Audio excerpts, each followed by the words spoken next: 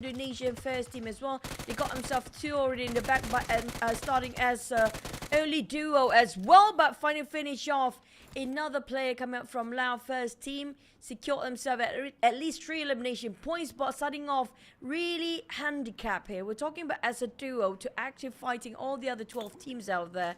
It's going to be a tough challenge for them. But this is only the first circle, by the way, Keith. How aggressive these guys can get. First circle is way too late to start a fight, you know? They say you should start the fight the moment you fall down. And so this is the kind of tempo that I would not have expected coming in from Sanhok, but thanks to the new system, this is the entertaining value that we're getting. So on a viewer point, that is also a hell bit more exciting. And right now, Vietnam pushing high ground and the compound. It's every recipe in the book to fail. Yet here they are, close in quarters. Ooh, Vietnam catches him with the shotgun, and that is one member neutralized for the time being. The rest of the members are spread too far out to cover different sides of this compound, and now they have a gap in the defense, and Vietnam, they will push on through. I really think they should rework on that DBS. Honestly speaking, it's not even on top of his crosshair, but the spread of that shotgun just gonna work things through, and there's gonna be shotgun plays all along coming up from the Vietnam team and finish it off. One knockdown on Lamborghini just being the bait for the team, but they secure and successfully eliminated Indonesian team here and remain with another second team of it. We're down when we don't have 5 teams within the first circle. This is just how aggressive these days for the players due to the latest system and even the changes happen in Sanhok itself, as the Blues will clip quite a bit when it comes to damage, and the timing has been quicker than before. So this forces a player to actually really go for eliminations. While Tony K is one of the top players for Southest Asian region, even on top of the world. He's got himself named Carve up there. But for the Thai teams, they're not going to sit this quietly. I have a feeling they might want to go for more. Look at the across the board for the point system right now. Brunei has a secured 6 elimination, but they're being eliminated quite early due to Myanmar team back-to-back taking them out. But we're talking about the Vietnam and also coming out from Thai teams. None of them willing to actually just sit quietly. We're talking about them proactively run and gun at the same time. I mean, that's what they're good and known for at the end of the day. Unfortunately, though, we have another Vietnam team who hasn't raked in the points, but I guess they're playing for the late game, and we have our first circle shift. Still, again, very heavily decided on Alpha Islands itself, and therefore all the teams who chose to saturate the top left half of the map find their way in more comfortable position. VPE by the compounds just after the bridge, so maybe they can scout out some people in the drive-by across. Meanwhile, there are some potential confrontation here over in the apex of the entire terrain, with GZ and Tensky being in the area. But speaking of a circle again, I think the one uncontested here going to be come up from a second team of Thai of Infinity team, comprises of Infinity team, taking up the north and dominating that as well. Well, we did mention about the flight path early on. The flight path ended up at the circle right on top of it, and this is one of the circle that we said is pretty hard for the players to actually, you know, conclude themselves where to have their initial drop spot due to the flight path is so far away from the rest of the map.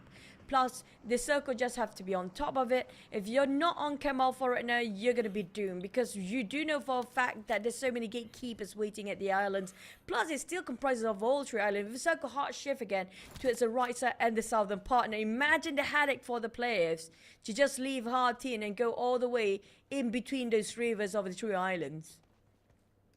I mean, if that was the case, then, well, I think it's a hard bet to make, because it is just grazing by the bay, and maybe we would have a battlefront that's happening by the bay. That's a very refreshing way. Everyone just on sand dunes right by the beach shooting each other. But we will wait and see till that one actually transpires. Right now, the last hope of Cambodia still very much in place, playing it very safe. Now, this is more the teams from the wildcard that I used to know and love. Although I do wish they could be a bit more aggressive, but they do play for some sort of a placement points. I guess that's one way to guarantee it. If everyone in the after the top 8 position walks away with no placement points, then the safest way in garnering that points is just to make sure that you're in the top 8 position and start gunning down from onwards. But I'm not sure if that would be a sound strategy, as well as then you'll miss out on a lot of the kill opportunities that you could have bumped you up into the top 5 position at the very least. We'll see how things go. As for 69 Tensky 2K though, last man standing for his squad, cannot make any drastic sudden movements. I have to be extra careful now. There's so many eyes watching them out for all the teams that got themselves sort of a compound to work with, but those who don't really have any compound, like example here coming up from Frankie, Vietnam first team of the Saviors, spotted out the Thais. Now this is going to be one of the Titans fighting each other early on. We're talking about the Thais versus the Vietnam team. Now we do have the second team of Thai coming up from Infinity. This might be around just on the outskirts of Harteen. But Frankie just giving away his position, warning shots here and there. A bit greedy when you look at how Frankie just wants to take it all by himself here. Just left and right and alternating in between. You have to be extra careful because right on top of this mountain, they cannot replenish their resources easily. So he would not want to waste those ammunition too easy. I'm actually more impressed that those shots actually hit. Seeing as far as that goes, I wouldn't even try and take the shot. I would probably just register that as, hey, okay, we've got teams here. They will take care of it later. But man, went for it. Despite knowing that there is probably zero chance he could close that kill as they're behind covers. Now, we shall see the next phase of the circle and where it shall close. Right now, everyone's smack dab, and it has paid off handsomely, at least for the side of D Xavier, FOD, and of course, Yangon. From the different countries that we have here. We should probably stop calling them from their organizations and their nationalities, seeing as that it's a C esports thing. But hey, old habits tend to die hard. I mean, like, their names up there has been tagged with YG. It's so hard to unsee that, right? But at the same time, you guys know clear YG is coming up from Myanmar first team. I wish they actually will stay where they at and stay put for a bit because they can actually gatekeep those coming up from bootcamp as well as those coming up from just on the outskirts of Painan too. If they stay there for a bit, that's going to be a prime spot for them to farm eliminations. But we saw for a fact just now, I think Loki tried to scout what's in front of them just in case the circle hard shift away from them in the next few circles. So they're trying to be extra careful about what's in front, but at the same time they have their eyes on the backs as well just to farm eliminations. They can just stay put for a bit. They're still inside of a circle, whilst the Malaysian team here, the only Malaysian team going in, coming up from gig slate of the entire organization, left with only 2 members here, Zilin and also Dam. It's going to be really hard for them to actually go to get into the circle safely. We saw how many teams already inside of it at the outer rim or even in the inner rim of the circle. The moment they step in there and not being extra careful, be scouted out, they'll be shot down straight away from afar. Yeah, definitely they have to tread very lightly here. But take a look again at these compound that will be transpiring out in the open. FOD does have eyes on Yangon, but I actually think GZ is in a great position right now, elevated up on the rocky hills, up in the apex of this entire Camp Alpha Islands. At least for the next few circles, it should be safe, and they can pick up and secure themselves at least within the top 6, top 5 position. I would say so, as it's clear shots down, and well, everyone in the low grounds would have to fight through hell to get to compounds and places. Right now, looking at 2 from Vietnam out in the open, just swaying their hands in the air, not getting shot or punished just yet. But as the circle closes, they might need to find shelter real soon. Yeah, but they do have chasing their tails coming out from Philippine teams.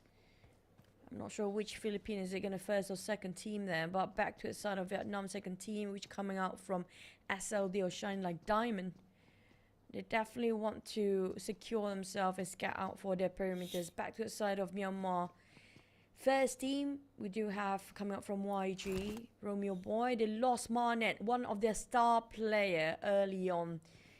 The one that actually being the scouter usually is going to be Loki, but Marnet is always the one who actually be the fragger for the team. They lost their firepower immensely. Gonna be a bit difficult for them to actually go for a rush, hence they're a bit careful a bit cautious about what's happening around them as well.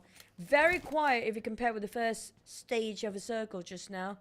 The second and third feels like everybody are tipping on their toes just to make sure that they are not. Look at here comes warning shot from 1 second. Just make sure there's no door in the way. While we still have Frankie giving out warning shot. He's still not having it enough though. I'm surprised how much ammunition he's been wasted on just to get a couple of shots from a fire, not clipping just yet. But we do have Beers hurt those gunshots. He's trying to scout out for the rest of the team. But the thing is, couldn't see any glimpse of Frankie just now. Circle shifted again. Now, like it or not, Infinity will have to face the wrath of Frankie, who's been waiting on top of the mountain forever. And this is actually a good spot for the side of a DX coming out from a Vietnam first team. They got themselves right almost at the center as well. Yep, Frankie, DX, the entire crew, also GZ. If they can hold this off against VPE, this might be very well lucrative, because they are also in a higher spot and they can just make their way into a higher point well within circles. But now VPE, that's the entire squad. They got the info. Shots on fired. One direction here, coming in from the sideways though. It's Assassins. Unfortunately, did not kill the job. They did take one down. He sees it all in front of his eyes. Come on, Laos.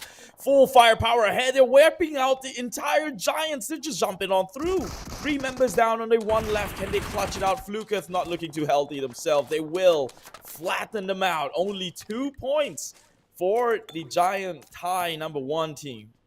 Giant or no giant, they have what it takes coming up from Lao team to actually wipe out the entirety of the Thais just now. Who have thought this team has been very quiet, one of the underdogs in this tournament as well, making such an explosive match towards all the Giants out there. But back towards the side of Tansky coming up from Indonesia team, just scouting out. I think they heard the footsteps, but never mind about Lao. Now another Titan stabbing behind their backs, coming up from Vietnam second team, comprised of SLD players. Take that knife back into their back here. After facing the Thais, now have to face again Vietnam. They kind of put themselves in a trap further coming up for Lao team. Now, back to the side of Cambodia, and you mentioned about them before. They will be visited by the side of Philippines second team. Yeah, it's happening right now. Unfortunately for the Philippines, they are out in the open, and Cambodia is just sticking the barrel through windows, falling like flies. Philippines stands no chance here, leaving only 1 member left to play, and he barely knows what else to do, and so he will tap in submission. Goes out 10th place, 0 points. A lot of DBS plays here. We definitely have to have that DBS back in the airdrop these days. When it comes to Sanhok, DBS is the main weapon these days. On the side of the Cambodian team, they have to reset themselves within a short amount of time, as coming out from the Thai second team, they have to face against the Xaviers of the Vietnam, who's been eyeing them out since the start of the match forever. And they still got the center of a circle. I mean, the tapping coming out from Frankie works quite well, but Rabies got shot from afar. They got those elevations to work around, but I have no clue who's shooting them right now, as they are at the highest point in this circle. Yeah, they have maintained their prowess, but somebody just got tapped on the top side. Will get healed up. So people know where they're at. I mean, no thanks to Frankie, of course. He's been spraying down love taps ever since he got on top here. Well, he does have 007 within the name, so I guess ammunition does not come into play. You know what to say? Never needed to reload. Philippines, we got Monboy now trying to breach into the circle, but taking his time ever so slightly. It's not a very safe place to pass on through. And meanwhile, Cambodia trying to make it upwards onto the anthill, gets shot down. 1 member at the very least. I'm not sure they're looking to stay to pick him up as the shots are coming through. Recognizing that spot where SLD currently is the whole reason why I said that Lao had to win that fight against VPE, because then they can transition to that spot. But now SLD made it there first, and now GZ taking it back. An eye for an eye. They are coming in clutch here. Feeling very, very dangerous, but will tap out onto the blue. So GZ, another member looking in, well, not the best position. But at the same time, we do have Cambodia first team already have to face the wrath of the Vietnam coming up from Vietnam first. In Malaysia, I'm not sure what happened. The only representative come up for them have been eliminated early on. We remain with 7 teams at six stage of the circle. We do have the Thai second team coming out, Mela trying to actually push forward. And the Philippine, another team out of first Philippine team, who down to 6 within just seconds. And for the side of Vietnam first team, we're leaving us with only top 5. Another team out. I mean, like, so many fights in between at the outer rim of the circle. Due to the blue zone shrinking in faster than we thought it would be, plus the damage is just too much for the players to handle.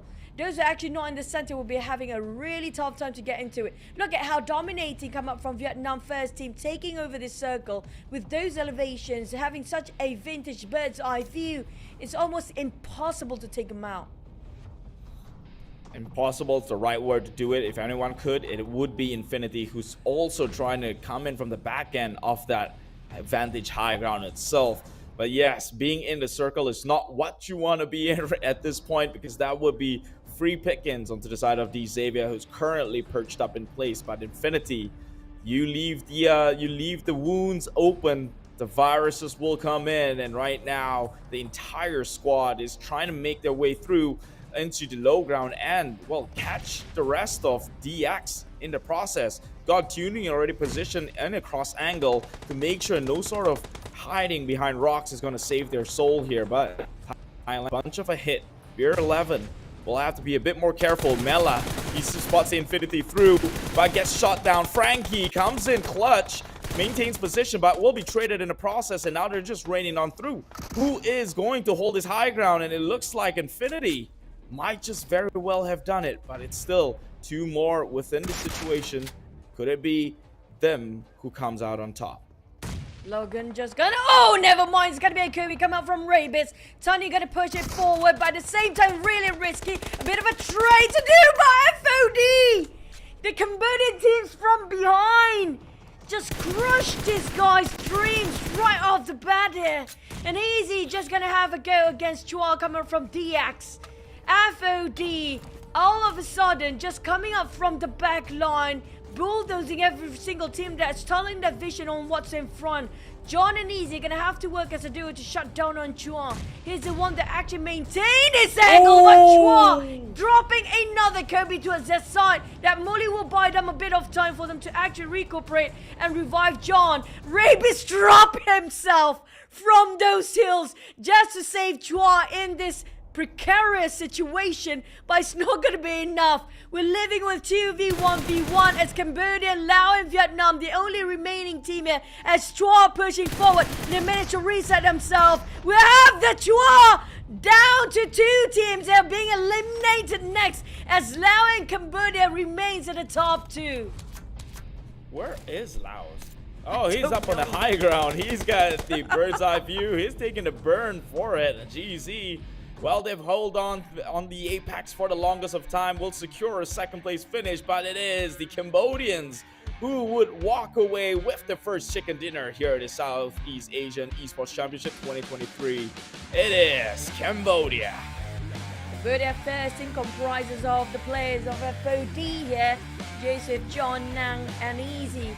Definitely got Sky and Astro as well as their subs and the other players to actually swap in and out. But what a game just now. Whilst the Titans were tunneling their vision against each other, these guys know how to take the advantage, being the third party. But it's always about the third party when it comes to a very small map like Sanhok.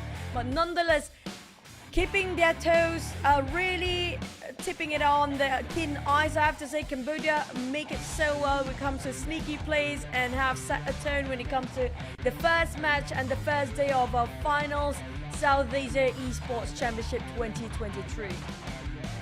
Yeah. What do you know? When I just scrutinized about the whole wildcard playing it a little far too safe, that is exactly what got them that chicken dinner. You gotta be a little bit patient, although you don't get incentives for being in, the bottom 8 itself, but comes in the top 8 position. That's when you really want to start taking risk, but secure yourself in the top 8 first. that already puts you one step ahead from the 8 other teams that joined in. So, well, here they are, proving me that the wildcard strategy is just as formidable in the last patch, and it is now in this current patch, taking home their first chicken dinner. I just hope things work well for them when it comes to Miramar and Erangel next, because I'm looking for wildcard or the regions that's not the under the mainstream, right? We talk about Thailand, Vietnam, and even the Malaysians are really strong when it comes to PUBG Mobile, but I want to see somebody else taking the reign this time. Feels like a traitor myself, but at the same time, I just want to see that's gonna happen, because we saw for a fact Laos, we haven't spoken enough about these teams, yeah? Come up from the GZ team, right? Laos just obliterate the entirety of the Thai just now within seconds. We talk about one person to actually clutch the entire thing out. To be fair, it was not easy for the Thai team to actually push up. It was a high ground trying to push on towards the GZ, but then they also had another person coming in from off angle, so and the Thailand team was playing with 0 covers. It was a good thought process to try and take over the high ground, which is why I said it was very, very crucial that the moment GZ found themselves in that apex position, all they have to do is hold on through, and that's going to secure you a top 5. Yet here they are, top 2, with that one member just healing on the outskirts. Never even needed to make the motion in. They had a little bit of a squander with Infinity at first, but then that patient play actually forced Infinity to think that, hey, I think we're safe now. Let's try and push onto DX, and got themselves in compromising situation. Overall, pretty happening game, especially for a Sanhok. This, I gotta say, that's refreshing. I'm loving this because they don't drop a lot of health utilities as well. That's why they can't play the healing game anymore. Plus, speaking of DX, right, coming up from Vietnam first team, I'm surprised nobody trying to challenge Frankie, who's been tapping so much of so many teams early on. Still managed to actually hold on to until the 3rd place here. You have to give it to Chua as well. But Rabies, the moment he tried to jump down due to blue zone shrinking into a very small radius, forcing him to go out from the blue zone as fast as he can, but too fast that he just died in vain. That's all I can say. The man was holding his ground, but let's take a look at what the teams to be focused on right now. Although Cambodia taking up the chicken dinner, it is not them who did the most work. That one goes the side of Vietnam here. 1,700 damage plus with Laos coming on as the biggest aggressor. 9 eliminations. Still the furthest, the longest survival time is of course still in the Vietnam, who has been in the blue for the longest of time. Until Rabies decided to call it quits, made a suicide mission, and the most grenades that nearly even out the scores between Cambodia and Vietnam towards the last top 3 battle. Yeah, the Vietnam first team coming from DX. I'm surprised that even though they didn't get the chicken dinner, but still got the most longest survival time. Questionable, but yeah, okay. Back to the side of Lao. Lao team on second team, which coming up from GT as well. Got themselves quite a feat here, showcasing how they can actually work things around towards their side, even though the circle wasn't on theirs in the first place. But Cambodia coming out with 7 eliminations, 17 total points, including those chicken dinner points, secured themselves quite a start here. We're talking about the first team of Cambodia, a lot of FOD players, allowed to got themselves second place. Vietnam first team at 3rd with not much of a difference. It's still the first game, but starting off a really tough start, which we're gonna have Cambodia and Philippines second team with 0 points for now. Yeah, unfortunately for the rest of them, they will have to make the difference from elimination itself. We will see a disparity from the top 8 position as the game goes on, unless some of the teams like Thailand, we definitely did not see their true potential. But we did see Chua as he got himself that MVP. 3 eliminations, 750 damage from a single player, getting himself a 3.59 MVP points with nearly half of the team contribution, or half of the points that they have accrued within this one game alone. Falling onto this man, lethal weapon he is. A formidable player. You saw how much he can actually clutch 2v1 just now. It's just a matter of time. The Blue Zone wasn't on his side, and it's kind of being eliminated earlier than the rest of the other team. He was fighting against 2 players of Cambodia just now, just by himself, without the aid of his mate who just happened to be jumped down, just giving it away. But it's actually a good strategy still for you to actually jump down instead of giving those points away towards the other teams. That kind of secure the other teams that don't have the cut when it comes to elimination points. But still, when it comes to play to focus, we have to focus on the side of Laos second team player. I don't know how to pronounce his name, but I'm trying my best to X1, I guess. Maybe Bless. Yeah, we just call him Bless. Okay, we do know Easy and Chewy coming up from Brunei first team. Chua, we did actually witness him himself, got himself the MVP. And Trung G coming up from Vietnam second team. These are the teams or the players we are very familiar with. A set coming up from Laos. This is surprising and a good start for the underdogs. Yeah, I think it's pronounced Zimbles. Probably. Not sure.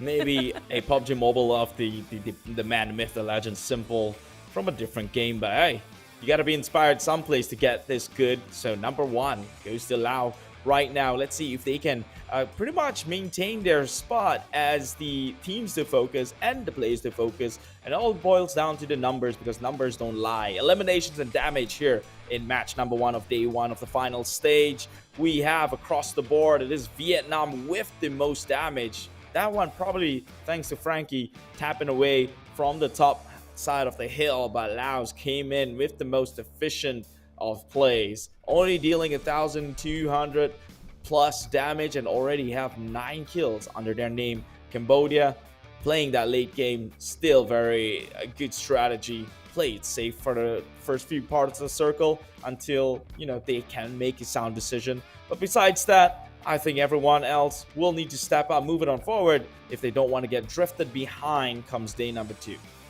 Yep, Laos especially, I have to thank Vietnam team for that as well. If I'm not mistaken, Sass and Axe has been trying to take away all this knockdown coming up from Vietnam in the first place. But if you look at the graph here, right, Vietnam since the start, both Vietnam teams since the start, they're dishing out so many damage. It just shows how aggressive they want to get when it comes to this match as the start of the day. But also when it comes to Thai, they are warming it up slowly and surely they start to build up the momentum here. Yeah, I mean, it's just unfortunate plays over in Sanhok, at least for that one of the Thai teams having to get shredded down that much. Well, what could they do? What do you think they could have done different? They had no covers, they had no info, they're going up against high ground, and GZ just find themselves a capitalistic situation, and they capitalize big time. So let's take a look at what we have left next in this program.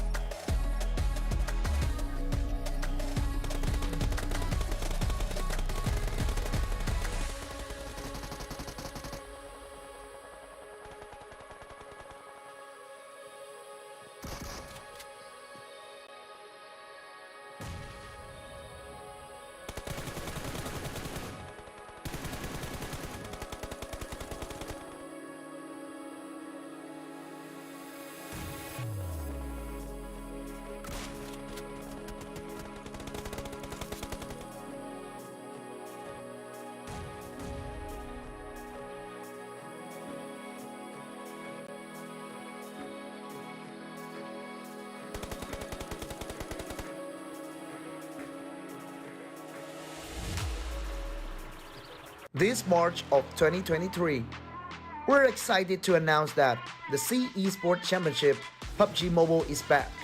In this comeback, the C Esports Championship PUBG Mobile also plays the role of a friendly tournament for the C regional teams before the 32nd SEA Games.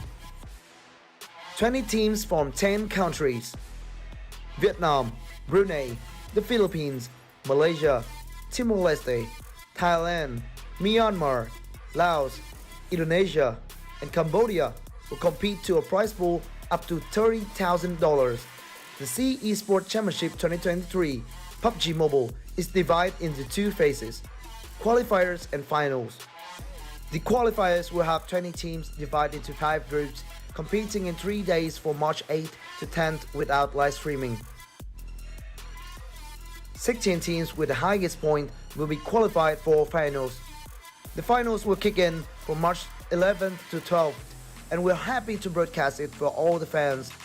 Each day of the finals, the teams will compete in 3 maps: Sanhok, Miramar, and Erangel, with the maps order alternated. Totally 6 matches per day. The teams' gain points will be decided based on their ranking and eliminations after each match. Each elimination is counted as 1 point. Winner Winner Chicken Dinner now grants the team 10 points. Second place gets 6 points, third place gets 5 points, and the points decrease gradually for the lower ranked teams. In this tournament, we will witness the best team fights for the $6,000. Runner-up team will get $4,000 and $1,500 for the second runner-up. From top 4 to top 8, they will get $500 for each team. With each Winner Winner Chicken Dinner, team participants also get $115 for each match from qualifier stage to final stage. More than that, we're also awarding individual prizes such as Finals MVP and Gunslinger with $500 each. Now, are you ready to walk with the tournament? Let's enjoy the survival party.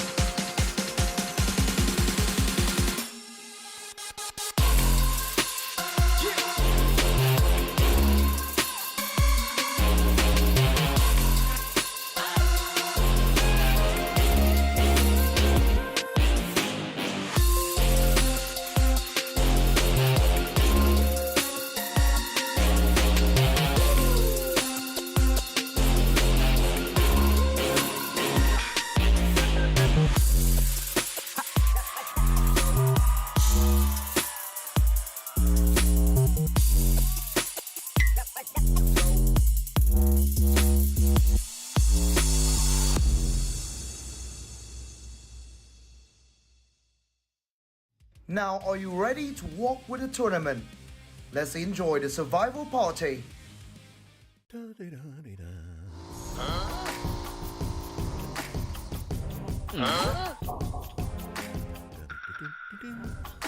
What? Huh?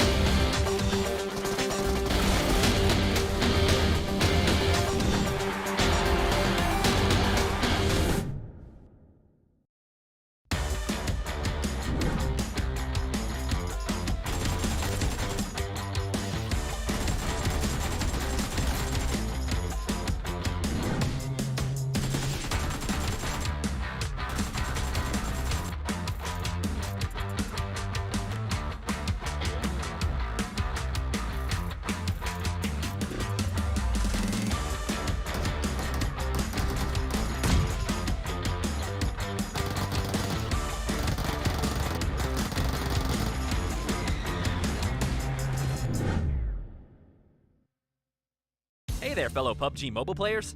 The skills gameplay of Gearfront massively changed up the strategies of players. For the sake of adding even more variety to the skills, we've added 2 new skills as part of the version 2.4 update. They're the Player Launcher and Tactical Camouflage. Some existing skills have also been combined. Let's check them out. First new skill, Player Launcher. Players can now launch themselves like a ballistic missile for high-speed travel. Move to any location you can think of, no matter if it's the top of a bridge or tower. These spots are great for ambushing enemies, which makes this skill great for large maps like Erangel. Second new skill, Tactical Camouflage. Players that choose this skill will be able to put on the special camo suit. It greatly improves stealth, and it also boosts the speed of climbing over obstacles.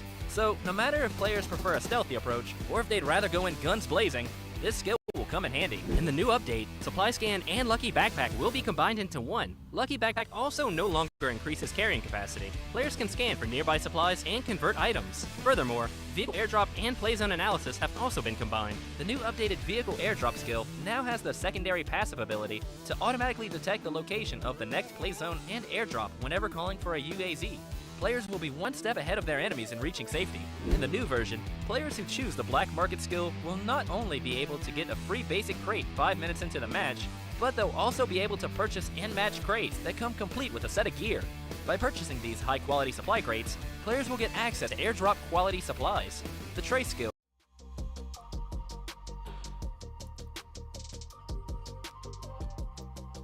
Why are we bobbing heads? What's going on? Choo choo, what's going on? What's up, Welcome guys? back.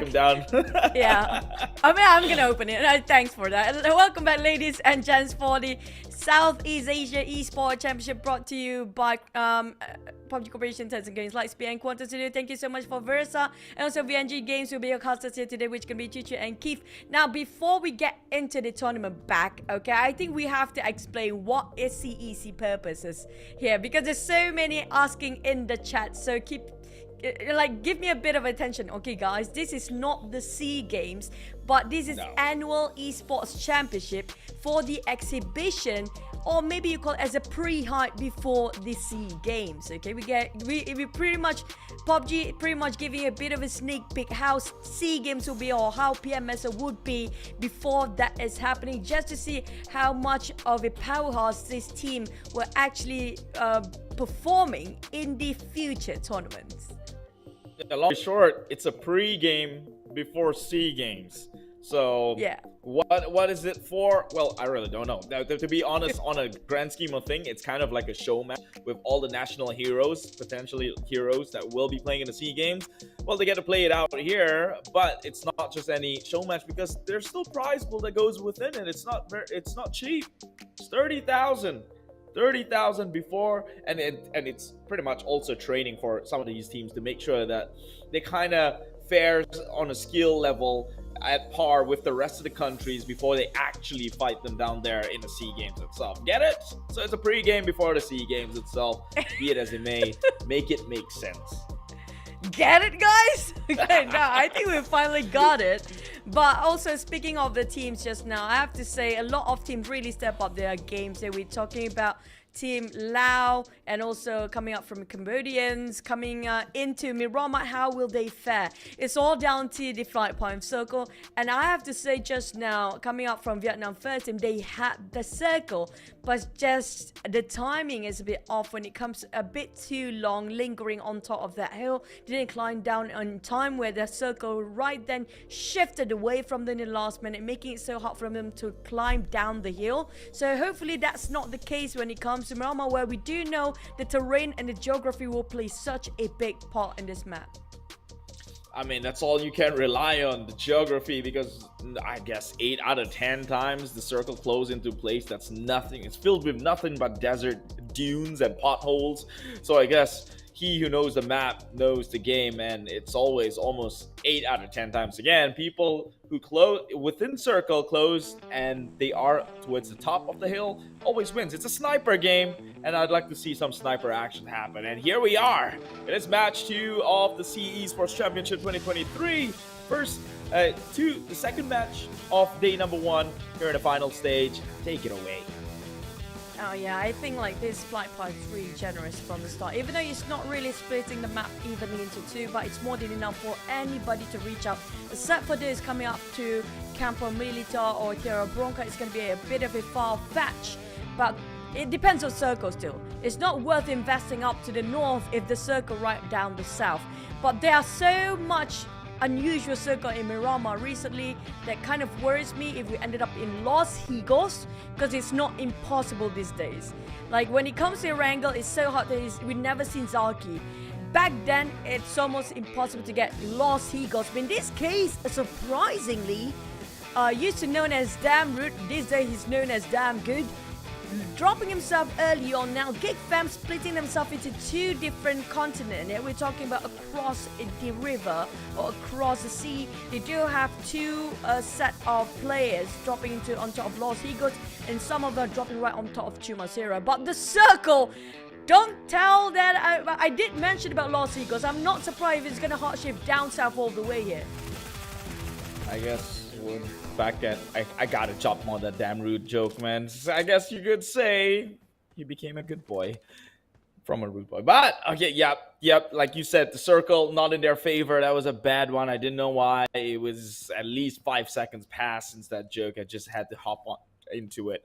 But now we will look at the good stuff.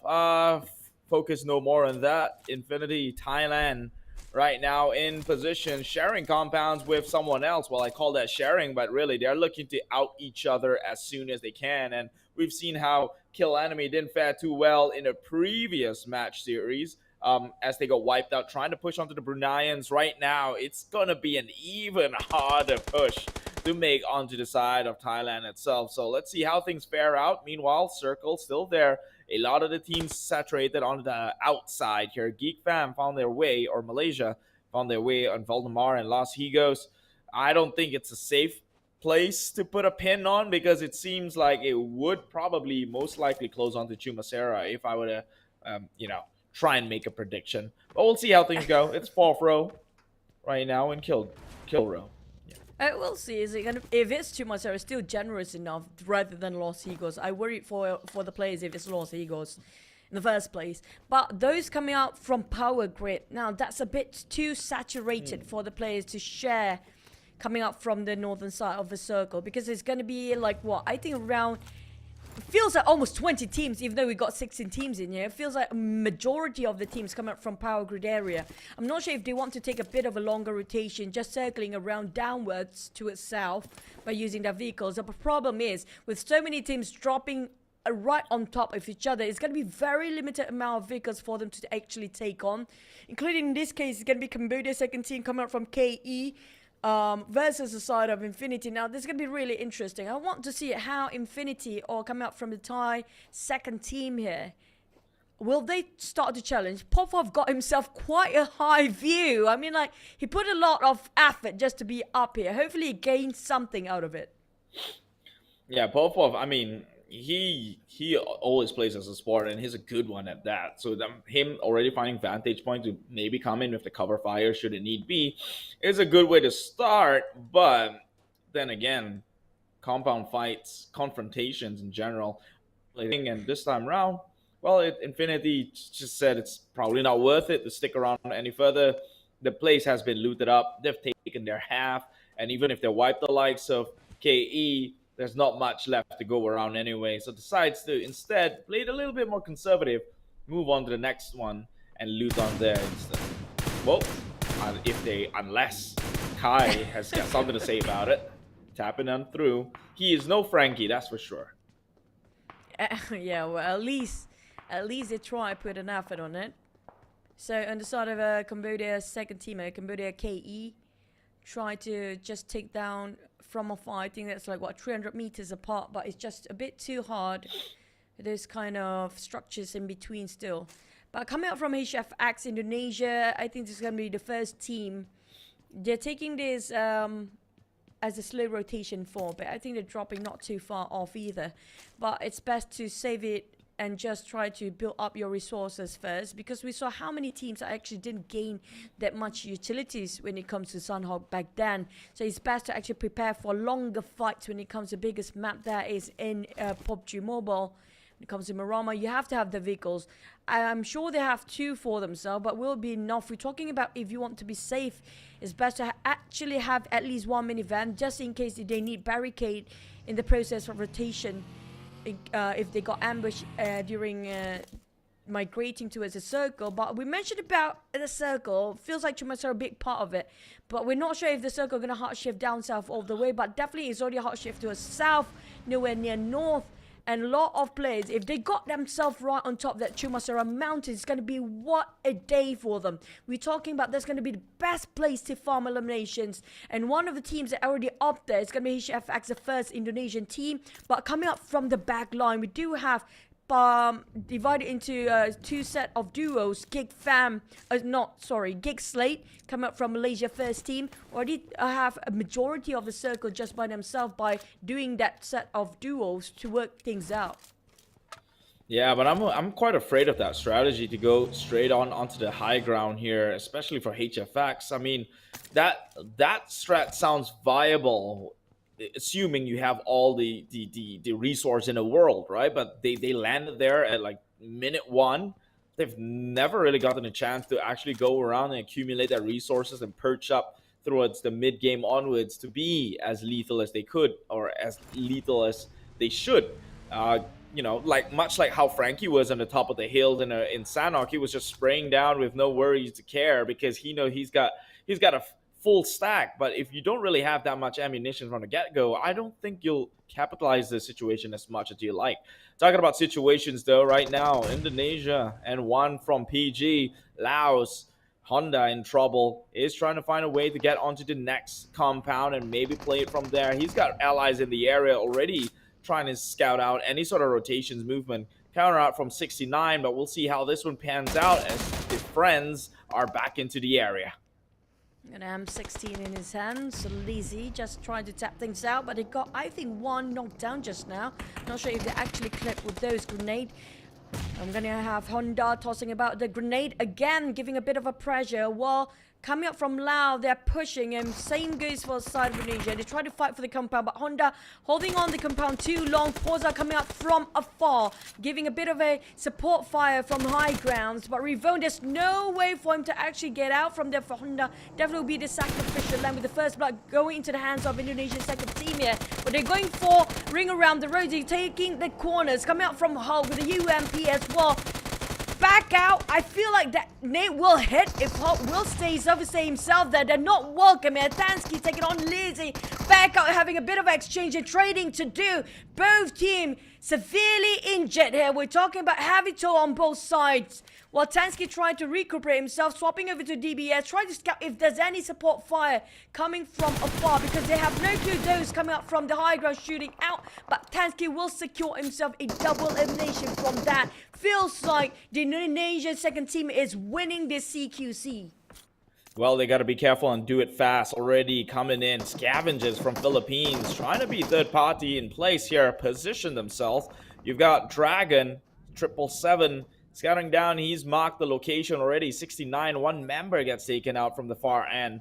That is their support, and now they can just look to rush on in. They understand that the fight just commenced, that these members could not have been healthy at this point. They would like to reposition themselves and maybe, well, corner the animal right inside this box they call home. And so Philippines, it all goes down to who picks who first. Yep, and Philippines, they want to take the advantage. They heard the gunshot early on. For the side of Indonesian team, definitely they have the time to reset themselves. But here comes a flush, here comes a rush. Ranking coming up from behind. They are trapping the Indonesian team for every angle possible. Momboy start to push with a grenade, giving that such pressure, while Dragon making the work done, going for the front line. They're trying to find around the corners. Momboy reposition himself for a vintage view, giving a support fire, but now he's coming in as well as Dragon climb up to the second floor with an AKM with his hand. Also just plays, cooking up the net in case anybody opens up the door here. Rankit still try to flush them out of the compound. They're not taking the bait just yet, but Hulk also retaliating, defending their fortress against the Philippine teams. Well, they got Monboy right now. Dragon, if he makes a jump down, he knows. He kind of got an idea on where 69's playing. Tossed in, Hulk. He's got the nade. Maybe just to secure that kill. But right now, stand still. Rankid going up against Just Pays, and well, just paid the price he will. Rankid was the one who fell on in this close quarter combat. Dragon rushing straight in, gets knocked down, 69. Well, literally turned that one down to 96 because they turned the tide here. Takes down the aggressor. Philippines just cannot push into the compound that was set by Indonesia. I mean, like, they took multiple fights within the same compound and they won it multiple times, but Loki, one tap, it was brutal coming up from the side of Myanmar team. I mean, he looks like it's so easy for him to not even breaking a sweat. Hey, oh, hello there, yeah, bye. And that's it. So fast. It's in the name. His name's Cute Loki. That situation, I brush it off. That was cute. He tried to go on through, and that was the one tap. All I heard was one sound, and he was done. Meanwhile, Philippines not out just yet. Well, sooner or later, well, that is the second team, I believe, now in trouble. Indonesia, they're just turning into the PH Slayers here. Already take down the first team. 69 might just look to take down another member for the second team here. And now, Philippines, only 3 players left in the game. And they're quite far off from this circle as well as we speak. We do have a couple of teams taking the blue zone. We don't have this blinking on the across the board to know who's actually in the blue zone right now. But I'm sure it's going to be around 4 or 5 teams taking this very slowly, including Indonesia's second team, who's been fighting so many teams early on, where he got himself 7 eliminations by far.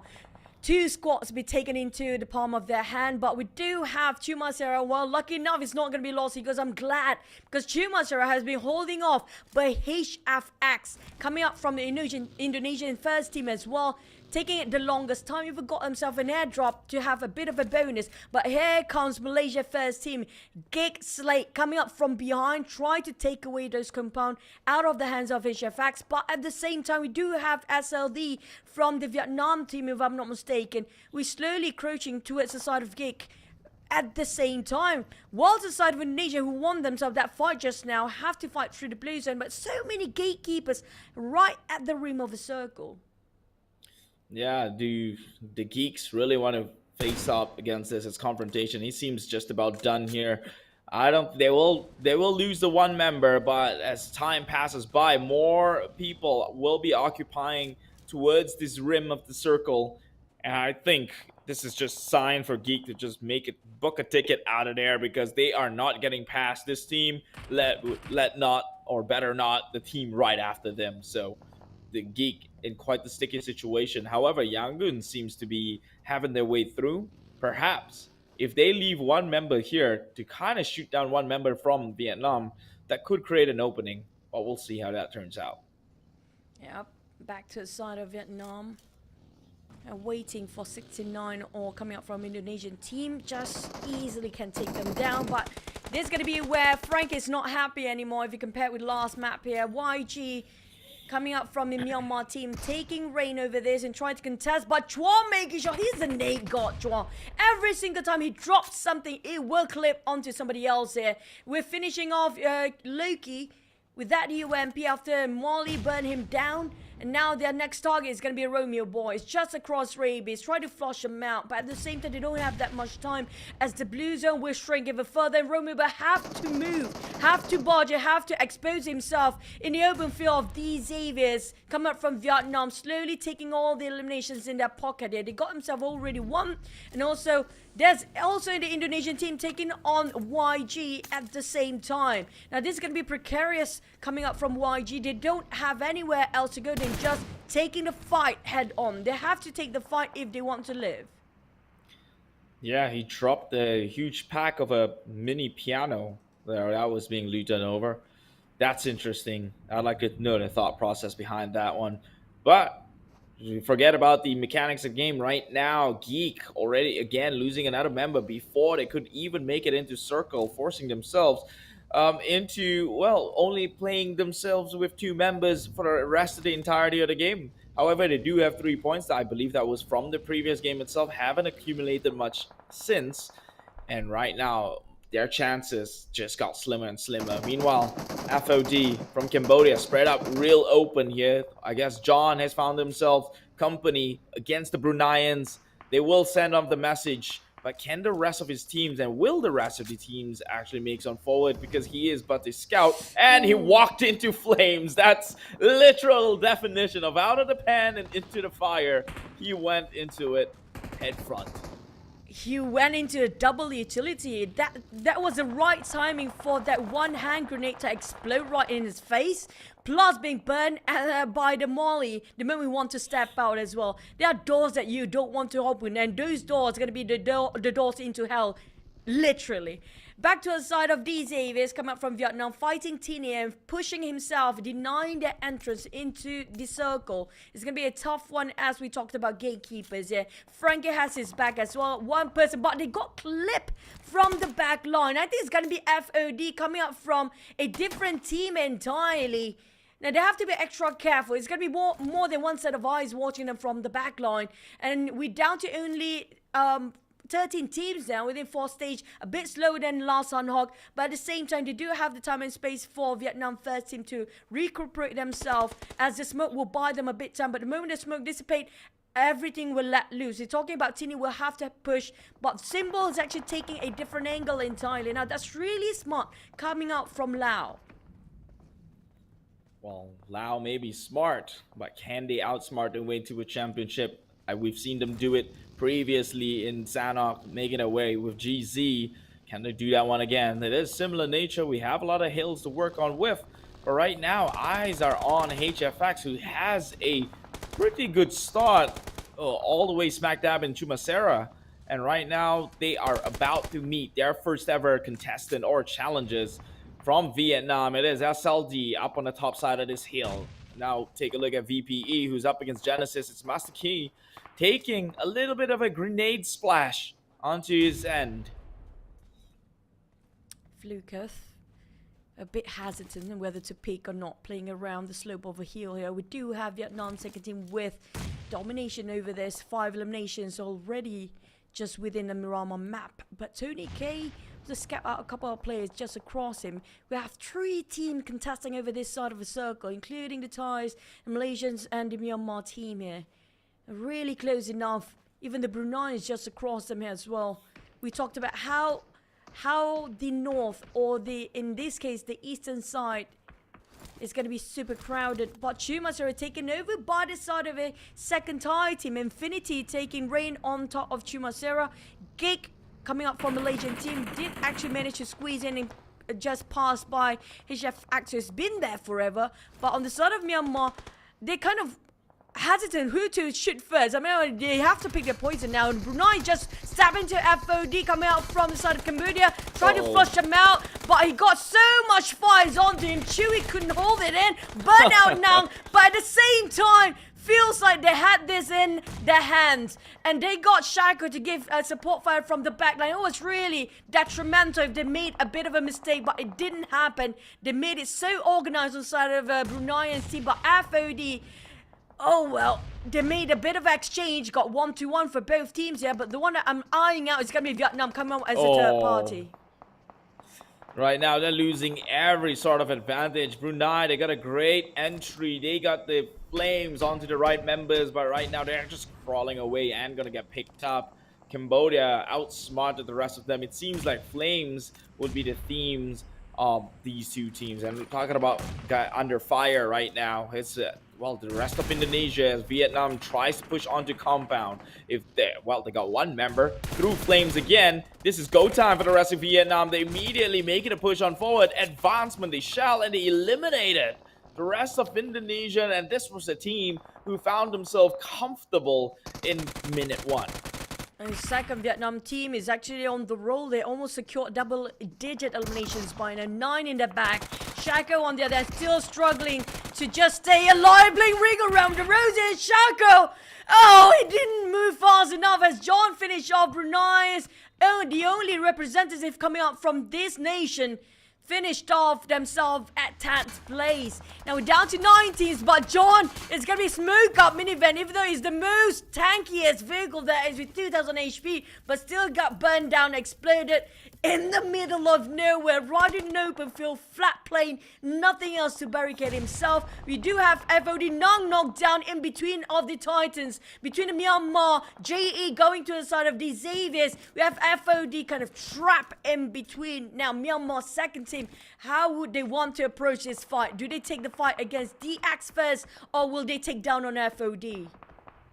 FOD is no longer a threat at this point, but they can be a thorn. They still cannot, well, close blind eyes for it. But look, bigger trouble coming into the scene. The Malaysian team has also joined in from the outskirts here. Do they look to maybe put a stop to any one of these two teams, turn the tide onto each other? We'll see how that one turns out, because Snipe just gets knocked down first. So it is that patient play that got them out of the fire for the likes of Myanmar.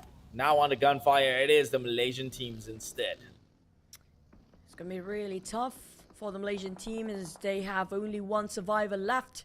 I'm not sure how much longer he can actually hold on to this threat. Very thin line of between life and death there. Back to the side of Vietnam. First team have all four men well and alive. Coming up for Infinity, the second team of Thai is really strong in this circle right now. They got himself quite a huge amount of it. Majority will be taken on the left side. Nobody actually will contest them as well. They can be the third party towards a team that coming out from the right side of the circle or from the eastern side. We have the most participants or most teams contesting over there, which is going to be Vampire coming out against GE of Myanmar. Also DX coming out from the bottom, as well as they still being gatekept by Gig Fam.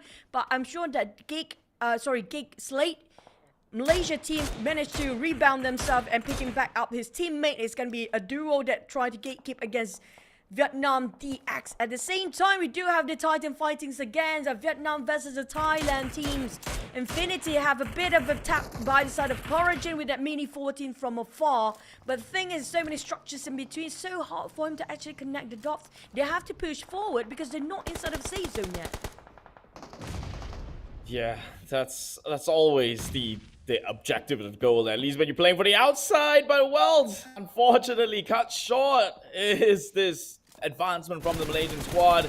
They did not have a game this time round, but thankfully another Miramar match is coming up right after this one. So like I said, they can reset and try and stick to the game plan before having to worry about Erangel, the last map of the day. Right now, Thailand VP Schweppes taking a heat load of damage coming from a splash of a grenade. Luckily, this is not strong enough to kind of cripple him for the time being. Will look to reset. But as it stands, it is GE who could be the ones that's putting them at a halt. Thailand, can they make it out of this sticky situation? Although having a high ground, Circle isn't on their side, and sooner or later they have to be the aggressors. And they have to cut across this, either going the other way around, which gonna turn Flukev into a total, never mind, just gonna say that, but they're definitely being knocked down straight away. Flukev's slither of health remains with Nuzi will be picked up, but Tony K still gunning down to the side of the Myanmar GE team. It's going to be really tough for them to cut across. Either they go around it, but there's going to be from the pan to the fire, because the moment they go around, it's going to be KE team waiting on the other end. Tran G with a Mini 14 trying to bring just playing around with the smoke, spotted out Vampires across, which are going to be coming up from the Thai teams. Feels like GE kind of trapped themselves in between of crossfire, but at the same time, they are in the circle. They can gatekeep Vampires coming up from Thai first team. Newsy, where would you run? You got no first aid, anyone? That's just it. Oh, even got cleared by the side of Devon from afar. It's going to be Devon's pocket getting that elimination instead of denying himself towards the blue zone. Ooh. And this is not great for the Thai first team. The moment they just march forward, there's so many teams shooting them from afar. We're talking about less than 200 meters apart. It's very visible from these guys' eyes. They can easily just shoot them down the moment they try to push them in. Well, unfortunately for the Thais, but very fortunate for the Vietnam. That's one powerhouse down. And look at this Vietnam team. It is already 7 eliminations, and I believe the other one, their counterpart, having 11 across the board. So this entire game is being dominated by the red flags with a yellow star here. They are putting numbers across the screens one after another. It's not a Malaysian game, not a Filipino game. It is one for the Vietnam. Look at that across the board, second and third place currently and still going on. 8 kills now, another one accrued. This team from the region is just unstoppable. They are, and they are hunting for more right now. And also including the Thai second team here coming up from Infinity. They have four men well in line, but the Vietnam team just keep on taking those elimination points in their hands. For the Cambodians right now, they have been very quiet before finally start to shoot a bit of a warning shots towards the side of the other team across, but shredded almost his helmet. Kai a bit of shot when it comes to his utility wise, have nothing else to work with. The top on the other hand going to push forward for the rest of the team. Devan, the IGL for the team itself, start to move with his vehicles. They have quite a barrier to work with if they happen to be in the center of a circle for the next shift. But the Vietnam team, both teams are still in here. We talk about double digit. And Vietnam second team already secured himself 11, and they want to go for more as DX Vietnam first team try to chase down on their own. It's going to be a bit of civil war against the SLD versus DX right now. One want to take the other, but feels like the crate really not on their favor on the side of Gosu. Unfortunately, Gosu, this man has killed. He's a star player coming out from the other Vietnam team. Last I saw across the board, he has been raking in majority of those numbers. But unfortunately, right now, he's in a situation where it's not the best of decision to go out for the save. But they are going to try. SLD, oh, takes one nade. That's Kwang Ji. Nice try coming in from the back end. But unfortunately, they will have to bow out, and more shots coming out from DX and will eventually put an end onto the stride of their counterparts. Actually, they will only be one winners in this game, and regardless of the nations, Vietnam #1, they are looking to be that victors. Feels like the Vietnam team really have a huge powerhouse in this match. Secure both teams with double eliminations, but we're not done yet as Lamborghini keep on pushing forward. They have all 4 men back up again and now start to take the reign over the circle as well. Going at the back line, trying to find of the Thai teams. And Lamborghini pushing as a front line, cooking up the nade, cancelling that, going backward again because he heard the fights are too close. Have to pick up Rabies first. He doesn't have any smokes to play around with, hoping for his other mates to drop those smoke grenades just to have a bit of space to recuperate. But they spot out Kai. It's going to be Myanmar fighting against another team here. The Cambodians are fighting against Myanmar, while Thai is going to be having their eyes on the side of the Vietnam team. West trying to take out on Kaya, still trying to actually distract him from going to his master Ichi. But Kaya have to push forward. The Blues are closing in, and that's done. It's done and dusted as Kaya triumph over that fight just now, but we're not done yet. As Kai is still hanging on with alongside his teammate. It's only 2 players come out from Cambodian. Again, will they take this fight and get that chicken in as a third party, or will it be the Vietnam Thai teams taking the reign over? Vietnam, they're so close of getting that chicken again, but will they secure it with a number that will shock us by the end of this match with their eliminations? They are looking like they're about to set the record straight here. They're going to set the standards for the rest of these tournaments. Let it be known that Vietnam is about to be the ones to, well, start a trend. They're the trendsetters right now. 12 kills across the board. Chua coming in with 6 of his own. I'm not surprised if he, yet again, gets another MVP, because this man is doing absolute work. Right now, it's a 3-way cycle. Who's going to get on who first? Lamborghini's already perched up in the middle. I'm not sure if that's the best of ideas, but you know what they say, hiding in plain sight. It's the least obvious situation. You wouldn't think a player be out there in the open, and that he is, and that might be what gets him the upper hand here to try and push onto some of these other teams. Right now, Infinity getting cucked by kill the enemy, and now it goes down to a 1v1 trade. Vietnam versus Cambodia, 3 versus 2, 1 coming from the low side. I'm not sure if they're aware of that. Lamborghini has got the nade propped up. They do spot out one behind, and they will with the nade perfectly down, pushing on through. D Xavier with Vietnam starting to put numbers across the board, and it is a big one to Matt. chicken dinner of the day. I have to say they are very consistent coming out from Vietnam team. Last game or first game of the day when it comes to Sanhok, he got himself in the top 3, close enough to secure those chicken dinner at first in Sanhok with quite a number of eliminations already in the previous match.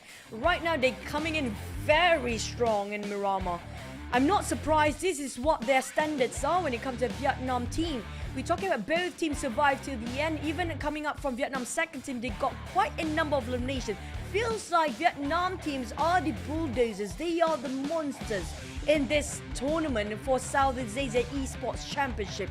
They are the only teams that are wiping every single population that is in PUBG Mobile. We're talking about almost half of the population in PUBG Mobile taken by only these 2 teams. Literally nobody else. And also, aside from the Vietnam team, we also have to give credit for the Cambodians. They have been very consistent. I'm not sure is it the same Cambodian teams that had the Sanhok chicken dinner or not, but this definitely give a different light from the area of Myanmar and also come out from Cambodia team, because they have been very quiet when it comes to C tournament, right? It's always the Thai, it's always the Vietnam team that take it away. But this time, I mean, like, DX is a reason why they are one of the world standards out there, and they've been showcasing it to us today, not even dropping their progress if you compare with last year, still getting it better than last year. You know what they say, your biggest enemy is yourself, and DX has proven that when they fight off against their sister team here coming from Vietnam as well, who also was dominating in this entire map alone. So if I were to go with anything, I'd say there are no second place winners here. It was just Vietnam versus Vietnam this entire game, and well, these Xavier, they go up big time, raking in the most of points. And I'm honestly very stoked to see what they can put across the board on the statistics. But Chua GH, this man got an MVP in the previous round. He's looking like he most likely will get that MVP title yet again here in map number 2. Vietnam is just unstoppable. Right now, I am scared comes for the SEA Games. I'm stoked, honestly speaking. Speaking of Chua, right, he's the Nate god here, because every single time he tosses around a molly, even it's a grenade, I'm not surprised if you just toss with a mat kit, it will hit somebody down to their last HP, even though it's not supposed to do that. But because of his Chua, I'm not surprised if that's happening, because that guy is just so good at calculating the angles. But if you look at how DX been playing, right, coming up from Vietnam first team, they are so meticulous, so organized, they're working as a unit. You saw for a fact, even though Chua is cooking up the nade, it's always somebody supporting the fires from the backline or in the front line. In this case, we saw how Raby is playing at the flank as well, when Chua is opening up the space to be the opener for the team with his grenade. The rest of the team, like Frankie and even Lamborghini, they always know what to do at the same time. With this short amount of time, feels like they don't even have to speak that much, but their body language, I mean, like, we can't see their body language, but the way they're playing in the game, right, it feels like they're so used to play with each other that their trust and the flow of the game feels so fluid that it feels like there's no awkwardness, there's no misinterpretation or miscommunication between them. Yeah, I totally understand what you mean. It's like they're born for it. Long story short, they played this like this. It was second nature to them. And I think there was a lot of times where in the game itself, Team Vietnam has gone through so many obstacles, and it almost felt like it could have been their last, but they always come out on top, like defying against odds, right? You push onto a compound of HFX, who's had this spot from the get-go, who's had it all going their way. They've got the circle, they're smack dab into Masera, they got the compounds, yet they somehow could push up against compound and take it away from the likes of Indonesians. It's just insane how these two play, and that is very strong telling. If you tell me they got lucky, then sure, you might get one team who's performing that well, but you've got two teams from the same region, which would come down to a conclusion that if they're playing within the same server, is the skill cap there extremely high? Feels like it. It feels like it. And speaking of luck just now, the fact that Infinity coming up from a Thai second team, it's a bit unfortunate in the last map, in the last match, because the Blues happen to be closing on their side first. And surprisingly, DX coming up from Vietnam first team, they were in the middle. They are the one that actually kind of stuck in between two teams. This is what I mentioned before, like how well these teams can actually get. You expect some teams like the first team, right? The team that always getting themselves in the world attention. I mean, like, I'm not surprised at this. This is really great for our graphic designer. He doesn't have to change the logo. It's pretty much very pleasing for everybody else because why? Vietnam first team, which coming out from DS, taking away everything with 14 elimination. That's the highest by far for today. With the most damage, 2,553.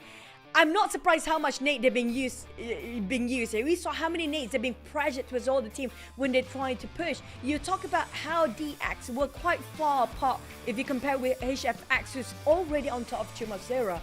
But they know when to toss their utilities. They're not overusing it, but they know for a fact they have to just loot up as much grenade as possible for this reason. But look at how much they gain just for those reasons as well.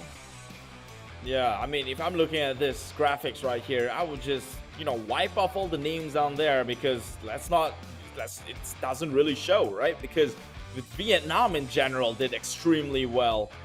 Not just the number 1 team, also the number 2. Let's take a look at what's on the board here in terms of the match rankings itself. Vietnam taking 14 and 24 points in total, but Cambodia coming and inching it a little bit closer at 14 total points with 8 elimination. Same goes with Vietnam, the second team, who only got outed because Vietnam 1 stormed onto them. And this Cambodian team, great that they've got 14 points across the board. Unfortunately, it's not cumulative because this time around it is KE, I believe, who made it onto the top 2 position, which was the team who too soon trying to push onto Brunei earlier on in Sanhok. So that will kind of negate any differences within the graph, but the Vietnam are definitely going to go up. But it is Frankie who instead takes the MVP and not Chua GH. Tell me why, Juju. Maybe because we had a lot of Frankie when it comes to Sanhok. I didn't get the MVP. So this time we see a lot of Chua, so Frankie deserved the MVP this time, possibly. We don't know how much ammunition these guys can actually have on him because he never stopped shooting since the start of his circle as usual. But when it comes to damage output, it didn't tally up. 859 over damage with only 3 eliminations. These guys deserve to have at least 6 eliminations in his hand. But when it comes to players to focus, I mean, like, it's just about time to have all the Vietnam players to be across all the players to focus. But still, squeezing into it, we do have in between the Cambodia second team Kaya. He did so much work just now, and Smile coming up from GE of Myanmar second team also squeezing in at 4th place. But look at how Vietnam players been playing. This is gonna be a whole era for them.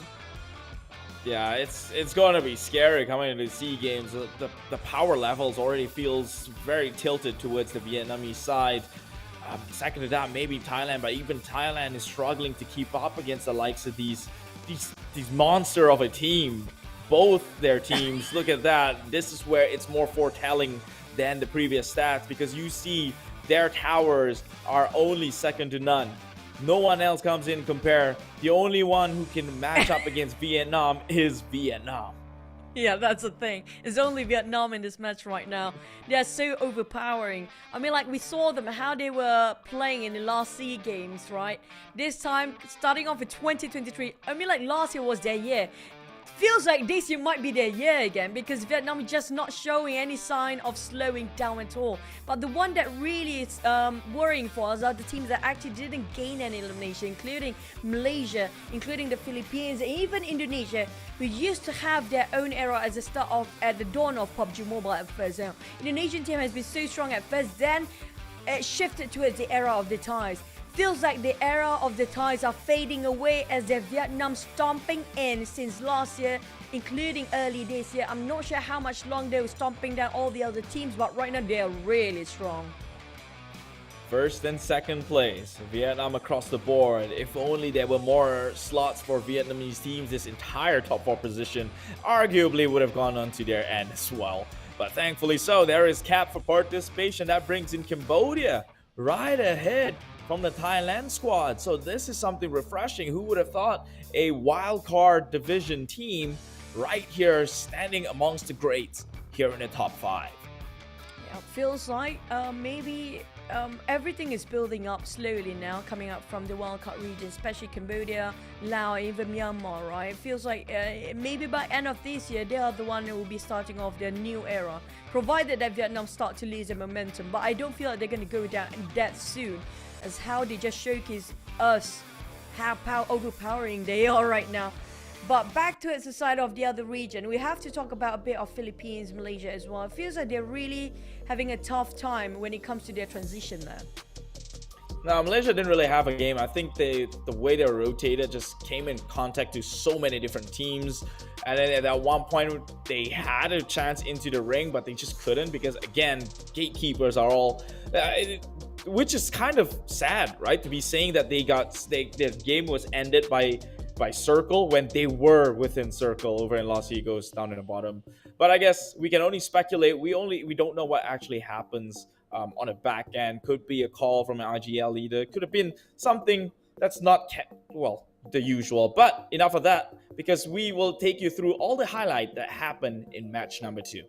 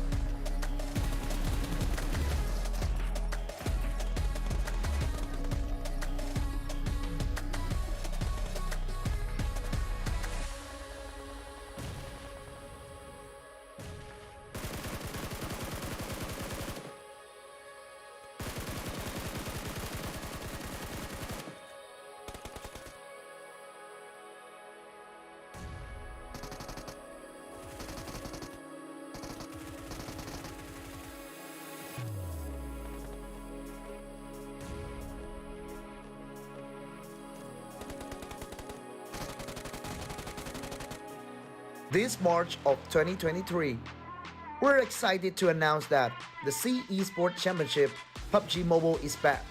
In this comeback, the C Esports Championship PUBG Mobile also plays the role of a friendly tournament for the C regional teams before the 32nd C Games. 20 teams from 10 countries: Vietnam, Brunei, the Philippines, Malaysia, Timor-Leste, Thailand, Myanmar, Laos, Indonesia, and Cambodia will compete to a prize pool up to $30,000. The C Esports Championship 2023 PUBG Mobile is divided into 2 phases: qualifiers and finals. The qualifiers will have 20 teams divided into 5 groups, competing in 3 days from March 8th to 10th without live streaming. 16 teams with the highest point will be qualified for finals. The finals will kick in from March 11th to 12th, and we're happy to broadcast it for all the fans. Each day of the finals, the teams will compete in 3 maps: Sanhok, Miramar, and Erangel, with the maps order alternated. Totally 6 matches per day. The teams gain points will be decided based on their ranking and eliminations after each match. Each elimination is counted as 1 point. Winner chicken dinner now grants the team 10 points. Second place gets 6 points, third place gets 5 points, and the points decrease gradually for the lower ranked teams. In this tournament, we will witness the best team fights for the $6,000. Runner-up team will get $4,000 and $1,500 for the second runner-up. From top 4 to top 8, they will get $500 for each team. With each winner-winner chicken dinner, team participants also get $115 for each match from qualifier stage to final stage. More than that, we're also awarding individual prize such as finals MVP and gunslinger with $500 each. Now, are you ready to walk with the tournament? Let's enjoy the survival party.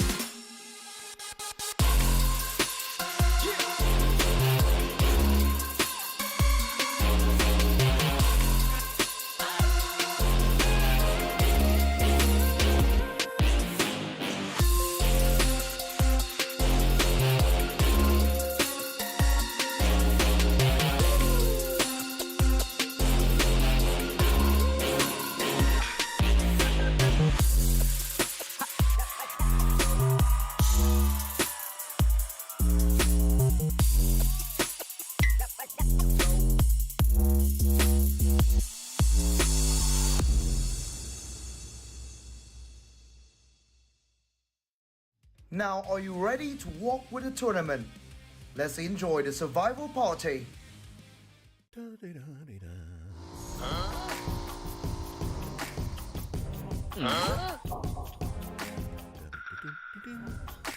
What? Huh? Huh? Huh?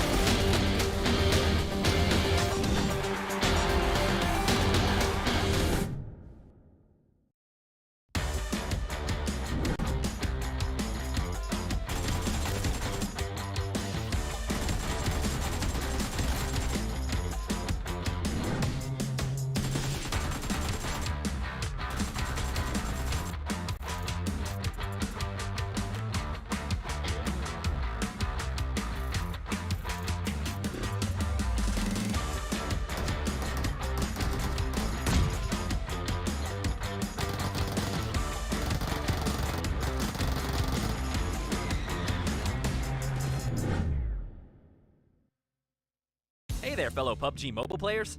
The skills gameplay of Gearfront massively changed up the strategies of players. For the sake of adding even more variety to the skills, we've added 2 new skills as part of the version 2.4 update. They're the player launcher and tactical camouflage. Some existing skills have also been combined. Let's check them out. First new skill, player launcher. Players can now launch themselves like a ballistic missile for high-speed travel. Move to any location you can think of, no matter if it's the top of a bridge or tower. These spots are great for ambushing enemies, which makes this skill great for large maps like Erangel. Second new skill, tactical camouflage. Players that choose this skill will be able to put on the special camo suit. It greatly improves stealth, and it also boosts the speed of climbing over obstacles. So, no matter if players prefer a stealthy approach, or if they'd rather go in guns blazing, this skill will come in handy. In the new update, Supply Scan and Lucky Backpack will be combined into one. Lucky Backpack also no longer increases carrying capacity. Players can scan for nearby supplies and convert items. Furthermore, Vehicle Airdrop and Playzone Analysis have also been combined. The new updated Vehicle Airdrop skill now has the secondary passive ability to automatically detect the location of the next Playzone and Airdrop whenever calling for a UAZ. Players will be one step ahead of their enemies in reaching safety. In the new version, players who choose the Black Market skill will not only be able to get a free basic crate 5 minutes into the match, but they'll also be able to purchase and match crates that come complete with a set of gear. By purchasing these high-quality supply crates, players will get access to airdrop quality supplies. The Trace skill could Feels like one nation is determined to dominate overall for our South Asia Esports Championship 2023, which is brought to you by PUBG Corporation, Lightspeed and Quantum Studios, and also none other than Verisa and VNG Games. And this is going to be your caster. We're going to be your casters for today. It's going to be Chuchu and Kiv. Speaking of the teams taking over the reign right now, Vietnam team. Not even close to stopping those eliminations. We're talking about them. They didn't get chicken fine. They got double eliminations. Who cares? But they broke records right now. 14 eliminations onto one team. That seems to be the bar that has been set. Will we see it being broken by this day? I'm not sure, honestly, because that game right there seemed to be like 1 in a million. It's a bit spectacular, right? Like, we've seen people having that one high point, but then never really repeat that, and this seems to be that sort of game. Like, if it wasn't for Vietnam 2 being in that same map itself, they probably would have gotten so much more onto their side. But we'll leave that one to the rest of people to hope for their hope and dreams to see how things pan out for them and their countries. Right now, they are at the top. What can other teams do about it? And this is only 2 maps in. We still have about like 4 more for the day, and they're already creating such a big lead. I feel like the only team that can actually break the record right now as we speak here, based on the performance on the last 2 maps, possibly it's going to be Vietnam team that breaking their own record here. But I do know for a fact the one that actually really happy about is going to be our colleague as well. It's going to be on to go, who's actually really happy as the saviors. His team actually managed to breaking that record. But we want to see if there's any other contender for the nations. Like, even the Thais has been very quiet just now. Yeah, I mean, the first game, sure, that Sanhok game was a bit unpredictable. It was a bit hard. But in this game, I think they were outclassed. I mean, I hate to use the word, but they were outclassed in the previous map here in the first Miramar game. But I guess they have this one to look forward to before they finally, just remove the name Miramar in their heads for the rest of the day. So without further ado, we are about to take off here. It is the Southeast Asian Esports Championship 2023, the pre-game to the C game. So you better bring your A game. That is as much rhyme as I can spit off at the top of my head. And yeah, let's go. I feel like we were gonna have a bit more time to you guys to watch us a bit more. Maybe we miss you, maybe because we have to have a bit of a remake for the lobby as well, as we wanted things to get really smooth for the sake of all the players, all the teams, the nations, and you guys watching at home as well. Don't worry, don't fret, because the lobby is gonna be up very, very soon. But before we getting into the second Miramar, so far we saw also not taking the credit away, we have to also spotlight on the Cambodian teams. Alternating teams, not the same team here, but they definitely have it when it comes to reading out and revise the rotations of all the teams. Now, if you guys have no clue what we're talking about, the qualifier has been going on for the past few days as well. It's been 3 days of qualifiers straight back to back, 6 games or 5 games in a day, where we're finally down to the finals here, down to only 2 days of straight 6 games in a day. Now, definitely they have been studied and revised about the rotation for the other teams. I have to say, Cambodian teams really put out a lot of work out there. Yeah, they choose their battles wisely, and I think that's more than anyone else could do. I think choosing your battles wisely is still part and parcel of the game. It's like we don't see them come alive until at least they've secured that top 8 positions, unless, I mean, in given situations where they're forced to take out their hands and fight, that usually ends up bad for them. But when they do make it up into the top 8 and then start firing out, they seem to be having no problems in actually accumulating that points. 8 kills on the side of the Cambodian team KE previously. It's not bad. When you put that one onto your second place finish, your placement goes up. So perhaps, although people say the meta has now changed and there's more incentives for you to get all aggro, it's still risk management at the end of the day. It is PUBG Mobile, it is Battle Royale, so you can't really get more points if you're dead in minute 1. So Cambodia still sticking to a traditional way of playing the game, and it's doing pretty well. I mean, like, there are ways for you to actually get points. You have to force yourself to get eliminations, and provided the fact that you have to have double-digit elimination. That's more at stake here. Yes, we do have the chicken dinner prize pool as well, but if you compare it with the long run, why would you go for the smaller prize pool when you go for the big ones? So just aim for the eliminations. Feels like easy to talk about with, but it's not an easy task if you have no clue which teams you're fighting against in the first place. Yeah, and I mean, if you're going at it at minute 1, you kind of know that you're walking away with 0, as compared to going at it once you make it at the top 8 position. At least you got 1 point above. At the worst case scenario, you got 1 point above the rest of the teams who bowed out a little too soon. So we will see. This is the second Miramar of the day. We're at the midway point here of day number 1 of the final stage, CE Sports Championship 2023. Let's kick it off with the last Desert Dune map of this entire evening. Choo Choo, take this away. I'm not going to cast this alone. I'm not going to take this away alone. You're going to stay there with me, okay? Oh, man. Just don't bring my name in. I'm scared when you say that. I was about to get into biscuits, okay? That's why I kind of have to pass on the baton to you, because I'm going to get a bite on my biscuits. Okay. But so far, we had a lot of Southern Circle in Miramar that I've casted wild games before. Hopefully that's not the case here, because that's what happened. We ended up on top of Chumacera, comprised a bit of loss. He goes Gigs Lake coming up from Malaysia. The only Malaysian representative actually came across around Chumacera. Same goes for the Southern Indonesian team at first, but they didn't actually secure those last chicken dinner. They got the advantage of having those first few circles. Now, it's all about the grind, it's all about the brawl, it's all about the utilities as well. If they can pick up a lot of resources early on, it doesn't matter where the circle is, doesn't matter where the flight path flying across, because all that matters is going to be elimination these days. You know the format, it's going to be really a different format this time.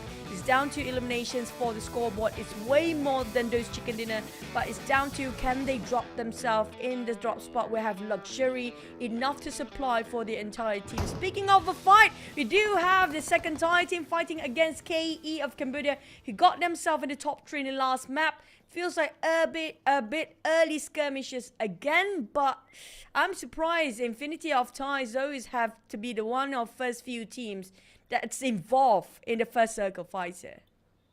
I mean, this is part and parcel a carbon copy of the previous matchup, right? They shared the compound, but Infinity decided to make their way out of there. Maybe that's what went wrong.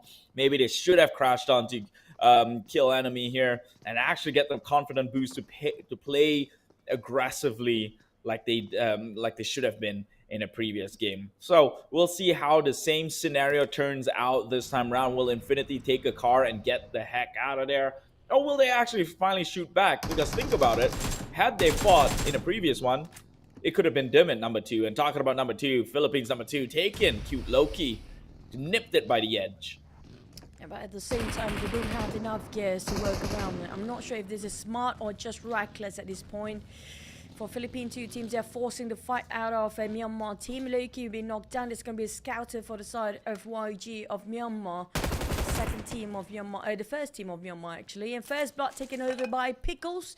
Having a good start this time, but they have to wrap things up really fast. We're talking about extended fight with those gunfires heard about and the audio cue coming out from the other teams. You will be the magnet of all the other teams to come over to this compound to be butting into this business as well. We're talking about it's going to be the compass for the players. But on the side of this second team of the Thais here, Infinity have a bit of a stalemate against the Cambodian team who won themselves in the top 3 just now. I have to say, Cambodians really played so well when it comes to this season. This entire 2023, they start to build up momentum. Hopefully that momentum will last to the end of the year as well. Yeah, I would like to see something different for a change. Get a wild card taken on the entire region as a representative. But they will have to cross that bridge eventually when they get there. Right now, Infinity is the barrel in the way. They have to make a decision right now. Infinity, do you want to fight it or do you want to let it go? I would say go and fight it because you missed out on that opportunity in the previous game. Surely you're not looking to create a replay of what happened. If the end result, you know what they say, insanity is doing the same thing over and over, expecting different results. You've chose the path of peace. Go out there, get some points in the bag. I don't feel that's going to happen anytime soon because due to the circle itself, we ended up right on top of Los Leones. It's going to be urban warfare, and urban warfare never fare very well when it comes to getting eliminations because so many corners to actually hide in the apartment, so many floors to actually discover yourself. But the way they navigate themselves up to the players, in this case, going to be Thai second team. Bears start to open up a bit of a space for the Thai teams. But we do have KE quite segregated. They are being forced to split themselves here, making it a bit of disadvantage when it comes to their firepower. But we do have another Thai teams. This time both Thai teams going gun blazing straight off the bat. We're talking about both Thai teams being very proactive, getting those eliminations. As they should, and look at that. Like I said, choose the path of violence, and here you are already profiting from that aggression, taking a couple of kills already. Now KE, the team who got the second place previously, might not even have a game this time around, and it could be Infinity who rise up to the second spot here. As long as there's no third party coming in. So far, nobody's hovering around this compound either, and it's going to be the idea for KE. Devon will be shot left, right, and center, but still managed to knock one down. It's going to be Puff from the rooftop of 4. Puff placed himself towards the place where it's almost impossible for the Thai second team to reach him. Just going to flee away from the crime scene like he didn't actually do anything right now. It's like just innocently running away. I didn't do anything, just shot one down and didn't even finish it off. That's really unfortunate. If not, they might actually secure one more point. Now, the only one that actually didn't secure any point come up from Infinity of the second Thai team is going to be Logan. Will they try to hunt down on Puff? Happen to be really stuck in a corner. But we do have Fish of Axe this time dropping a bit differently. Just a bit separated just to make sure they got them somewhere. What? Puff! This man could have clutched it for himself. 1 versus all 4, and he took down 2. Could have been bad. Could have been bad. Wow. But hey, he ain't heavy. He my brother, they say, as they pick up and move to somewhere safer to go in for the revive. I don't think it's needed for him to actually it's just in case there's nobody else here. But Tony just being a bit more brotherly love by side of Beer, so that's really nice of Beer to actually do that. Even though he secured himself 2 eliminations already as a savior for the team. Unfortunately, Popov didn't actually have any sort of eliminations. They have gone down empty-handed for the Cambodian second team there, unfortunate enough. They just got themselves a good run. Feels like a bit inconsistent since they forced themselves into the fight against Infinity, who happen to be never back down from many fights. At least Pov could say one thing when they go back into the drawing board and start thinking. he wasn't a problem. He got 2 people, 1 man. Well, and also he can push the blame to someone else. Although I know that's not how this game works. But right now we're looking at Philippines. Again, one that we shouldn't snooze on. That had their chances trying to wipe the likes of Vietnam. But of course it is Vietnam and they got punished for it in the previous game. This time round, up against the Indonesian 69 Hulk. Taken out way too early. And now they have to play with a disadvantage, especially from the back end. What their cover fire has been taken out and more to fall on through. Philippines just doing absolute damage. Philippine coming up from PBE lineup. Has managed to finish one of the first Indonesian team, and now the second team struggle as well as we speak. We're talking about the Myanmar team just hovering around to the side of Indonesia's second team. It has 69 teams or players. Will still be hunted down by another Philippine teams from behind. Feels like he trapped himself in a very precarious situation. It's surprising, right? Like, feels like they have sort of a vibe here for every nation. Like, if you saw the Thai first team start to engage, the second team happened to be doing the same thing. For the side of Indonesian team, yeah, both Indonesian team being hunted down at the same time as Vietnam's second team, SLD, going to its master's eye of GE of Myanmar. Look at how they just crammed them down from both sides. Every angle possible. There's nowhere to run for the side of a Myanmar team. Yeah, I like this position. This reminds me of how they play it in the PEC, how the China region really just dominate. Their divide and conquer is the way, and now immediately GE just in not a great situation. Where did they look to turn their backs to?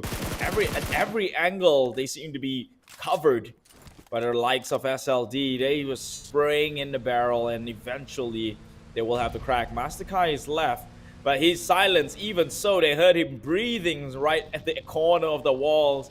Will scout and eventually probably finish the job here. Meanwhile, Circle now moved on with Minas Generalis, smack dab in, well, the center point, I would say. I ended up right on top of Labendita, but the side of SLD, they're not going to give away any points freely, and definitely will start to go and hunt down all the other teams as well. Speaking of the Cambodians, FOD, the next one will be hunted down by the side of Myanmar, but they do have the elevations. I feel like they're going to be okay. But we're not done yet, as Master Ichi finally being finished off for the side of GE. That's going to be the second team of Myanmar being finished off and eliminated at 40. Now, you saw how SLD of Vietnam's second team been playing, right? They secure every angle by themselves. That's just how confident the players are when it comes to their individual mechanical skills and their firepower. They hardly whip, they hardly miss, and they can surely taking care of themselves so well. They can place all the plays in different angles to work around it, and it's just so hard to see that on different nations or different regions there. Yeah, that sort of play takes a lot of confidence to execute, because obviously it requires you leaving the entirety of your pack and, well, assuming this position. So you could tell that they're a high caliber team being able to execute that sort of team fight. Meanwhile, FOD now shooting towards the side of Yangon, and Geek, damn good, got confirmed down into the ground, gone out of this game by HFX. They are up against the Malaysian champions, and it doesn't seem like they're going to be able to fare up against them. The crash is coming in. HFX now going in as a duo. They have guns on the outskirts to ensure any sort of maneuver will be shut down, but they retaliate. Snipes gets one on the Sin on ND. Blue zone's coming in. HFX, they're pretty low. Mineral will fall out, but Snipes to trade on through.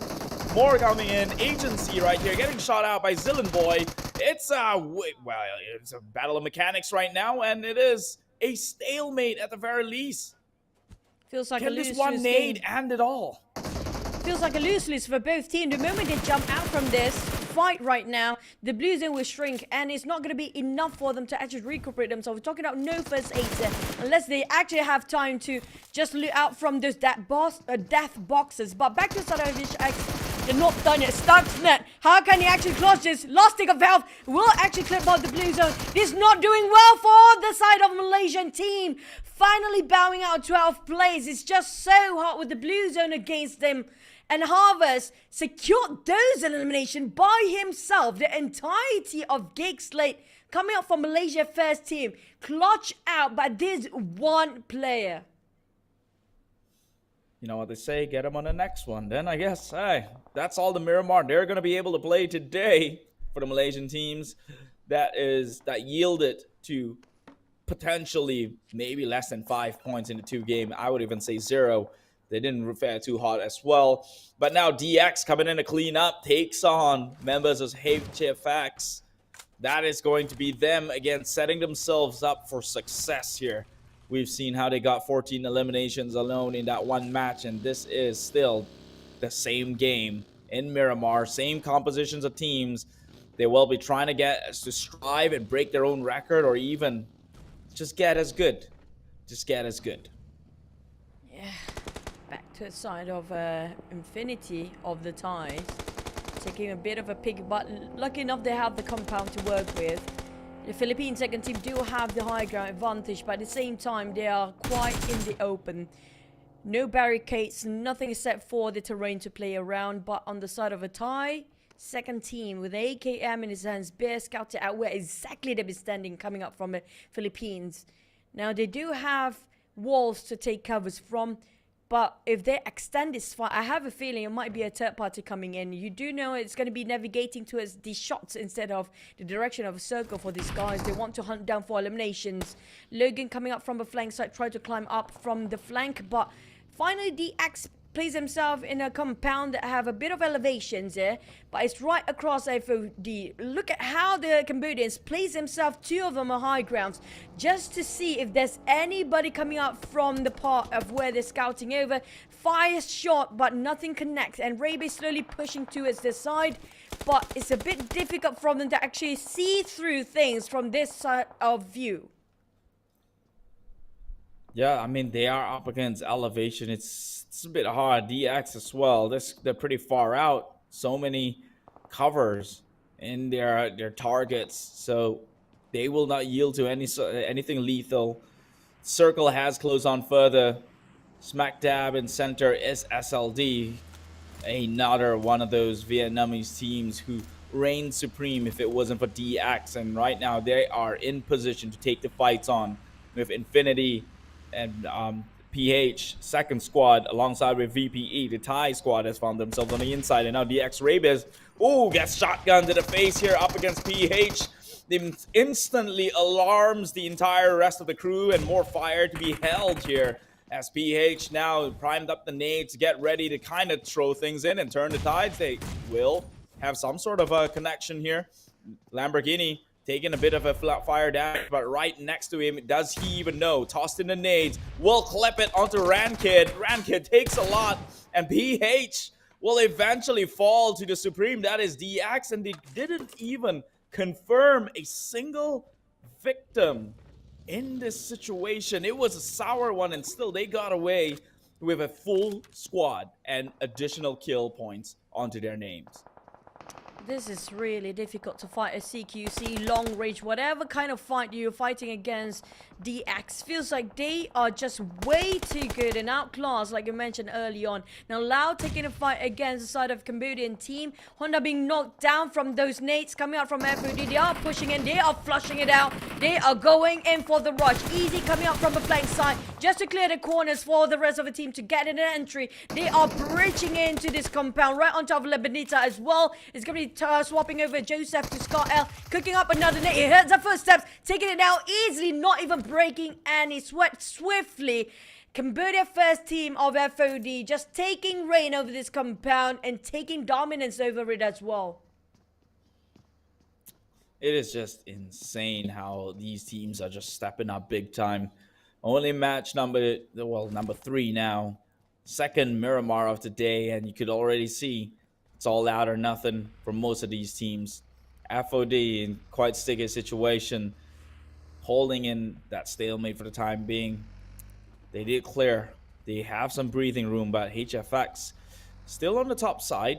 If GZ could actually spot some members out, maybe they can go in with the taps, take some member down in the process. Well, that requires a heap load of patience that he does not have. He will instead set his eyes to someplace else eventually. Is he really expecting someone else to show up here? Wait, what? How does he know? Never mind. I mean, like, we can just unsee that just now. He did put a lot of effort. Jay-Z come out from Laos. I mean, like you said, I back to differ. You said they don't have the patience. He definitely got the patience. They're the one who actually love to play the high grounds. Coming up from GZ of Laos second team.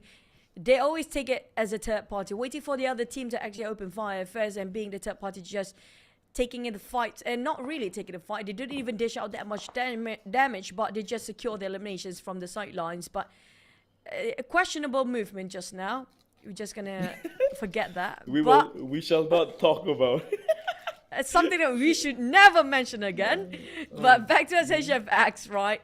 Indonesia first team, they always have a bit of a problem to rotate themselves in the circle when it matters, and they got caught always in between of the title. We're talking about DX of the first Vietnam team hunting down all the other teams here. We're talking about, look at how aggressive and proactive they are. They're just scouting over their perimeters. Everything is clear. The entire crew will go in, and the entire cavalry will join in.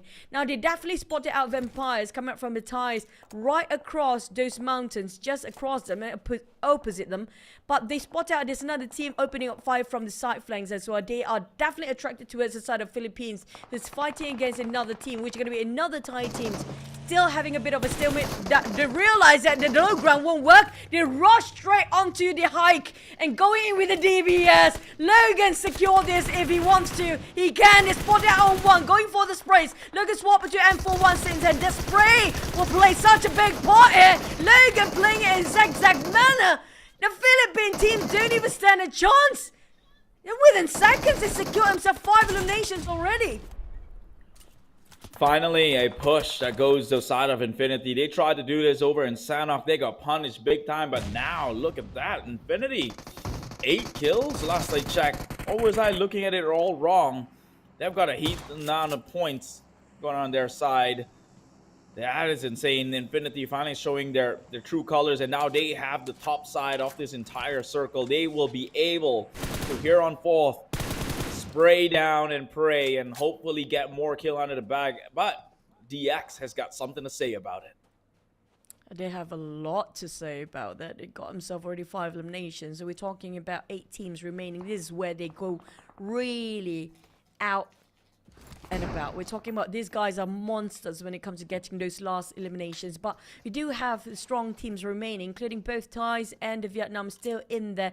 The Indonesian team still holding on to there are 2 players left. With Myanmar 1 knocked down, feels like they're going to go for the rush. Vampires come out from the Thai teams, taking the center of the circle, right on top of La Bendita. Not really on top of a crate, but nearby to it. While YG and GZ going against each other inside of a crate area, a bit of a low ground.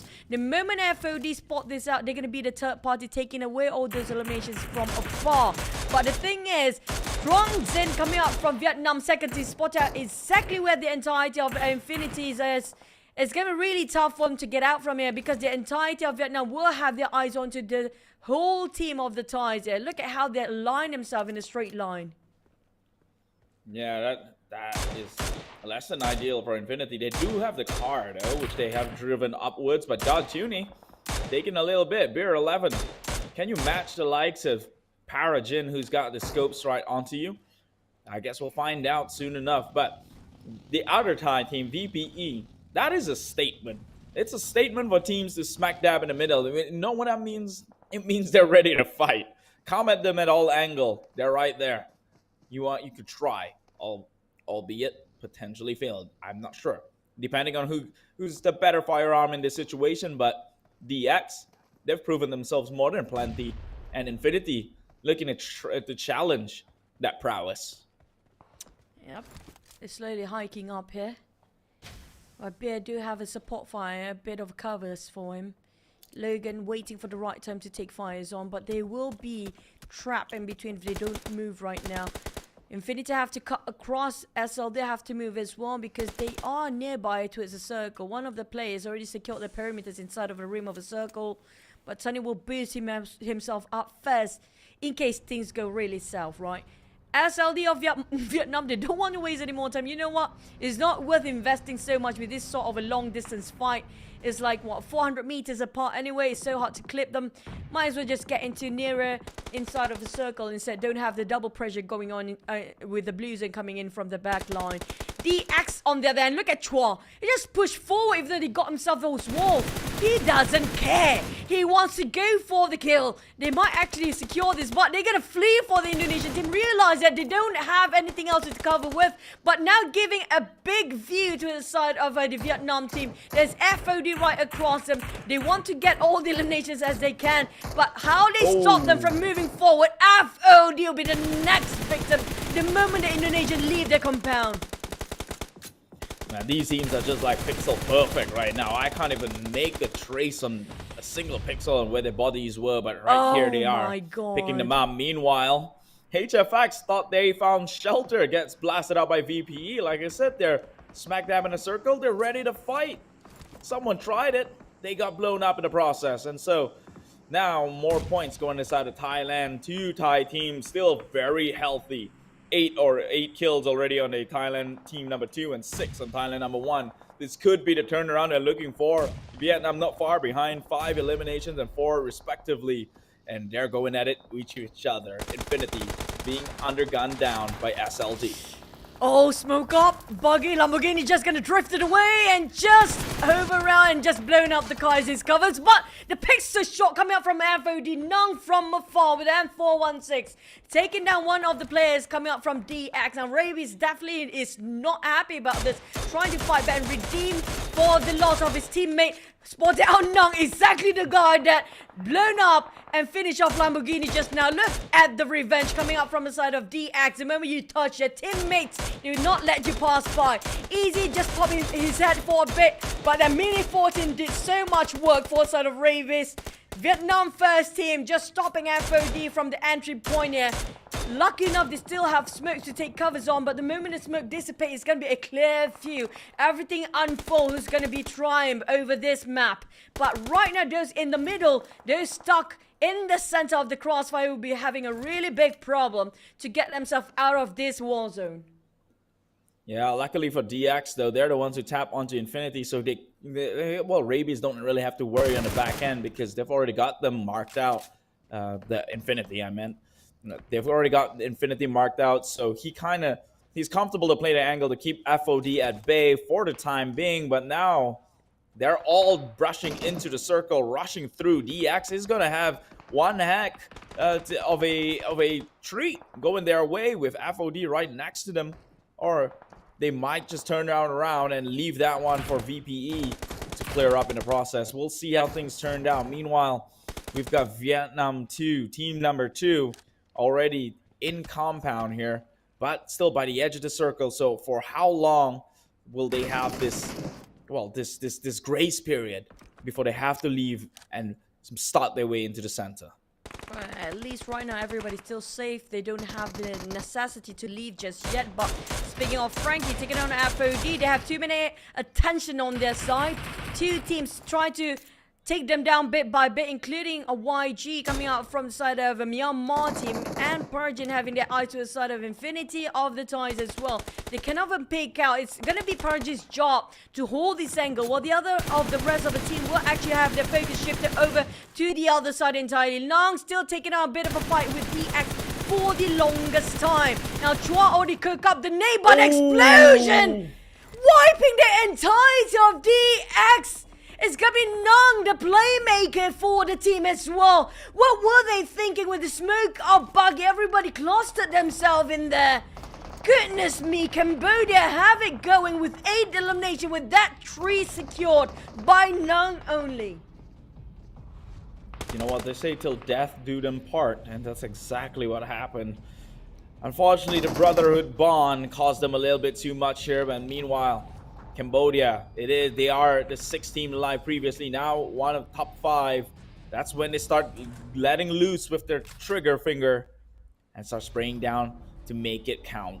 Only 2 members from Cambodia, still full squad of both Thailand teams, and you have SLD with a full members You have Myanmar and Cambodia coming in as a thorn. I guess you got to deal with that first before you can actually deal on with the rest.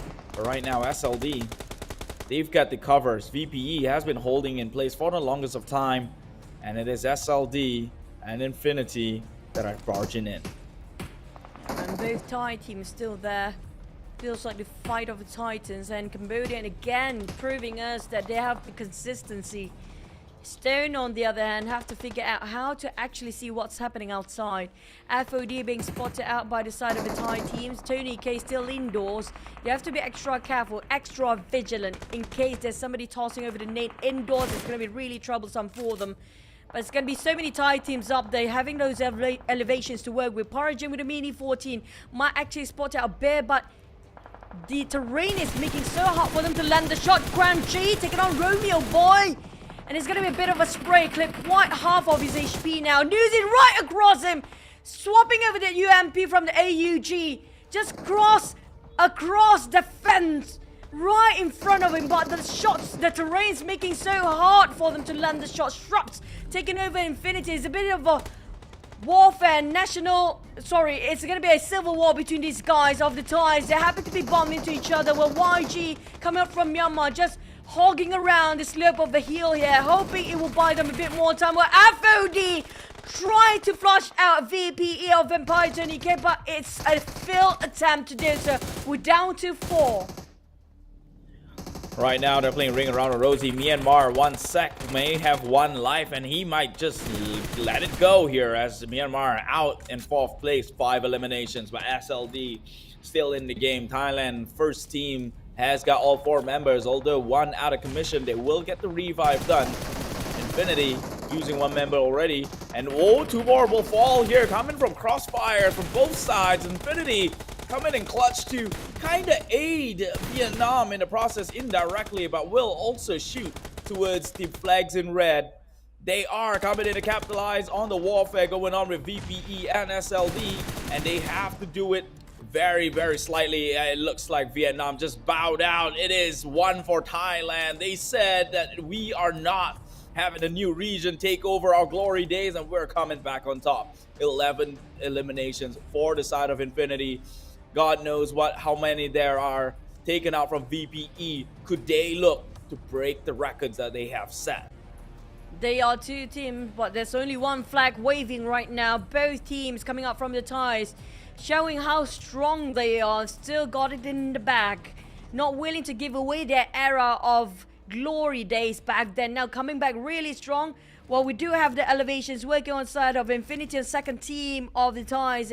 Will the second team take over, or will it be the first team that actually staying at first place when it comes to this map? Tunny and Miller trying to push forward. Newsy taking out on Logan. Stone taking on Tunny. It's going to be a bit of a trading to do, but down to only 1 player left for Thai second team. It's going to be Thai first team taking away the victory with a winner chicken dinner coming up from Vampires. They're here to bite them in the neck. Vampire Esports definitely have lived the longest of time throughout this entire game, staying within the shades of the sun, created in that little compound for the longest of time until its prey came about and sucked them dry. They did, taking all the points to their end and even their brothers in the process. Vampire Esports representing Thailand as the best team from the country. National treasure. The 3rd chicken dinner of the day. Oh, feels like a lot of flag waving over. It's going to be either Vietnam, Thais, and also Cambodians stepping up their games, including the Myanmar team. I have to say they're showing us what they have to offer when it comes to the Southest Asia Esports Championship. Now back to what happened just now. It happened to be the circle just shifted towards a place that's not actually an advantage towards the side of those who actually on the lower grounds. If you don't have those elevations the last few times, it's just impossible to climb up to the small hill. Yes, it's a very small hill, but the moment they leave the hill, they are on the lower ground. It's a flat plain. There's nothing to cover. There's no vegetation. There's no structures. Just not even create. The only thing that you can rely on as a barricade is going to be those vehicles. Yeah, the blown up vehicles, and that's really not the most flexible thing to play around with, since sometimes if it isn't propped up right, you could still shoot underneath onto their feet itself. So odds were against them. Although Infinity, they were the leeches in that three-way rumble though, because SLD and VPE were going ham at it, and they came in stealing some points. So I would say, as a fair gentleman myself, I would say that was a well-deserving win for the Vampires. They took on two teams shooting from different directions and claimed that championship finish. It's class. That's class above the rest right there. Yeah, I agree. They were fighting their way into the circle, not having it easy as well. We saw how they were on a different side entirely where the circle landed the last few ones, and they actually crawl into it by grinding all the way, having so much brawls. I'm not sure how much utility they actually used, but at the same time, come up from DX of the first Vietnam team. You have to give credit to FOD Nang for that.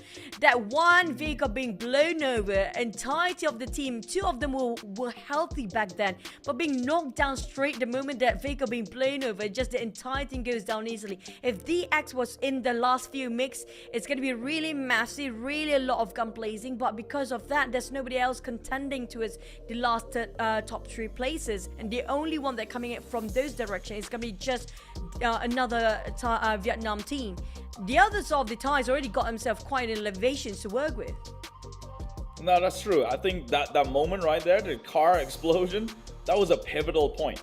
Like, they were trying to make their way into the compounds of VPE. Now, if DX went up against VPE in a close quarter combat, God knows what would happen. I don't, right? Because they're two great teams. It still could have turned out the way you want to. But one thing's for sure, if VPE took on that fight, they would be in a position where they need to reset, and that could allow every other teams to push on through, including SLD, including the Myanmar, and including Cambodia, who was around their compound. But nonetheless, should have, could have, would have. Thailand, team number 1, their best team with Tony K, Stoned, and the boys, Newsy as well, representing, taking that chicken dinner onto the side. And this is a more balanced and even match across the board, with both Thailand teams to be focused as they should. They did pretty well. Vietnam's second team did the most damage, and Cambodia coming in with the most grenade at 32. And it's not 53, but still good enough. But you have to remind us the 53, huh? But at the same time, loving how we have different flags, a variety of all of the other teams that stepping up to the occasion, giving us a better performance than the last one, which is a bit too dominating over one flag only. But Thai team this time start to warm up a bit later, but they definitely have the engines warm up by now with a lot of eliminations since the start. We're talking about the first few skirmishes taken over by these guys since the first stage of a circle until the end of it. They have been fighting it and got himself breaking the record of the Vietnam previous map elimination point, which is going to be 15, a bit one more than the previous one. It's going to be the Thai first team coming out from none other than the Vampires. But we're looking at also Cambodians and Myanmar. They have been very consistent as well, especially Cambodian first team. There are ups and downs for both Cambodian second and first team, but Myanmar first team have been quite consistent. But the best consistency is still coming out from the Vietnam and also the Thai. You cannot take the credit away from these guys. And this is the MVP from that sheer consistency. Schweppes, 7 eliminations, 1,000 plus damage. This man carried his team halfway through with 50% of the contribution coming from him and his lethal arms. That's why he's holding it. He got a little bit of cramp trying to carry the team. 4.06 in the MVP points. This man, Schweppes. Once again, remember the name, remember the face. Yeah, lucky. Next time he might actually break his back just to carry the team. This time it's just a wrist. Lucky enough, just a wrist. But at the same time, you do have the players to focus. It's going to be a bit of a switching to do. Finally, we have one Indonesian flag waving on to the top players, including Harvest here. Look at how the damage output. But if you compare with the rest, I have to say Indonesian team have been playing very smart as a third party. They got himself 5 eliminations, quite a number, but the damage didn't tally up if you compare with all the others. Now, 1,000 over damage for Schweppes only in the recent map, but when it comes to news, he got 804 elimination. And then look, the saddest part is going to be Truong Zin, 700 over, but got only 3 of those eliminations. Yeah, I mean, I like that you bring that up. It's the tough questions, right? Let's be honest. Even across the board here, Indonesian was supposed to be one of the top contenders towards the #1 spot, but so far in the past 3 games in day #1, it doesn't feel like it. Yeah, it doesn't really feel like it. Right now, Thailand, Vietnam, they're really up there for the occasion. Look at Vietnam squad #2. They've got the most damage. Despite not having the kills to match, you know they shoot true and it does hit. And therefore, that's right there on the pillar itself. So Thailand, Vietnam already upping their game here. Will the rest follows? Will Laos finally see a kill across the board? Same goes with Brunei. It's so hard to see that Vietnam's second team dish out so much damage but only secure 5 eliminations. There's so many knockdowns down there, but they did not manage to translate into elimination points. A lot of teams still ended up with a 0 due to there's double elimination, 2 teams getting the moment you know for a fact there's 2 teams getting a double elimination points, because so many people ended up with 0 points down there somewhere. But for the overall to the rankings right now, taking the reign at the podium spot is going to be a 42 points coming up from Vietnam first team, which is going to be coming out with a lineup of the Xaviers. Thai second team here coming out for a lineup of Infinity with 32 points, only 1 point shy from the Cambodian first team, which only going to be 31 points tie with Vietnam's second team as well. But if you look at the gap between the 5th and 6th place, this is where it's quite huge at this point. Yeah, that's where huge drop-offs happen that you don't really hold in with the ranking points itself. I'm pretty sure you do up to like 8th, but not much of a significant differences. And I mean, elimination points is just insane coming out from the Thailand team from that game alone. So they're definitely in the top 5. It's a different bracket right there, which is weird because, just to echo it again, teams that you expect to see within the top 5 aren't in the top 5, or at the very least Indonesia isn't, or I might even say Malaysia isn't. So the other regions are finding their grooves with this new meta, and they're making it work for themselves. Maybe it's worth looking back into the drawing board and figure out how to play things a little bit more differently.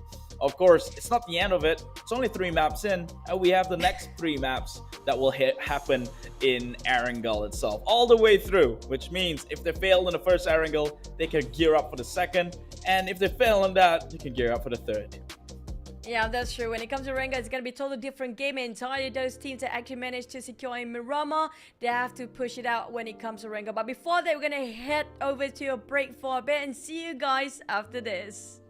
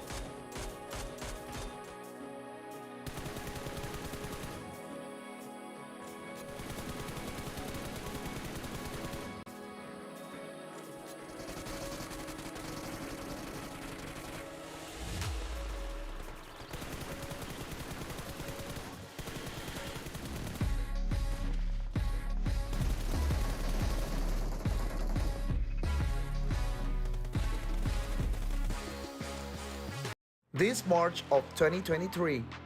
We're excited to announce that the C Esports Championship PUBG Mobile is back. In this comeback, the C Esports Championship PUBG Mobile also plays the role of a friendly tournament for the C regional teams before the 32nd C Games. 20 teams from 10 countries: Vietnam, Brunei, the Philippines, Malaysia, Timor-Leste, Thailand, Myanmar, Laos, Indonesia, and Cambodia will compete to a prize pool up to $30,000. The C Esports Championship 2023 PUBG Mobile is divided into two phases: qualifiers and finals. The qualifiers will have 20 teams divided into 5 groups, competing in 3 days from March 8th to 10th without live streaming. 16 teams with the highest point will be qualified for finals. The finals will kick in from March 11th to 12th, and we're happy to broadcast it for all the fans. Each day of the finals, the teams will compete in 3 maps: Sanhok, Miramar, and Erangel, with the maps order alternated. Totally 6 matches per day. The team's game points will be decided based on their ranking and eliminations after each match. Each elimination is counted as 1 point. Winner Winner Chicken Dinner now grants the team 10 points. Second place gets 6 points, third place gets 5 points, and the points decrease gradually for the lower ranked teams. In this tournament, we will witness the best team fights for the $6,000.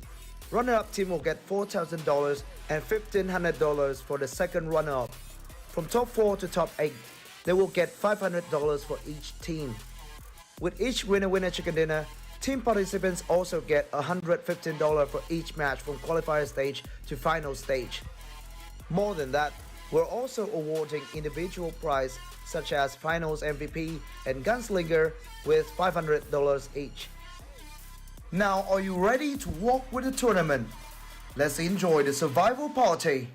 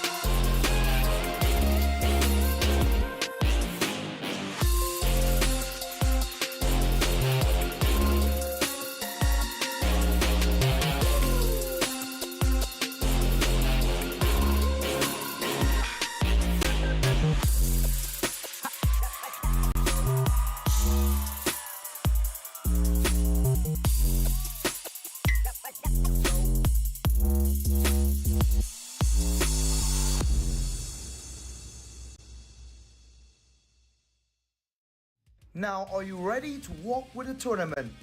Let's enjoy the survival party.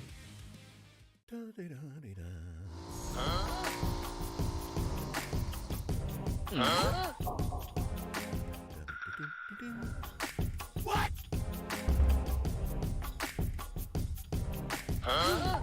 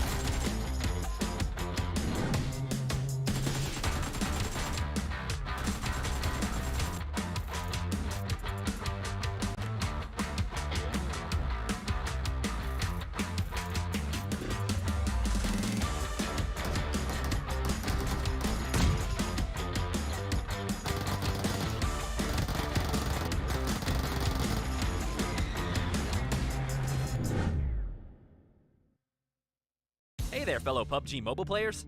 The skills gameplay of Gearfront massively changed up the strategies of players. For the sake of adding even more variety to the skills, we've added 2 new skills as part of the version 2.4 update. They're the Player Launcher and Tactical Camouflage. Some existing skills have also been combined. Let's check them out. First new skill, Player Launcher. Players can now launch themselves like a ballistic missile for high-speed travel. Move to any location you can think of, no matter if it's the top of a bridge or tower. These spots are great for ambushing enemies, which makes this skill great for large maps like Erangel. Second new skill, Tactical Camouflage. Players that choose this skill will be able to put on the special camo suit. It greatly improves stealth, and it also boosts the speed of climbing over obstacles. So, no matter if players prefer a stealthy approach, or if they'd rather go in guns blazing, this skill will come in handy. In the new update, Supply Scan and Lucky Backpack will be combined into one. Lucky Backpack also no longer increases carrying capacity. Players can scan for nearby supplies and convert items. Furthermore, Vehicle Airdrop and Playzone Analysis have also been combined. The new updated Vehicle Airdrop skill now has the secondary passive ability to automatically detect the location of the next Playzone and airdrop whenever calling for a UAZ. Players will be one step ahead of their enemies in reaching safety.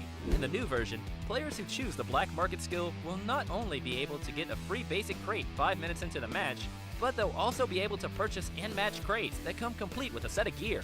By purchasing these high-quality supply crates, players will get access to airdrop quality supplies. The Trace skill could And we are back. You guys are tuning into the Southeast Asia Esports Championship 2023. I'm Chicha. This is going to be Kip. Will be your casters here for today. And so far, dominating over so many maps of Miramar, none other than coming up from Vietnam and Thai teams. Now, finally, we're just going to drop those Miramar maps now, right? We're going to hop into Erangel. Are we looking over different flags that are going to be waving for those chicken dinners and the overall ranking pointer? Oh, honestly, if you want the honest answer, honestly, I don't think no. No, we're not gonna see any new thing, right? Because what makes Vietnam and Thailand so strong? They know how to shoot well. They know how to shoot, capitalize opportunities, get the kills, and those are things that are not situated based on the luck that they get. So it wouldn't matter whatever map you want to throw them into. If they can shoot better than you, then they already won half the battle. So I doubt it's going to change. I mean, like, is that the only reason that this guy's actually dominating over the rest of the nations that are actually fighting for that podium spot? Because do you think that's still down to luck, that 5% of luck and the 5% of circle? But we couldn't get into groving into those excuses, right? Because just now we saw how they were fighting. The circle's not their side for the Thais and Vietnam team, but still make it with so many eliminations. So what's the main reason? The other regions still cannot have a grasp to actually take over these teams and in the podium spot. I think it's just that, right? They really know how to engage other teams. Back then, I mean, the game has grown so much and people has found, I guess, more confident ways to play the game. Back then, you huddle up, you survive the best you can, shoot on sight. And some teams are still doing that, but not Thailand and Vietnam. They've already ditched that strategy. They know how to actually go in for the attack. And like you said, it couldn't be luck because Vietnam had the worst luck in map number 2, the first Miramar map. They had to make all the way down into the circle that's, in the southern circle over in Chumasera and still set a record high end towards their entire campaign. So I doubt that's luck at all. If anything, you gotta outshoot them or outplay them in some aspects. I mean, like, the main reason that we saw the other teams are kind of being left behind, the one thing that I saw just now when it comes to Miramar, the teams that are actually running away from those fights will be the one that actually will be gunned down eventually.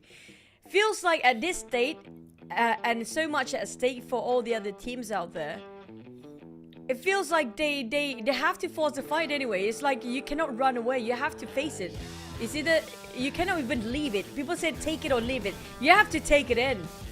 Now we're dropping into Erangel, and this is going to be the OG map. There's no excuses anymore. If you don't know the map like the back of your hand, there's no way you can win on the maps at all. And it's going to be a really beautiful flight path, dividing the map into 2 parts, east and west, and everybody can drop within their reach. There's no more excuses about you know, the flight path is a bit wonky, it's a bit too skewed to the one part of the map. This is going to be everywhere have equal feel, starting off with this generous map. Yeah, this is as even as one could have hoped it. It's right in between the pie. Well, I mean, I'd say it's about 55%, 45%, but still, it makes no marginal difference. And we can't hide behind those anymore, because most of the wins that we see today are not luck based anyway. So yeah, let's see who will be the unfortunate team to have to go up against DX in such early of the game here in Pachinki. 69 from Indonesia, who's having a tough time, and KE for Cambodia, who's done pretty decent well for themselves, I might say. But can they keep the momentum up now that we're back into Erangel map, where teams are, like you said, know the terrain in the back of their heads and more likely to take engagement because they know the situation. And based on the circle that we saw just now, Pochinki at the edge of it. Yep, I'm going to say Rosshop, but it's really up north. Maybe we even dropping on the outskirts of Savannah if the circle really generous and just going to shrink it in the middle. But there's so many teams actually dropping on the southern part as well. Now, this is going to be a bit of a hassle for them to actually go into the circle in the first place. A lot of them will have so many skirmishes if those teams that actually decided to just camp it out on top of Rosshok. Because we're looking at only one team. It's going to be a second Philippine team that are dropping right on top of Savannah. And other than that, I have a feeling we might have a YG coming up from Myanmar, might actually rotate on the northern side, taking the bridge on top of Jogopul. So there's going to be maybe 2 or 3 teams just dropping around Stalbert as well. But the rest of them have to force the fight. Now, I did mention it early on. It's either you're going for the hunt or you're going to be the prey. And feels like those teams that are running away from those titans, they are accepting their fate as a prey. If they want to, it's like they have to fight it in. I mean, that's the only thing that they can actually do in that moment, and that's the only way for them to improve themselves. But there must be a reason. There must be some sort of principle on the side of DX or the Xavier's team coming up from Vietnam first team that they hold on to. They can actually consistently getting all this placement since last year up to this year. This must have sort of a secret recipe that they hold on to, right? Maybe their server is just even more competitive than most. I honestly believe that, like in the bottom of my heart, right? Or let's take a look at Vietnam, for example, right? Their esports market comprised of a lot of youngsters, and you know, they probably have more population than some of the wildcard people out there. Because if I model things off the China region, I believe it's the level of competition or the scarcity of opportunities and how many supply they are. That's what makes them strive to be the best of the best, to be able to occupy that opportunity itself. So I think Vietnam's pretty much the same. If you don't perform today, you're gonna get replaced by another tomorrow. And so they're always on their A game. But at the same time, since you say it that way, then how come Indonesia is being left behind? Because they are in the sort of same state. If you talked about having so much potential, having so much talent in their country, and when it comes to geography-wise, the population itself, I think Indonesia should have been up there. But they were up there once upon a time, but it has been quite a long time since we see Indonesian team actually taking reign over the Southeast Asia any tournament. Which is why I said it's a surprise that they aren't out there. You know? Which is why whenever you see teams like Brunei, if they were to like have a great finish, it's a big deal, right? Because you wouldn't have expected them. But if they perform, that's amazing. If they don't, it doesn't feel like, you know, like something's not being met here. So I think that's, I would say, what drives a lot of these esports nation forward. Because take a look at the regions that are big in esports, right? It's Indonesia, Philippines, Thailand, Vietnam. It's these 4 countries are like king in esports, and they're all like I guess very populated countries itself. That's true, but if you compare it with how Vietnam built up the momentum throughout esports, particularly on PUBG Mobile, there have been very slow start at first, but back to the side of Indonesia, we do have Myanmar happen to be clashing a bit of rotation here of a crossing path too early on when they tried to get into the compound for the second checkpoint. But in this case, I'm not sure about Mineral having to pop up the smoke in the middle of the street, but so far feels like they are winning the fight over the Myanmar second team, which is going to be GE. They are the number one team when it comes to getting into PMPL wildcard, but right now feels like the momentum are losing it quite a lot with the recent professional league they just participating in, and it feels like a bit of a mess, a bit scrappy coming up from their performance when it comes to the C Esports Championship. Which it speaks a lot about like the competitive levels as well, right? Like if you were to play within the Vietnamese league and you play it within like the wildcard league, it's a different league. Like safe to say, it's a pretty much a different league all in all. The strategies are different, the play style are different, the skill caps are different. If you mention it that way, then okay, we're gonna have a bit of a talk here, all right, guys? Since nothing is happening so far, except for those few skirmishes early on. But back to it, that skirmish. HFX still gonna get over towards the side of one person left for the side of GE. Still two of them still remains on the side of Myanmar second team there. HFX still hunting them down. Master Ichi still managed to clutch on one, but still didn't secure and translate into one elimination point just yet. As Small just giving a bit of a support fire, warning shot not to come over. But there goes Master Ichi, pushing into the side of HFX. A bit of a pig there, leaning over. Sinon just straight away shoot him down, but Master Smile a bit later than his teammate coming into this, cooking up the nade. A drop on top. Sinon didn't clip over, didn't connect, but they're going to be digging their own grave. This is unnecessary fight coming up from GE as they're losing when it comes to number of men, but still going to remain with Sinon. If he clutches, it's going to be great! 2v4!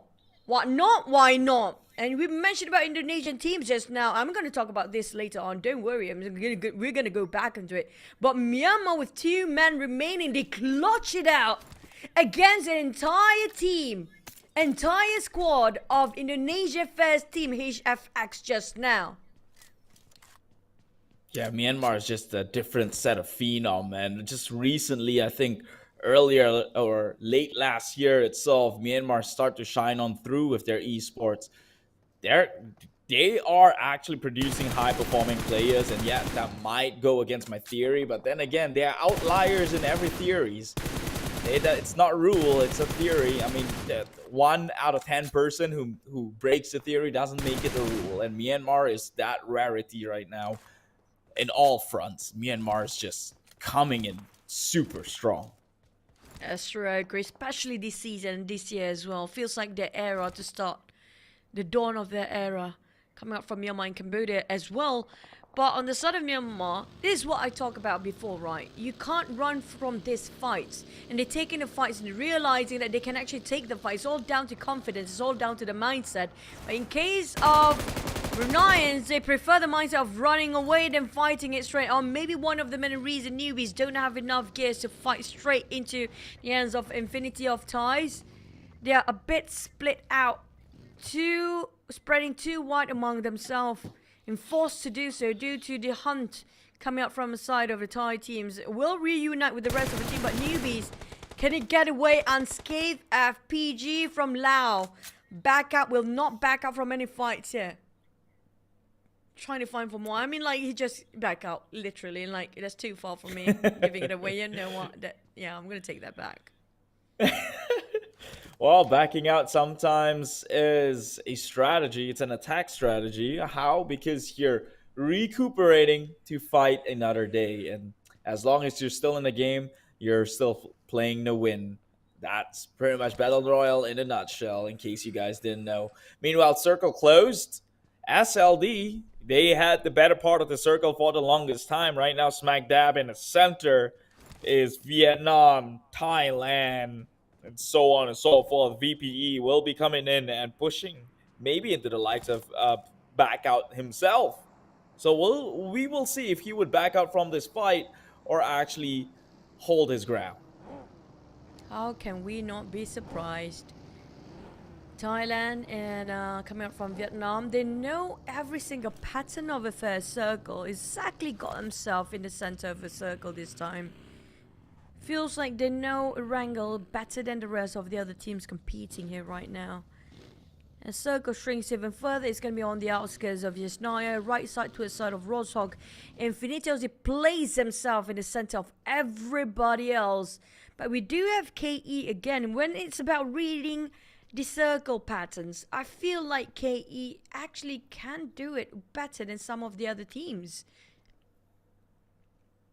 I mean, if your whole entire core strategy is to play it to the top 8 before actually firing the barrel of your gun, then you kind of have to be really great in identifying where the next circle might be and how to rotate into it, right? Like, if that's your core strategy, then you might as well spec into that. Could be lacking a little bit in the firepower front, but that's fine. Meanwhile, talking about firepower, Thailand sits here and 69, thinking that they might have the chance to actually go up against it, but the nade goes on forward, clips onto no one. But that would be a telltale sign that someone else is within this compound. He is holding a DBS. That bullet pretty much showed his position a little bit. It saw him inching across the window, will open one up and shoots him down. Surely, Nuzi could have gone in with the second kill, but the shots were a little bit too heavy there. Took him down for the meantime. And the rest of Thailand, Tony K now finding a vantage point. Stone comes in, but Hulk will get secured with the flames of hell itself. Ravone is there. Still would be able to get picked up. So Thailand will have to make this one work. Instead, they are making an exit out of this compound. So a big loss for Thailand, and Stone to join on with. I thought they were exiting this spot. Shrubs now trying to push in again. Ravone, the moment he heard that DBS! How? Tony K out of nowhere, coming up from the lower ground, from a different component area, now giving aids towards those who in need. And 69 Hulk from above the second floor. He spotted him out. 69 only leaving one member left. Just have to pay for the entire team as well. As Tony K coming up, the nade will clear him. It was right on the dot. The timing was impeccable to drop the bomb. But Shrap's taking a DBS. Oh, that DBS. You saw how Ravone just now, the moment he heard that DBS open fire by the side of the Thai teams, he just want to build it out. He just shut the door behind him and jump it over. And you know what? I don't want to be any part of it. But they're not giving it any leeway. It was so close for Indonesian team to actually clutch that one out. Yeah, they had the nade to reset it also. Thailand, that was definitely not the cleanest. I would say it was insanely sloppy, and they lost more than they should in that sort of engagement. Nuzi went in with the DBS. All he had to do was hip fire, but from the door side, the other member came in, but he was there without a backup, and they paid the price heavily, like you said. And meanwhile, Cambodia crashing onto Myanmar immediately rolls him over. That's a little bit of an iffy move right there. That's going to be a talk of the town for sure. For sure, they're not going to let this one go. Myanmar, they're going to be out for blood right after this. Oh, but at the same time, I'm waiting for another team that's scouting behind their backs here.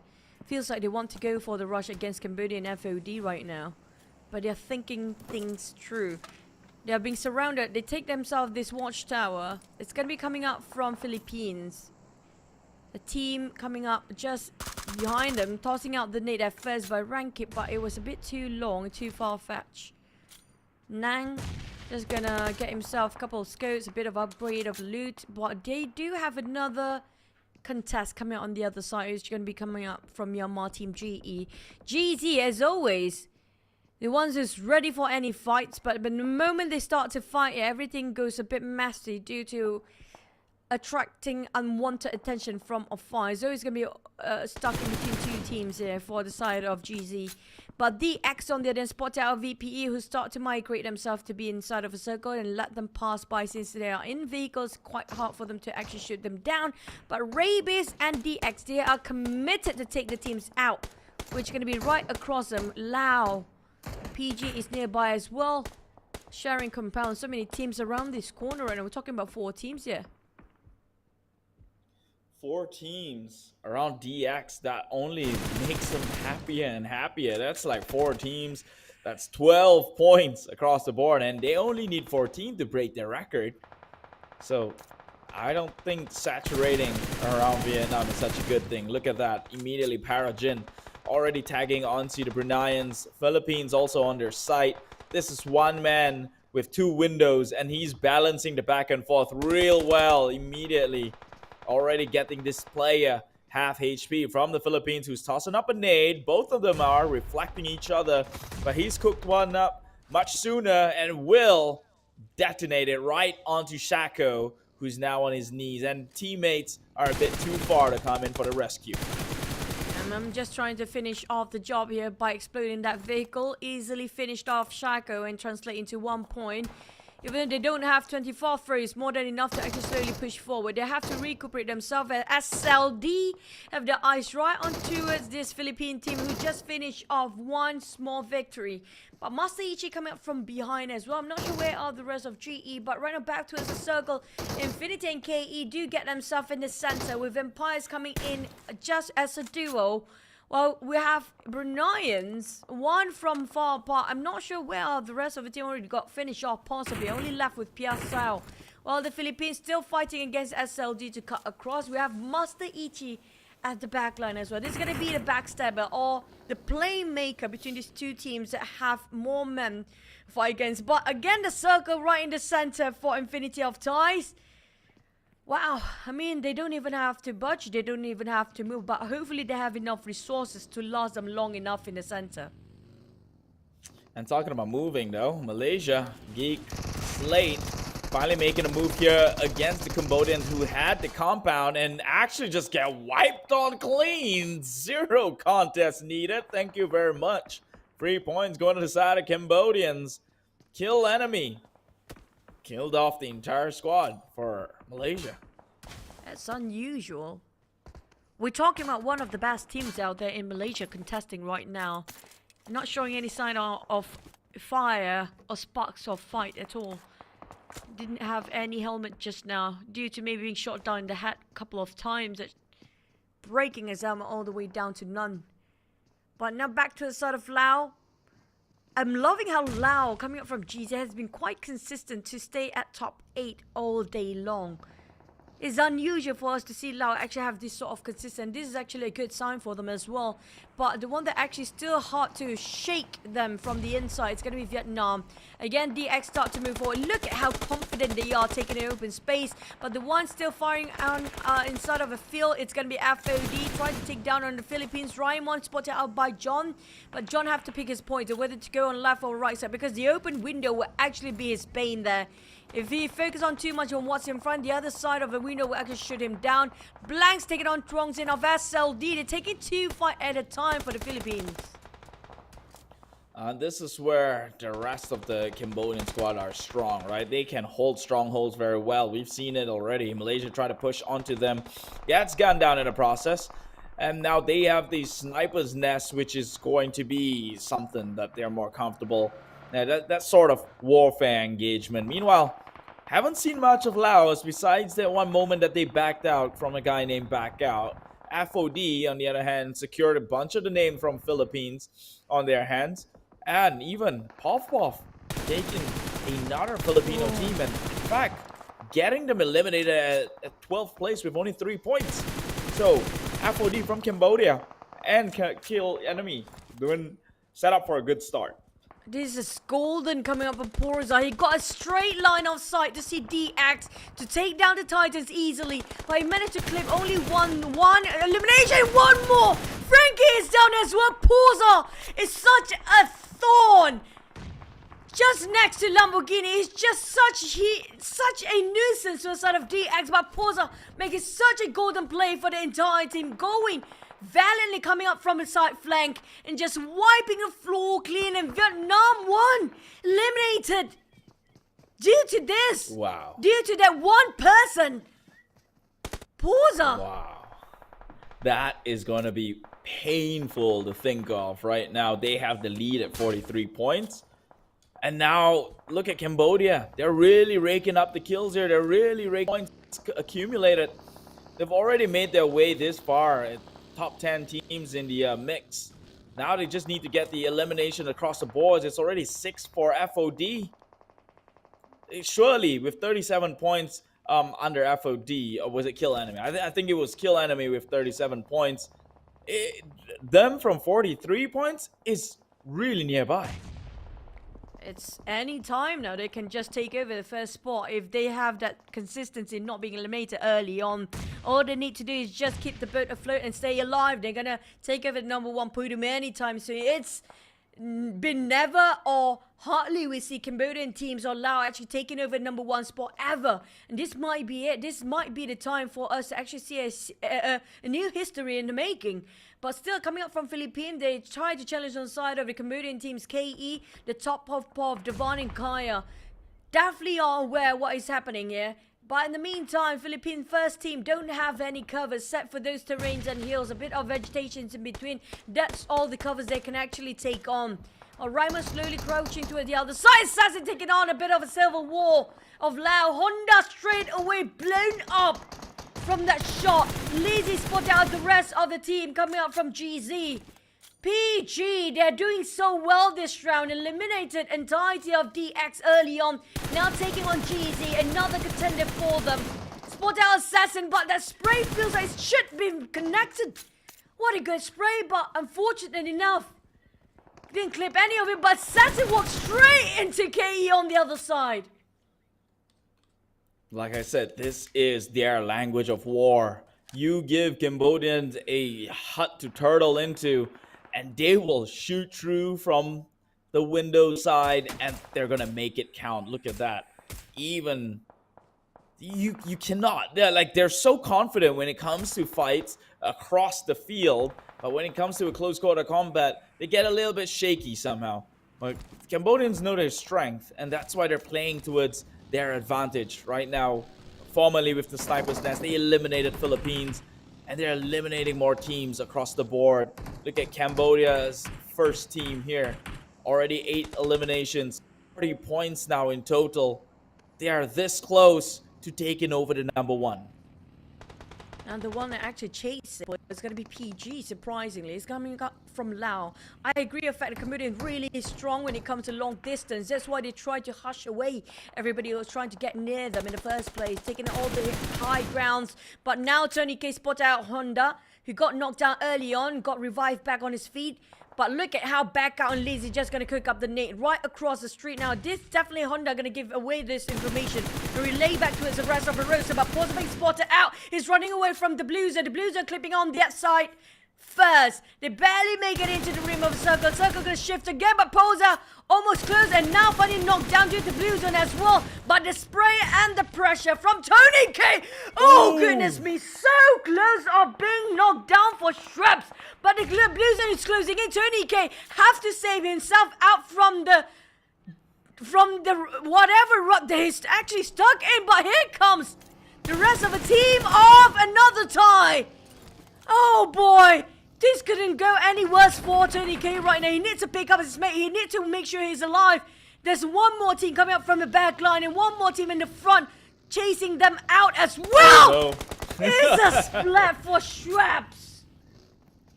That was a rollover for sure. And now VPE, the Vampires, find themselves up in broad daylight. Will not stand his ground and will actually burn to their demise. That would be VPE out, a team that was dominating previously, and Infinity coming in, going far and beyond, and actually taking out that competitor that were holding them back. They said that this is our chance for that chicken dinner. Meanwhile, Kill Enemy taking more.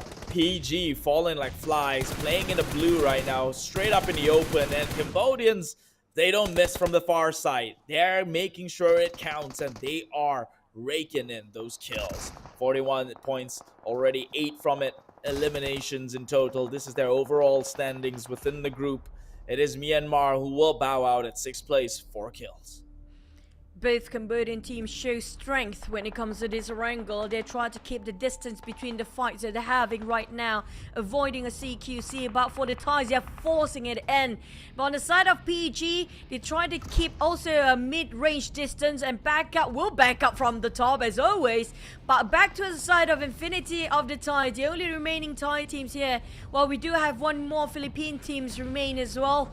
The only representative coming from Philippines, actually.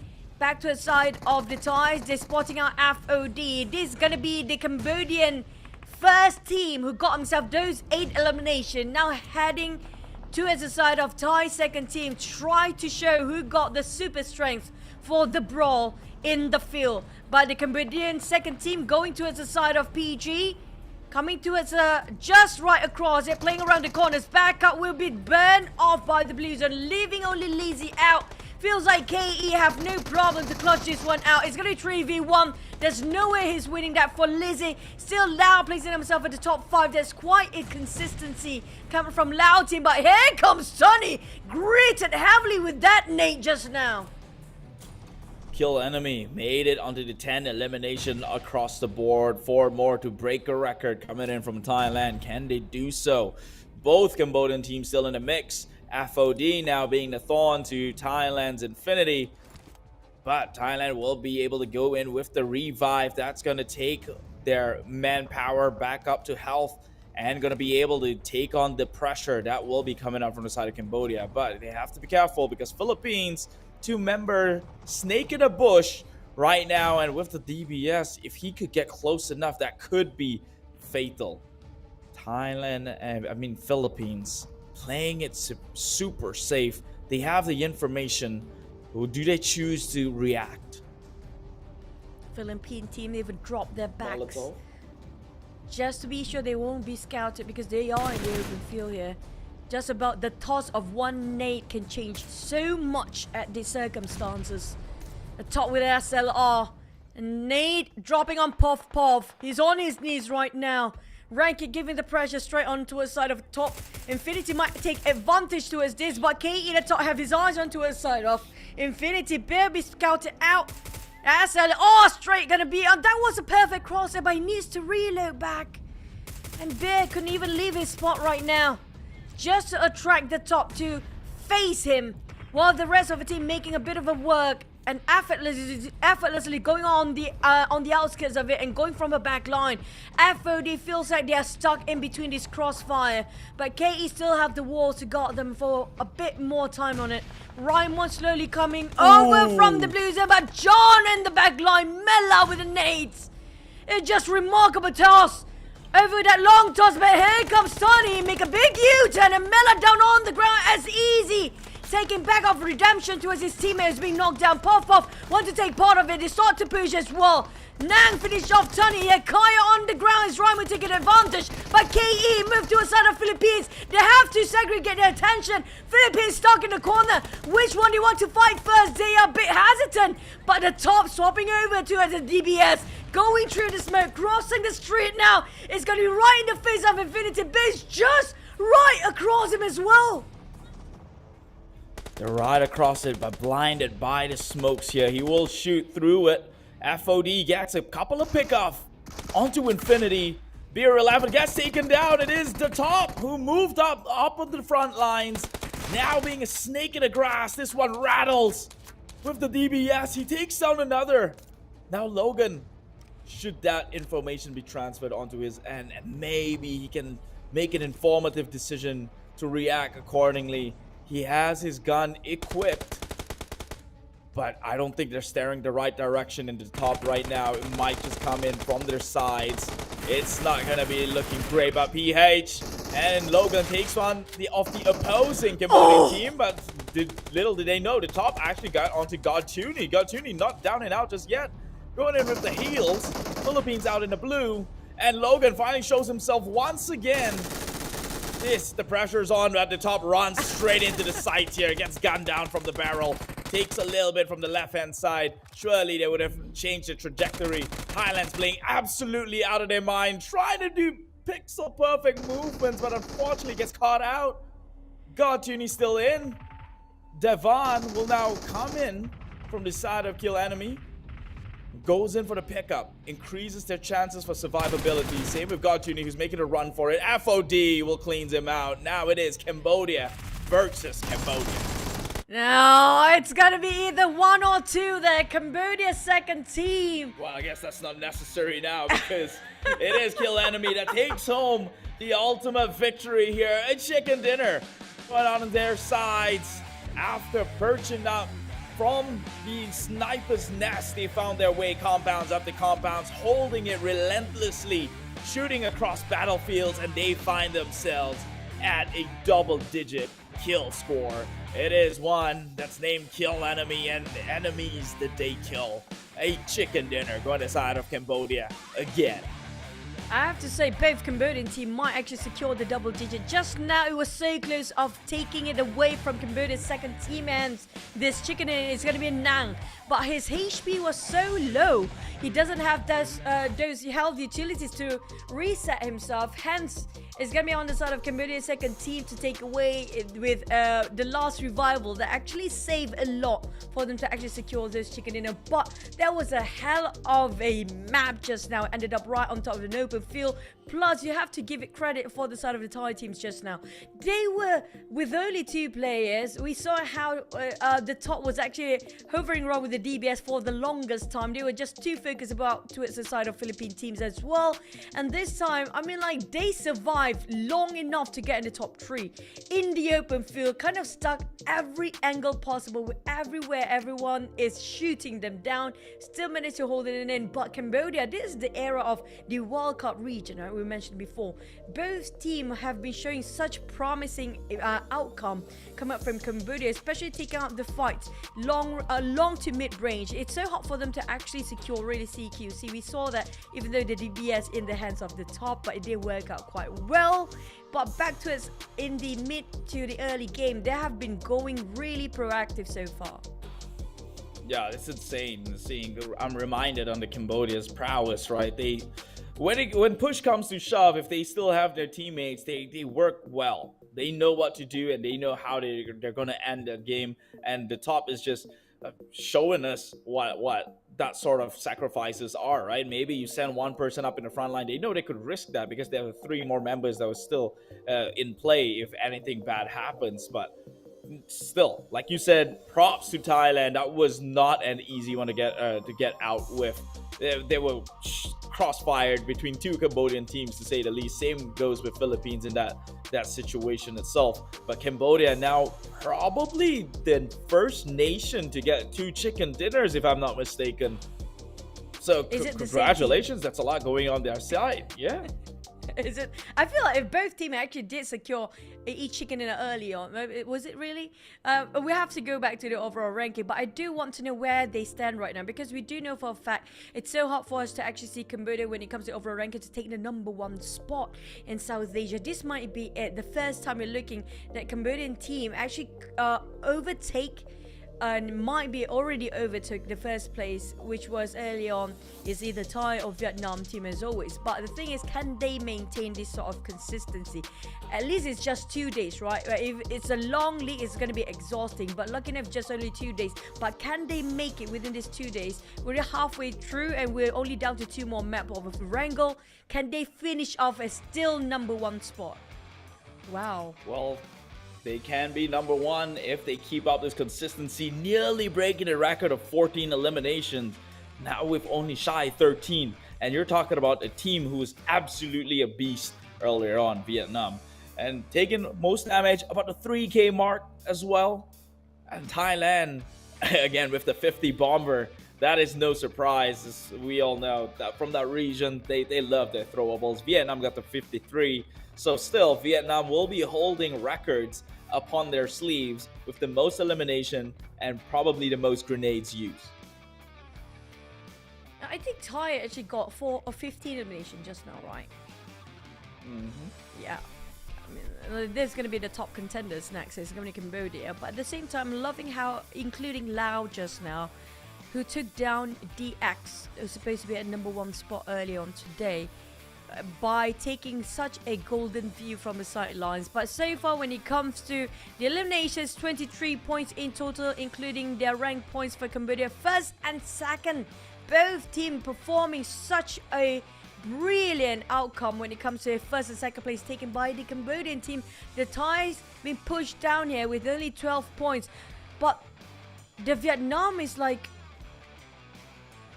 being pushed to the second page all the way down. Well, you know what they say, you can't win every game, and I guess after a heavy Miramar round, you're eventually set up for setbacks, and this could be the one match that they take a break from, you know. This was it. They still have 2 more Erangel map to be played later on today, but first, the MVP is one who I know and I hold close dearly. It's Puff Puff, the little boy with a big heart. 2 eliminations, 876 damage, and about a fair bit of contributions across the board here. 29%, that's more than each individual's expected to. That's 25. It's a good split. When you were with them back then, he was a little boy. He's a man now. He's a big man with a lot of damage out there. But back to us when it comes to players to focus. We do have a lot of Cambodian players right now. Everybody else being pushed down. We're talking about John Axe. It's going to be 2 coming up from Cambodian first team, which is none other the teams coming out of FOD lineups, including with Osja Esports. And it's the second Cambodian team off the top, and Kai coming from KE. Nang squeezing in here. I love how Nang actually really performs so much when it comes to critical situation and how to things over towards their side. Logan coming from the Thais, placing himself at 5th place. Still squeezing in for the Thais. Just now he was holding on to the center of the haystack with nothing else to take covers from. But I want to see the overall rankings because I need to know who's actually getting at number 1 spot. But look at the damage output. 3,000? Yep. Insane. This team is insane. Oh my god, 3,000. That's more than what Vietnam did in that one game, which is a 2.5k or something. 3 grand just shooting from the top there. Meanwhile, look at Cambodia, number 1 team. 12 kills still. These two are, well, I guess you could say a twin towers at this point. But yeah, and you know what's great, what's refreshing? Number 1 is seeing new faces from Cambodia up across the player feature screen, because let's be honest, right? I've had a taste a bit about the scene since back then, and back then there weren't many talents within the field, and all these new names that are coming up, they are literally changing the whole scene for Cambodians here, especially in esports. Speaking of changing of the tide, this definitely is something refreshing. We're looking over 49 points, taking over the first Cambodian teams, and Thais being pushed down to the 2nd place, and the Vietnam first team being pushed down as well to the 3rd place. But closely behind is going to be chasing up towards the top 3. It's going to be Cambodia's 2nd team, while the Thais is going to be alternating Cambodia, Thai, Vietnam, Cambodia, Thai, Vietnam. You look out down to 6th place. It's the same sequence as well. But I'm loving how Laos pushed up to 7th place within 1 map only. Congratulations, Lao. I mean, they did the absolute craziest thing to be able to wipe out the entire DX. That's no easy feat to do, and well, congratulations to be able to have that opportunity to shine out so bright. But right there on the overalls, it is one that nobody would have expected at least 5 years back. Not only that Cambodia is at number 1 spot, they have 2 teams within the top 5, and they have been consistent through and through for today. Like literally every map, there's a Cambodian finish somewhere. Yeah, and like that's the consistency we're looking for. It feels like this time, I'm not sure, is it something that they have been dormant inside themselves all this while throughout the Pro League? We haven't seen them that much. But I just hope when it comes to the Pro League, they will bring up this sort of performance too. But before we can see if they can stay consistent or not, we have 2 more maps to go. But before that, we're going to hit the break for a bit. See you guys after this.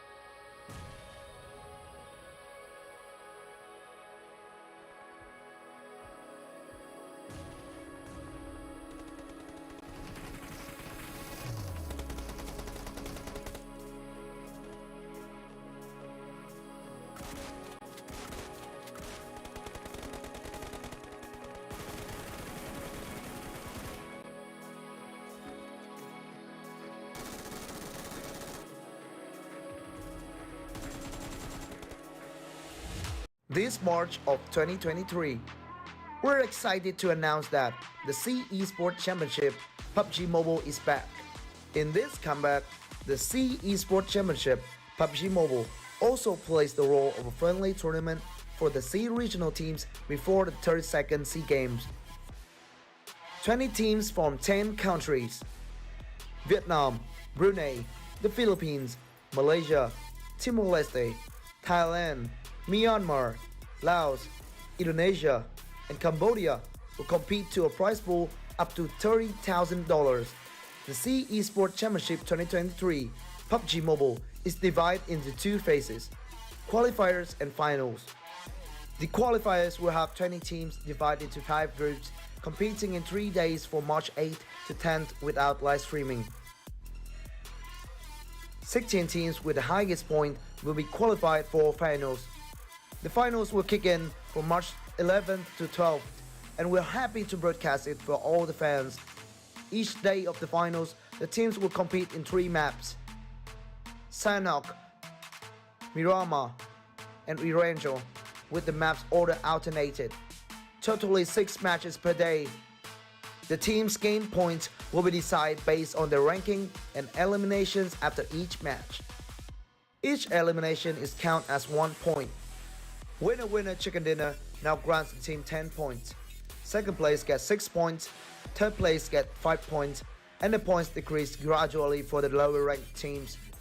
In this tournament, we will witness the best team fights for the $6,000. Runner-up team will get $4,000 and $1,500 for the second runner-up. From top 4 to top 8, they will get $500 for each team. With each winner-winner chicken dinner, team participants also get $115 for each match from qualifier stage to final stage. More than that, we're also awarding individual prize such as finals MVP and gunslinger with $500 each. Now, are you ready to walk with the tournament? Let's enjoy the survival party.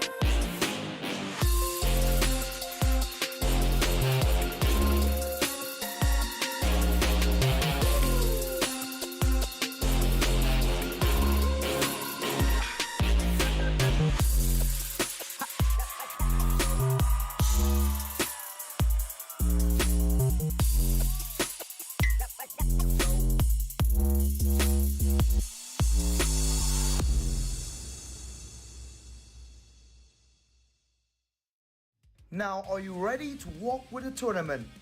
Let's enjoy the survival party.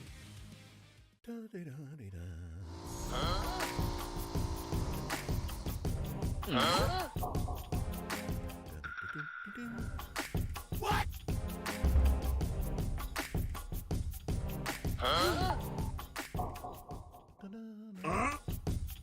Huh?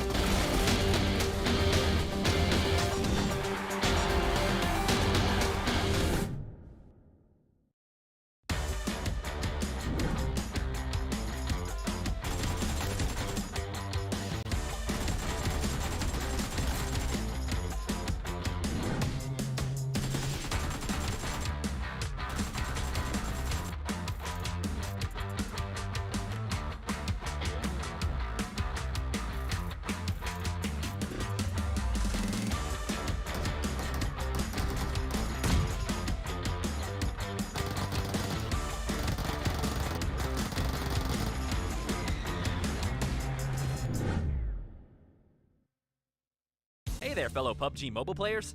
The skills gameplay of Gearfront massively changed up the strategies of players. For the sake of adding even more variety to the skills, we've added 2 new skills as part of the version 2.4 update. They're the player launcher and tactical camouflage. Some existing skills have also been combined. Let's check them out. First new skill, player launcher. Players can now launch themselves like a ballistic missile for high-speed travel. Move to any location you can think of, no matter if it's the top of a bridge or tower. These spots are great for ambushing enemies, which makes this skill great for large maps like Erangel. Second new skill, tactical camouflage. Players that choose this skill will be able to put on the special camo suit. It greatly improves stealth, and it also boosts the speed of climbing over obstacles. So, no matter if players prefer a stealthy approach, or if they'd rather go in guns blazing, this skill will come in handy. In the new update, Supply Scan and Lucky Backpack will be combined into one. Lucky Backpack also no longer increases carrying capacity. Players can scan for nearby supplies and convert items. Furthermore, Vehicle Airdrop and Playzone Analysis have also been combined. The new updated Vehicle Airdrop skill now has the secondary passive ability to automatically detect the location of the next Playzone and Airdrop whenever calling for a UAZ. Players will be one step ahead of their enemies in reaching safety.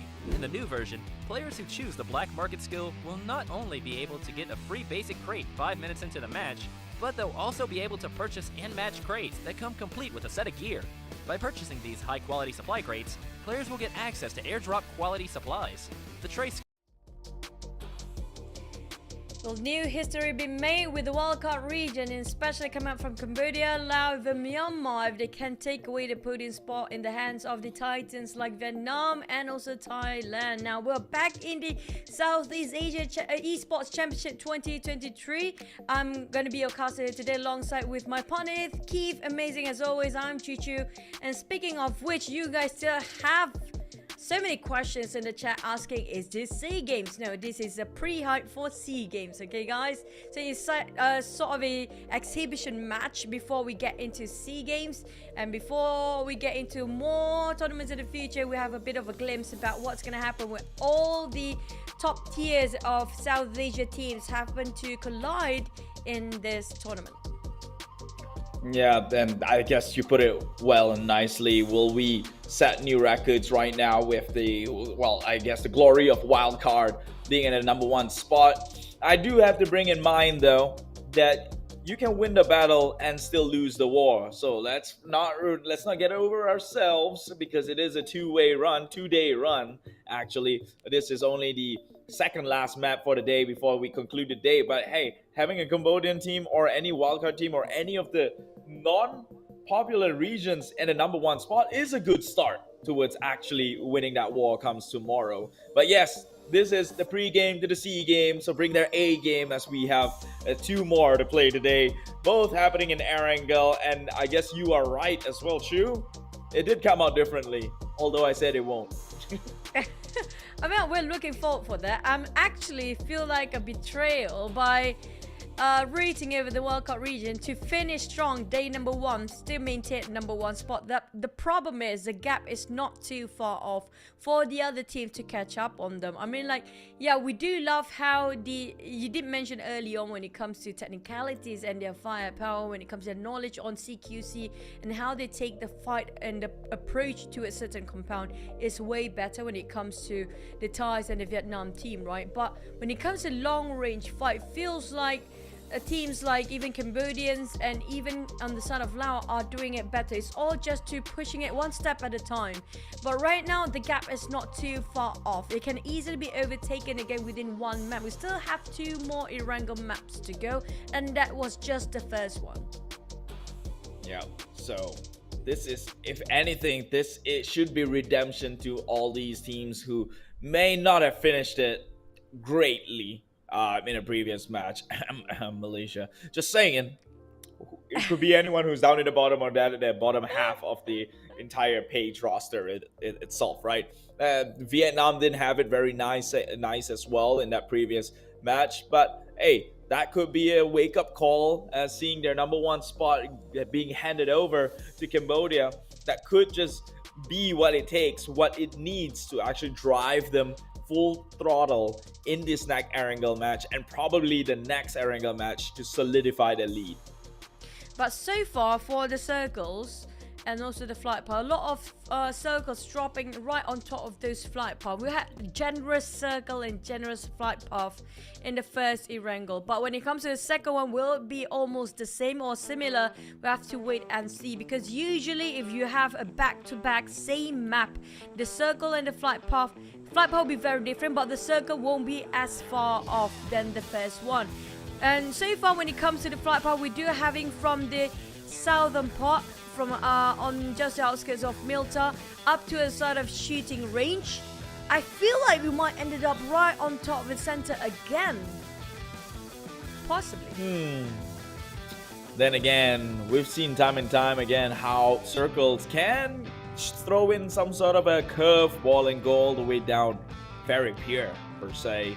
Or maybe even Stalber. That'll be a nice one to watch. But hey, it's not about what we want, it's what the team wants, and they'd like a center-putted circle. We'll see if they get it on this map. We never Zaki, that's for sure. If you have experienced Zaki, do give me a screenshot of it and tell me, and I can start, you know, burning UCs or do something really ridiculous, because that never happens. Zaki is just a title on the map that nobody knows its existence. That's it. That's just it. If it happens, Zaki. Have you seen a Zaki circle? Honestly speaking. Close. It closed in the first circle around the Zaki area, but then it pulled away towards Georgia Paul. Yeah, so we've never seen a Zaki circle. and then right here again, we're looking at it. No, but what if Zaki is not even coded in the algorithm for a circle to even shift that end? Feels like that way, no? I feel like if that's the case, yeah.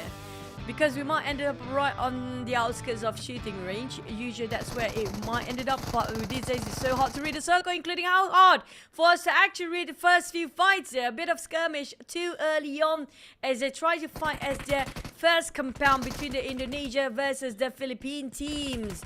Coming out, Indonesia's second team fighting on taking the first blood is going to be blank at first. The Philippines feels like they are winning this one by securing those one elimination. Handicapping on the side of 69, just having 3 more players to play around with and very little amount of loot to just have their gears on, because they don't have the time to put their gears on or even find anything yet. Already bombarded by a lot of shots by the Philippine second team. You know what I noticed? Like 69 from Indonesia is always dropping within compounds with another team, but always failing the engagement in the process. Like, I hate to word it the way I did, but you're looking at it right now. When do you see 69 on themselves? They're always with another team onto a compound. I feel like they're still trying to find sort of a compound that can have sort of dominant over it, but it just didn't feel right by, you know, I'm not sure if they have one particular compound that they're very comfortable with, but right now it feels like very, very awkward for them every single time, for them to actually force a fight too early on. I did notice the same thing as you did. I have to agree, but so far Just Pace finished off and knocked down on 2, and this might be it. This might be it. This is the compound they actually finished off the side of the Philippine team. Only remain with Blanks, who got himself that first blood, and now trying to play it quietly inside of this shack. But this shack will not hold on much longer. Still trying to retaliate, but Ravone finish off. Now this is the compound they might actually want to actually ponder on, because right now 69 do have a bit share of them and finally start to win fights into compounds. Well, it's about time. 69. They've banged their heads on the wall for far too long, and finally something going on their way, and they took out Philippines at that. Still a pretty formidable nation to come into the sport. As we've seen time and time again, it's always between Vietnam, Thailand, and occasionally Philippines being in between those skirmishes. So one of them out, which means there's less to worry about. But now Laos, it's PG.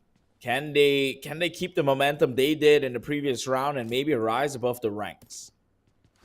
I did see how Porza actually got himself some off angle that's golden for the team. Now, can he pull that off again? Because I'm waiting for back out to never back out, which never gonna happen. So for back out, just gonna back out all day long. He's playing the bait for the team as well. That's true. We saw that happen in last map, right?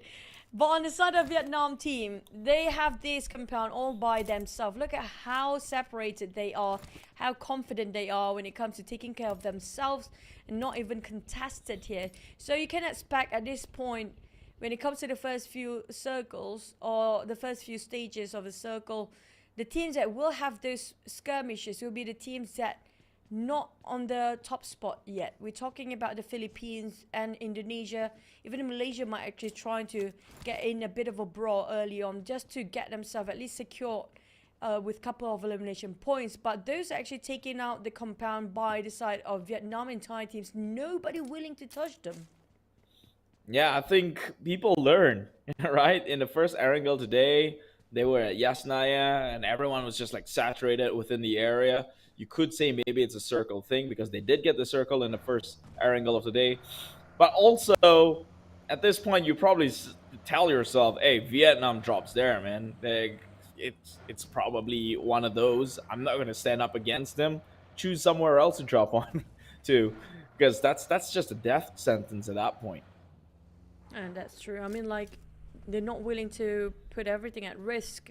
Or maybe they just need to be a bit more confident with themselves if they want to actually do that. That definitely just shows and reflect. They're not really sure about how will they fare when it comes to CQC in the first few initial rounds of the maps. If they want to head on taking CQC straight in the Titan's lair. But the side of Gig Slate or Malaysian team, I'm surprised how they're not performing this time. They are number 16.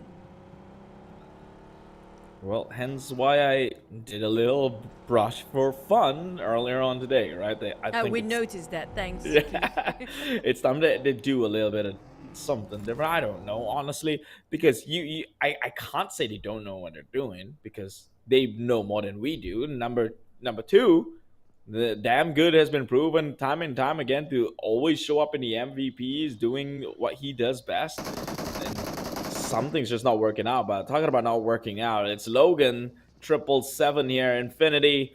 Well, I think it's gonna work out for Infinity with the sheer numbers itself, and it's Loki who might find himself at the bottom end of the foot, but actually Mela gets gone down. This is bad for Infinity. If anything, they could just secure the kill, and it's just one man.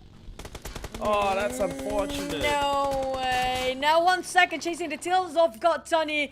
Got himself drift in the field of the open. But he still got on 1 second with that DP28. But how? Still from afar. Wait, how many miles is that? That's like more than 200 meters apart. Still Loki secures that one now. That one Loki to actually deceived all these players. And just now it was Mana giving extra support to the side of Loki. But Loki was such an opener for the team. He clutched with the entirety of Infinity right in his face. That's how you know they love the containers compound. It's Infinity. Yeah, I know. But also, maybe, let's give it a second to think about it. Maybe they just understand containers so much. So when Infinity went into their environment, they got lost. It's a maze down in the containers there. And I don't know. I'm just trying to find ways to justify because, yeah, that wouldn't have happened. They were throwing bodies willingly one by one and not getting into as a unit. They tried to, but it's a bit too late when they got himself knocked down on Logan at first. And one by one just go easily down to the side of Loki, who barely got that much to work with at first. But Marnet even giving support fire from the back within those mazes.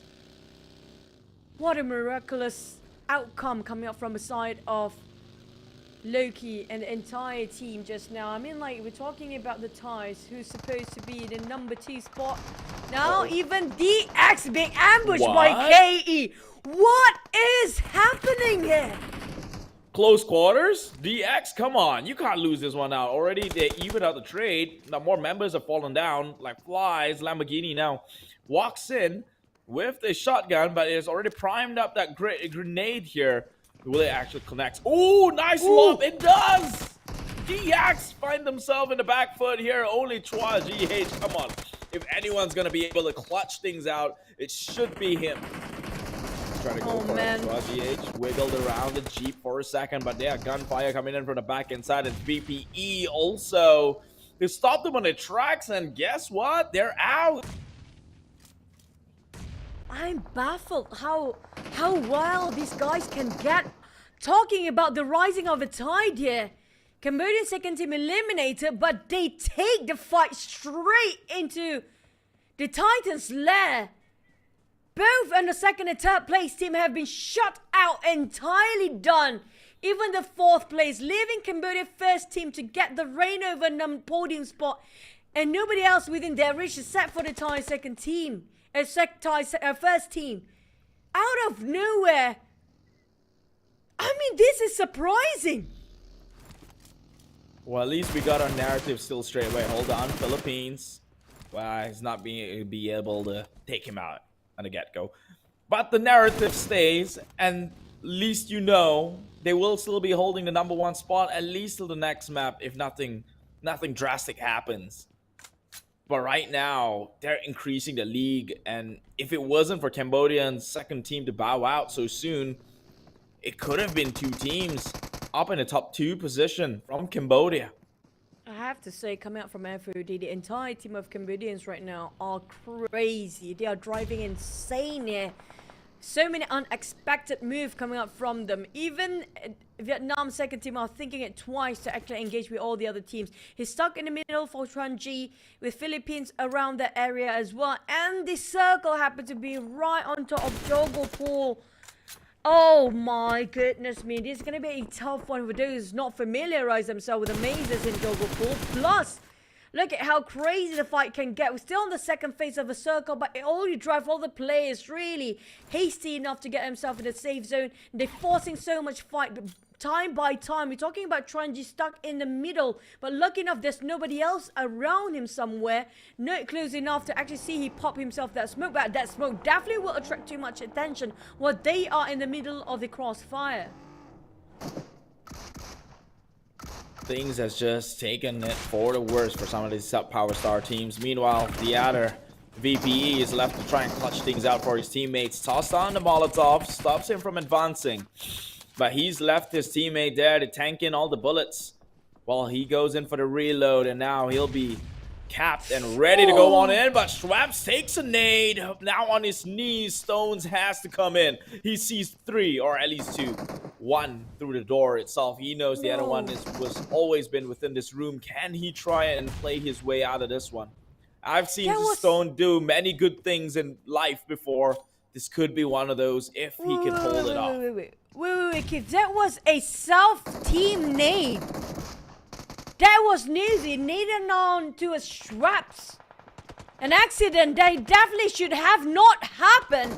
And now even Gate coming out from the Malaysian team, butting into their nose in here as well. And this is not great for the Vampires. The Thai teams are taking a bit of a blunder and finished off by Myanmar. Myanmar now be digging their own grave, walking into the trap right into the hands of the Malaysian team. This is going really dark turn here for the side of the Thais. I don't even understand this game. You're saying Infinity and VPE is out, DX is out. You have one more Vietnamese teams who might even bow out as well. And this team, this map just took everyone, took all the best player and nerfed them to the ground. And for Cambodia, this is the best they can actually expect to be because of why? Vietnam's second team is so hard to actually reach out to them. The gap is going to be even further now. As FOD, they are not showing any sign of stopping or slowing down. They're now hunting down all the other players as well. Running over to the side of where Mumbai is. Mumbai cooked the net, they hit it, but it's going to be a bit of exchange for the trade. As both of the players and both of the team have one knockdown each, but Mumbai will not be picked up by Raimon. Now cooking up the other one. If it happens to be the perfect angle, they can just hit 2 birds with 1 stone right now, but still managed to get a reset out of it. Nang still gonna reset himself, but Mumbai bleeding out inside of a Mushroom Tower. John on the other end got clipped quite a bit, knocked down by Ramos Nip from afar. Well, they're just going to go in for it. Might as well. We're going to help their allies. It's still salvageable, and they will after they take down one. But meanwhile, the rest of this Philippine squad, where were they? They come in from the backstab here. Dragon 777 spots out the Cambodians and shoots him by the window itself. Rankid now trying to hold it off for FOD. FOD Joseph decides to walk it off. Pretty low here, but Monboy secures that onto John. And what seemed to be a great attempt, this Cambodian squad has now taken dire hit towards its vital points. They try to retreat back for a bit just in case if there's anybody else. But Philippine second team got eliminated next in that skirmish. While FOD, they retreat to reset themselves. That is actually a good retreat timing as well. And we have one more contender here. It's going to be the Brunei taking the fight straight into the hands of Asia. Finish of agency. And now it's going to be Haven next for them to actually have their prey on. It's going to be Newbies, Dewey, and also Piazza try to play around this high hill. But it's going to be 1 second from behind actually being spotted out by Chewy, and the rest of Brunei's been clipped quite a bit. Tried to cover himself in the smoke, hoping to buy himself time to reset. He got it, and now they have it. Another go, trying to reassess the situation, reposition themselves to get better view where the shots coming up from. It's going to be SLD right under the crosshair. But Chuan G from SLD will be guarded to the side of Newbie. They try to defy and deny their entrance towards the safe zone here. They're just gonna heavily guarding over and being the gatekeeper on this side, but Heaven is still alive. Look, damn good just got a shot. And if the narratives are true within this map alone, all the underdogs are gonna rise above the rest, which means team number 16 might just have a shot to come back up strong and maybe get some leads back onto their favor and turn the tides. Look, another Indonesian out, although they haven't been performing so well lately. But I'm looking, my eyes are on the underdogs at this point.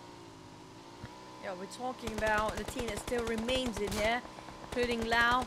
But the side of Brunei is that motorbike will not actually cover as much as Mane and Chuan Ji, both on two different teams and two different flags entirely, taking out on the teams that happen to be transitioned right in the center of it. We're talking about Myanmar start to getting themselves a lot of eliminations. Back to the side of Loki. Might actually spot out Chuan Ji. Piazza is bleeding out with his buggy as well. The rest of Brunei, that was the worst timing possible for them to transition in, and they got eliminated due to that judgment call as well. But Chuan Ji now spotted out YG on the other end, which is going to be Myanmar team. Marnet, YG 1 second, and Loki put themselves in a different angle entirely, in almost a straight line, but having a wider view for what's happening around them, scouting out their perimeters as well. As Chuan Ji tried to give the pressure to the side of Mane. Mane is not flayed over this kind of the pressure at all. He's still pushing in, and Chuan Ji almost got clipped entirely due to that, but he still managed to knock down on Mane, the front liner coming up from Myanmar team.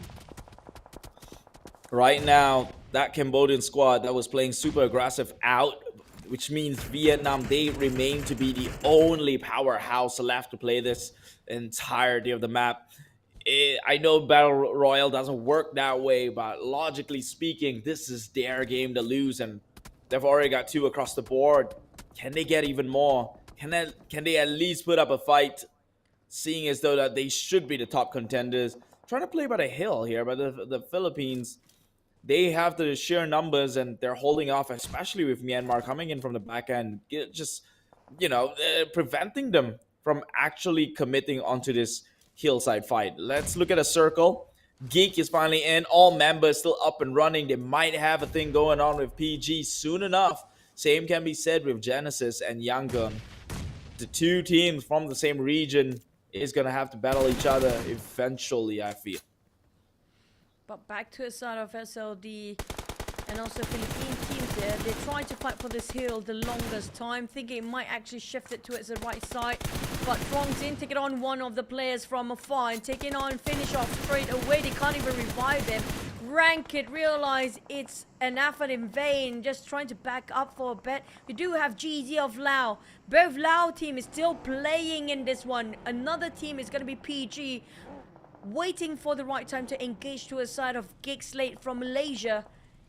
But side of Vietnam, Truong's in, still fighting over a small hill. Both Lao team taking a bit of their compound here. Those who are on the higher grounds and those actually inside of apartment. Those actually on the outskirts of it, still trying to stop Philippine team to rush into the city, but Stuxnet spot them out. This is going to be it. This is going to be the opportunity for the Malaysia team to get themselves extra elimination points from afar. Points is points. And right now, Malaysia, they're starved from it.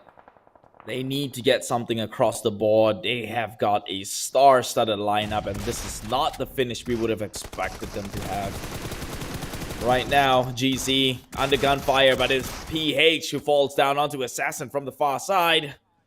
Coming in clutch, right next to him actually. Did you not notice that advancement from the get-go? Philippines now have to back off. Most likely Raymond grabs a car and run away. That would be 3 points going to the side of PG. No. So Laos, they're going to call in some big dinners for tonight. It's not just that, Raimon. I'm not sure if he managed to place himself safely out there, because you have to pick your poison. Everywhere he tried to run, there's no space and no land to run on. Every angle there'll be one team, and Malaysia finished off Philippines just now. And the circle shrinks even further. We talk about who will be favored. Will it be PG side or will it be YG side? Where the circle will be in the center again. GE got himself with YG. The Myanmar got the most of the circle. Same goes to Malaysia, coming up from the southwest of the circle as well. But PG have to cut across this. We do have one more team up on the hill for now, who couldn't even try to push in. It's going to be Lao team GZ, or PG got himself in the compound inside of a circle. They have to climb down the hill. Now, how to climb down from the open space there with so many eyes watching you on this side? They have to eventually try. Circles not going to be great on their end. They can't always stay in their nest forever. The only thing they can do is hope that teams make the mistake to expose themselves.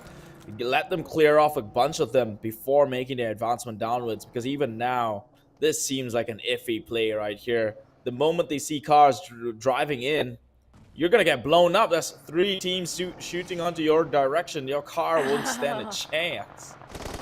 They got 2 cars. They split into 2-2. It would be great, because the moment they drive in, it's going to be SLD or PG or even GE, even Gig, who got finished out by back out. This time it's not backing out. It's going all in. He's back in the game, one might say, from Laos. PG doing work. And look, it's back out with the only kill on the board for his team. So definitely not the one who back out here. Back towards the side of GZ and PG. Now GZ slowly going small steps, approaching to the side of PG just next to them. This is going to be a big opportunity for the other teams to take the advantage on if they start to fight each other. But we do have SLD still playing at the back line. They're not moving in the city just yet. They're playing around the hills, knowing for the fact that they don't want to be part of this just yet. GE and YG feels like a lot of civil war in between these teams. Down to 6 teams only, while Malaysians remain with 2 players left with 8 eliminations in the back. But Laos second team is still with 4 men. Same good for Myanmar first team here. Got himself already 6 eliminations by far. West spotted out 1 second through that window. Tried to connect a couple of shots, but look at 1 second being sneaky about it. Did 1 pick. Knows exactly where West at. Even leaned backwards just to see. Give it a flashy sort of a pick to the side of West. Got clipped quite a bit, but SLD, they're playing this very smart. It depends on the next circle if they're being favored or not. If not, it's going to be really tough for them to get inside. But if they got the circle, the rest of the other teams will be shut down in the hands of Vietnam second team here. Yeah, this is a tough one to play out as Vietnam. I personally would let them run its course, seeing as though that you're probably on the highest plane. No one else is within your vicinity. I mean, you're doing your best to hide, but eventually you're not pressured to pretty much rush into the house just yet. So you can inch your way forward, make sure, let whatever fight that you can assume happening in front of you run its course. Don't be so greedy about it. You don't have to be part of that battle. Oh, SLD for the for the side of Vietnam team. Seems like the circle's not favor the few, and they have to force themselves in here. And we do have only Master Ichi to go over their side. It's actually a good sign for SLD or Vietnam to actually push into. Nobody's actually getting. Never mind, we do have West, but West already hopped onto that buggy, and he might actually go to the side of Master Ichi and going to go over this compound, this apartment here. It's gonna be a 3-story, and straight off the window, they're gonna see SLD crouching, proning down. Nobody's actually having their attention on this side. None of them ever think that there will be somebody coming up from the outskirts of the city at all. But coming up from Laos is going to be CQC. They start to rush in. Symbol is down and finished off. Lizzie is quite slither of health left remaining. Tinny spraying over with a UMP and back out, cooking up the net, hoping it will actually land on the stairs. 20, cooking it straight in this angle. If you drop it now, it's going to be a perfect one. Might push towards the entire team, but close enough. Managed to take out on back out, leaving only 2 players coming up from the PG side. Oh, he's just right for an inch away from that flames itself. He just needs to toss on in another set of nades, which he has primed up. Ooh. But it bounces back onto him. That's probably not the best of plays. A little mishap there, but they will go in with the revive. PG picks up the members, maybe going in with the adrenaline. It's instantly to 80, trying to go in and play things out as fairly as possible. GZ, they're under the pressure, but they haven't cracked just yet. And it seems like they might have the composure back onto level-headed minds. They can fight this out, I believe so. But it's going to be pretty iffy for them to do so. Now that Geek Fan or Geek Slate has gotten some members out of their way and they can look to come in, shooting from the outside, you have to take the fight indoors. And meanwhile, SLD found the opportunity to push into compound, securing their way into circle, but not just yet. They have to make sure that the rest of the Myanmar teams are down and out. The Myanmar GE were a bit too occupied towards the side of YG, and the moment they are a bit too busy, they forgot about what's guarding them from behind. It's going to be SLD pushing in here, taking advantage of the civil war happening right across them. Now Vietnam taking this into their hands, and the matter got worse by Geek Fam also might actually take this as a third party. They still have 9 eliminations, so 2 eliminations by the side of Malaysian teams. Slowly taking a baby step to his overall ranking so far. But for Master Ichi, yeah, he's thinking about which angle should I place myself to. But Tronji already cooking up the nade. Master Ichi is just going to play the corner. They know exactly where he stands. And DBS don't even get to play out as they wipe the entirety of Myanmar's second team, flushing them out of the way, leaving us with only 5 teams left. 5 teams, and Malaysia is one of the 5. This is one thing we haven't seen this entire day. Now they're here, but they're only down to 2 members. But Laos, both Laos teams occupying the top 5 position. This should be theirs. You know what's weird? It's like whenever one country does pretty well, the other one benefits from it. It's almost like there's some unspoken theater, but we shan't linger around that one. Vietnam has got Myanmar to handle with right across the windows. He will be spraying it down. Quang Ji, does he get it though? 1 sec. Cute Loki and Romeo Boy, they've just gotten their entire compounds taken over by the likes of SLD. And SLD, they're still pressured to make a move right now in the blue. Their days are numbered, but I don't think they can cheat death. They're trying to still play away, find a way to fight, keep fighting in this game. It's all down to who got close off by the blue zone first here, who got the most worst luck possible to actually work around. I think SLD for Vietnam, they have to leave this compound. There's only a corner to work around with. They have to think about how to cross their path towards this, the open street. But PJ and GZ, like it or not, everybody has to jump down there. The blue zone start strings. And the smoke's already opened up, and while Paws are going for it, he's gonna just casually toss around another nade hit on 20. They know exactly they have to be in the corner. Tini just jumped down, spot out by Lizzie, and the rest of the Paws got shot down as well. It's gonna be a bit of a trading to do, but Lizzie going through around the smoke. One more Lao team will be eliminated here. Down to only one left. They're crossing the street. Might be spotted out by Geekfam, damn good, but YG and Marnet, the rest of YG and Myanmar, taking this into their hands as well. They're having the most men to work around. Back out, knocked down. Honda have to face against Gig Fam, but finally being eliminated. And now down to Lao, leaving one man bleeding out. Myanmar have full squad to work around. They have the numbers. They have the advantage. They have the zone is not clipping on their side just yet. Monet switching over to DBS. Just finished things Run up through to the other casually. side. Running through the other side, and he got missed. Honda, my clutch for the team. Myanmar still taking it away. So close, but who would have thought?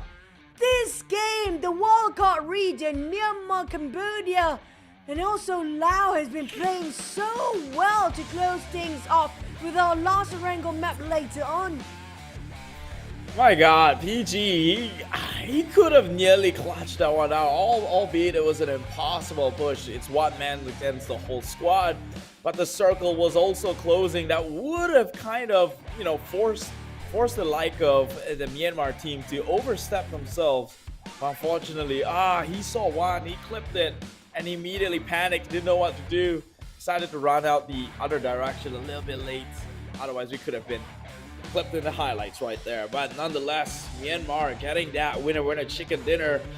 It plays into the narrative. It is one for the underdogs, this match where all powerhouses walked away with the least amount of points that they've been earning comparatively to what they have been putting out here in day number 1 of the final stage, Southeast Asia Esports Championship 2023. I mean, like, there's so many ifs, so many would have, could have situation. Including the Thai first team, the self team Nate just now was really detrimental. They were in the middle of a war where there's two teams closing in on both sides of the angle. They happen to be having mishaps during that time as well. It's just really unfortunate. And we're talking about the wildcard team like Laos and Cambodia, right? Even Myanmar. Starting really aggressive, very proactive, unusual coming out from them. And these teams coming out from Vietnam, Thai teams, even those veterans are really, really long time veteran with a lot of podium spots before this was done. They were like, what is happening? Why is this team something sort of taken over them when it comes to having those bold choices of movement? And in the judgment call, just remarkable. I'm loving what I'm looking at because it's like so out of the box, something that we don't get to see before at all. I totally agree on that sentiment. This was by far the most enjoyable Erangel match, but that's not saying much, seeing as though that we have one more to be the judge, at least for today. But Cambodia making the bold decision to hey, we're taking on your compounds. It doesn't matter that you're DX. We got close. We got 13 elimination as our highest bid in a single map. You got 14. We can take this on, and actually won that fight. I mean, kudos also to, given that VPE was at the mercy of DX as well. They were shooting from at the back end side. So I'm not trying to take away glory from the Cambodians, but hey, to make the decision to first push into their compound, that's already doing something that nobody would have expected. So yeah, we've seen it time and time again. They usually turn their backs and run away. And also coming out from the Laos and also Indonesia team, we have to give them a lot of credit to start to realize, you know what, they are humans too, we are humans too. And just now coming up from the Cambodian, got themselves a double digit with 13 elimination, just shows that they can actually sort of having that kind of result. Just the same goes for the teams that has been taking a lot of podium. We're talking about even in qualifiers, Vietnam and Thailand has been taking it number 1, number 2, even the top 3 all day long. And just realize there's a boost of morale coming up from this team. Myanmar and Laos are team to focus, and the Cambodia perform well as well. But this is rare sight. This is such a rare view. Coming up, Myanmar again with 13 elimination. 13 is the magic number for today for the wildcard region. And they got themselves quite a number of damage. But when it comes to grenades being used by Laos first team, look at that. they are just so close of hitting that 50s as well. Yeah, I mean, take a screenshot right now. There's not one that happens often. Myanmar and Laos, of all places, Laos to be there is a statement in itself. Right now, Myanmar with that 23 pointers. I mean, we know that YG's always had it, especially within the wildcard region, but Laos to come on top this much, that's a huge improvement. Not too bad for Vietnam's second squad here, at least getting themselves that 9 pointers. So they might be able to propel themselves and maintain the position within the top 4 last check. But Cambodia definitely stepped up big time. And I don't think it's justified within this match ranking table itself. Yeah, they're finishing 8th, 10th here. But we know the moves they made, that was only something you probably moved in desperation towards the last few circles to take over compounds. They did it at minute 1. I just wish they play like this more often for the teams that have always been the underdog. But this time the MVP is going to be Marnet.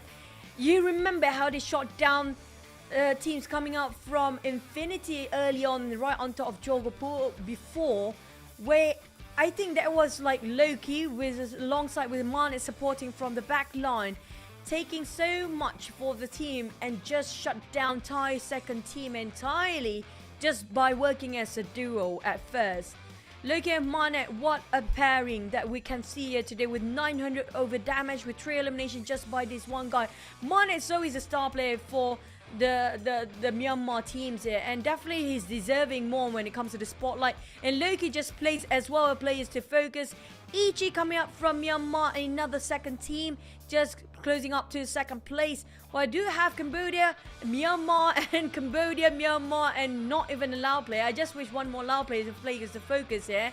But it's going to be the wildcard region taking over the reign in the Southest Asia Esports Championship for now. Yeah, I mean, Loki has to be the player to focus at number 1. Come on. That maneuver he did with the Infinity, 1v2, bamboozling them through the maze of containers. That right there is a highlight-worthy thing for sure. Make sure you make a clip out of it, highlight it, hashtag them, whatever. Cute Loki. I guess you could say that. Well, the difference is because just slightly higher damage coming out from Mane with a 9 over damage. But if you look over here, this is what surprises us so much. The other teams couldn't even try to start to battle out because Myanmar have been proactively rotating throughout the entire map. Again, hitting almost 3,000 damage dashed out by these guys. And last time they hit the 3,000 numbers, but this time close enough. But for the second team, they got half of what they have to offer compared to Myanmar first team. The one that's really a bit sad in this case is going to be Vietnam's second team. They managed to squeeze in the top 5, but the 1,700 over damage with that 5 elimination did not justify the points they had. But this time Malaysia, I have to say, this is the most proactive round they actually exhibited to us, that they showcased.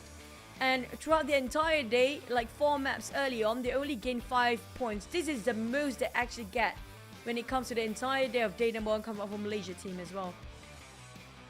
Yeah, that's not really a good thing now, is it? At least it's a good start, eh? It's better late than none, right? Yeah, I guess you could say it looks like signs of reversal, and perhaps right after this, some of the teams that haven't had a good day will try and put themselves and staple themselves in the topper end. Right now, it will be held by Cambodia at the number 1 spot, 54 total points. Thailand coming in second at 44, and the rest of Vietnam at 43 points, both 43 points each here in the top 4 position. Myanmar now rising above the occasion at the 5th spot, so now they're in the top 5. And Laos is slowly climbing up to the first page as well, but due to how the second to the 5th place kind of being eliminated early on, I think Cambodia is quite safe with 10-point gap for now in the first day. I'm not sure what's going to happen the second day. It's going to be the rise of the Titans or something like that. But definitely today is going to be a lot of wildcard teams slowly climbing up. I want to see how they finish by the end of today. But aside from that, the Philippine team still stuck down there at the 11th, 16th place. Same goes for Malaysia, same goes for Bruneians. Feels like they're stuck on the second page for quite a bit. You know, they have to change their approach, going back to the drawing board and just figure out and reassess the situation about how they want to approach the last map of the day. We're down to only one last Erangel here. Yeah, last map of the day means they have to make whatever this map is count. Whatever tricks they have in the sleeves, it's time to unfold it, because then everything else is going to go on a reset. Now, Erangel, if they played the way they did, what do I want to see different? I want to see Laos this time around. Learn from Cambodia. Start going out shooting people. You know you can do it. We've seen you shoot. You wiped off DX once. You can do it again.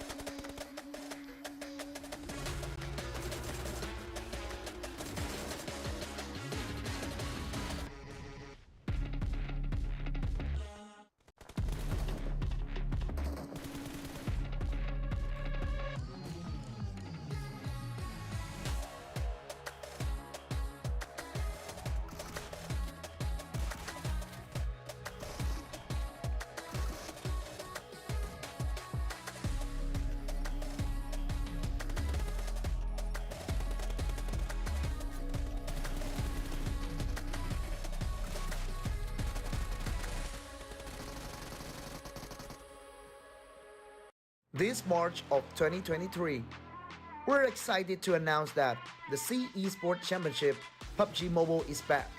In this comeback, the C Esports Championship PUBG Mobile also plays the role of a friendly tournament for the C regional teams before the 32nd C Games.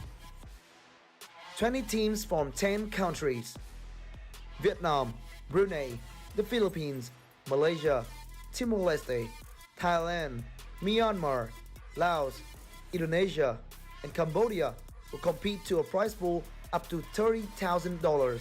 The C Esports Championship 2023 PUBG Mobile is divided into two phases: qualifiers and finals. The qualifiers will have 20 teams divided into 5 groups, competing in 3 days from March 8th to 10th without live streaming. 16 teams with the highest point will be qualified for finals. The finals will kick in from March 11th to 12th, and we're happy to broadcast it for all the fans. Each day of the finals, the teams will compete in 3 maps: Sanhok, Miramar, and Erangel, with the maps order alternated. Totally 6 matches per day. The teams' gain points will be decided based on their ranking and eliminations after each match. Each elimination is counted as 1 point. Winner winner chicken dinner now grants the team 10 points. Second place gets 6 points, third place gets 5 points, and the points decrease gradually for the lower ranked teams. In this tournament, we will witness the best team fights for the $6,000. Runner-up team will get $4,000 and $1,500 for the second runner-up. From top 4 to top 8, they will get $500 for each team. With each winner-winner chicken dinner, team participants also get $115 for each match from qualifier stage to final stage. More than that, we're also awarding individual prizes such as Finals MVP and Gunslinger with $500 each. Now, are you ready to walk with the tournament? Let's enjoy the survival party.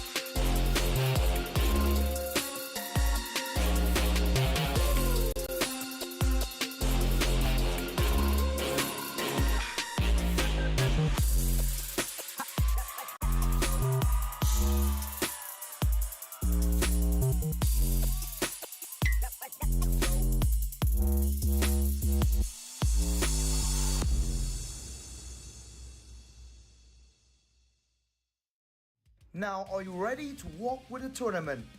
Let's enjoy the survival party.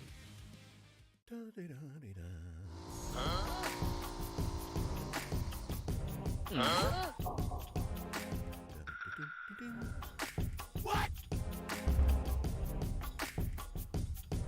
Huh? Huh? Huh?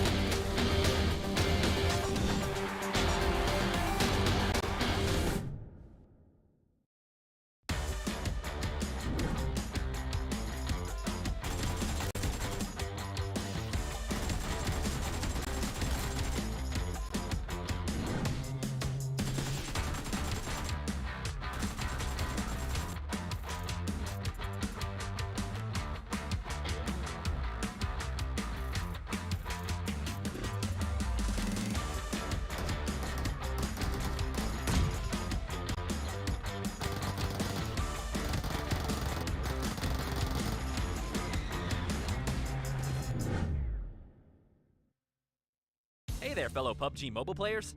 The skills gameplay of Gearfront massively changed up the strategies of players. For the sake of adding even more variety to the skills, we've added 2 new skills as part of the version 2.4 update. They're the Player Launcher and Tactical Camouflage. Some existing skills have also been combined. Let's check them out. First new skill, Player Launcher. Players can now launch themselves like a ballistic missile for high-speed travel. Move to any location you can think of, no matter if it's the top of a bridge or tower.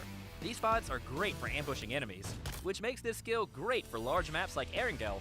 Second new skill, Tactical Camouflage. Players that choose this skill will be able to put on the special camo suit. It greatly improves stealth, and it also boosts the speed of climbing over obstacles. So, no matter if players prefer a stealthy approach, or if they'd rather go in guns blazing, this skill will come in handy. In the new update, Supply Scan and Lucky Backpack will be combined into one. Lucky Backpack also no longer increases carrying capacity. Players can scan for nearby supplies and convert items. Furthermore, Vehicle Airdrop and Playzone Analysis have also been combined. The new updated Vehicle Airdrop skill now has the secondary passive ability to automatically detect the location of the next playzone and airdrop whenever calling for a UAZ.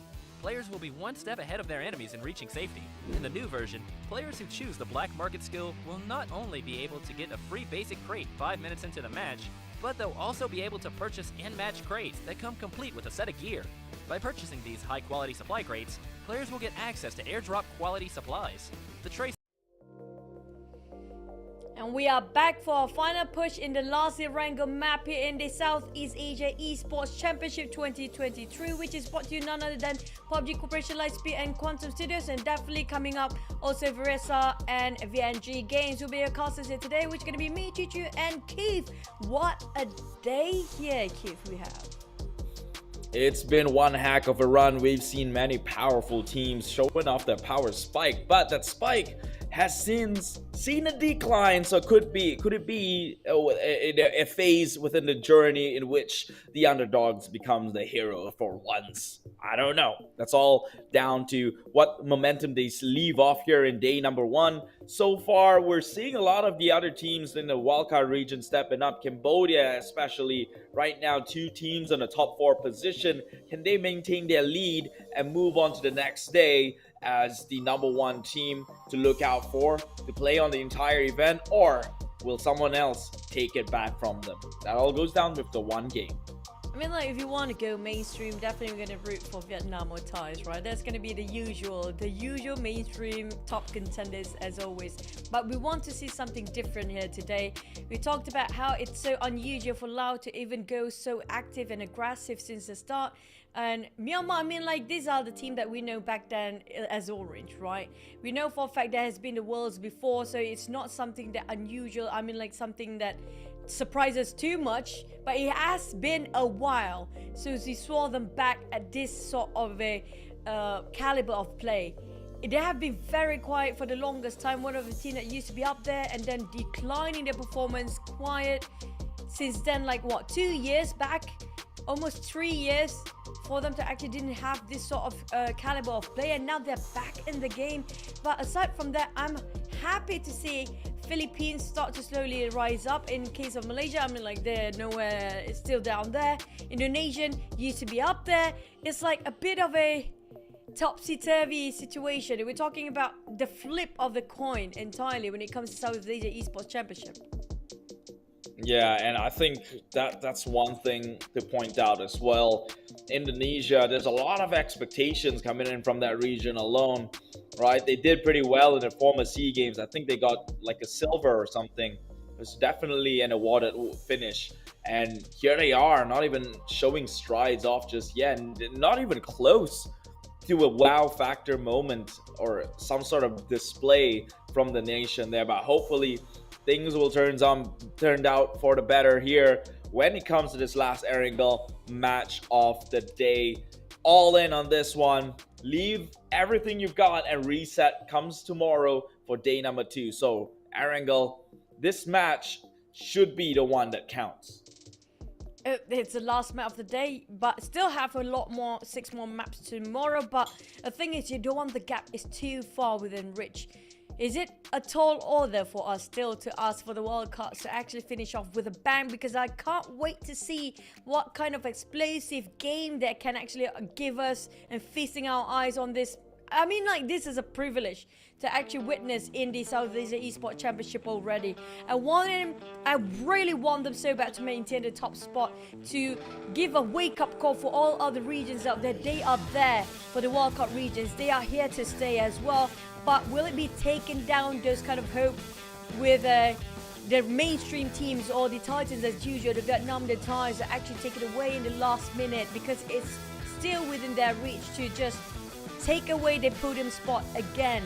But when it comes to the flight path, we do have sort of a Miltatus up Savani, very similar to the previous one, but it's a bit towards the right side this time.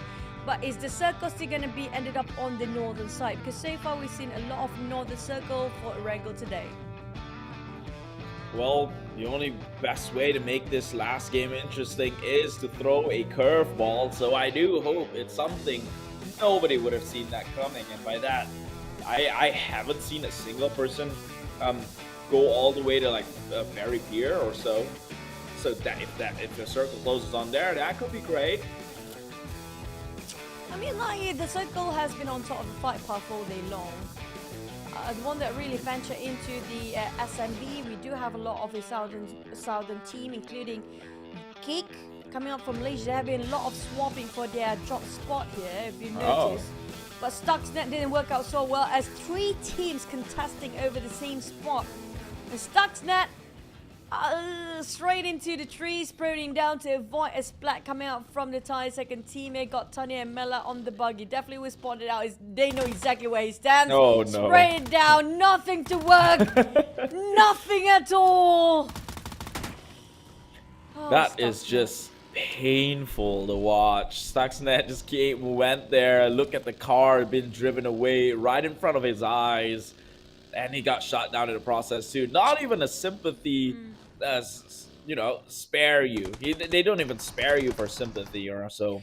Now Vietnam finding himself clashed in compounds with the rest. I believe this is DX again with 69. 69 always drops in where people resides, but this time around it's DX as the company within the compound. I don't think you want that, but they may not have known.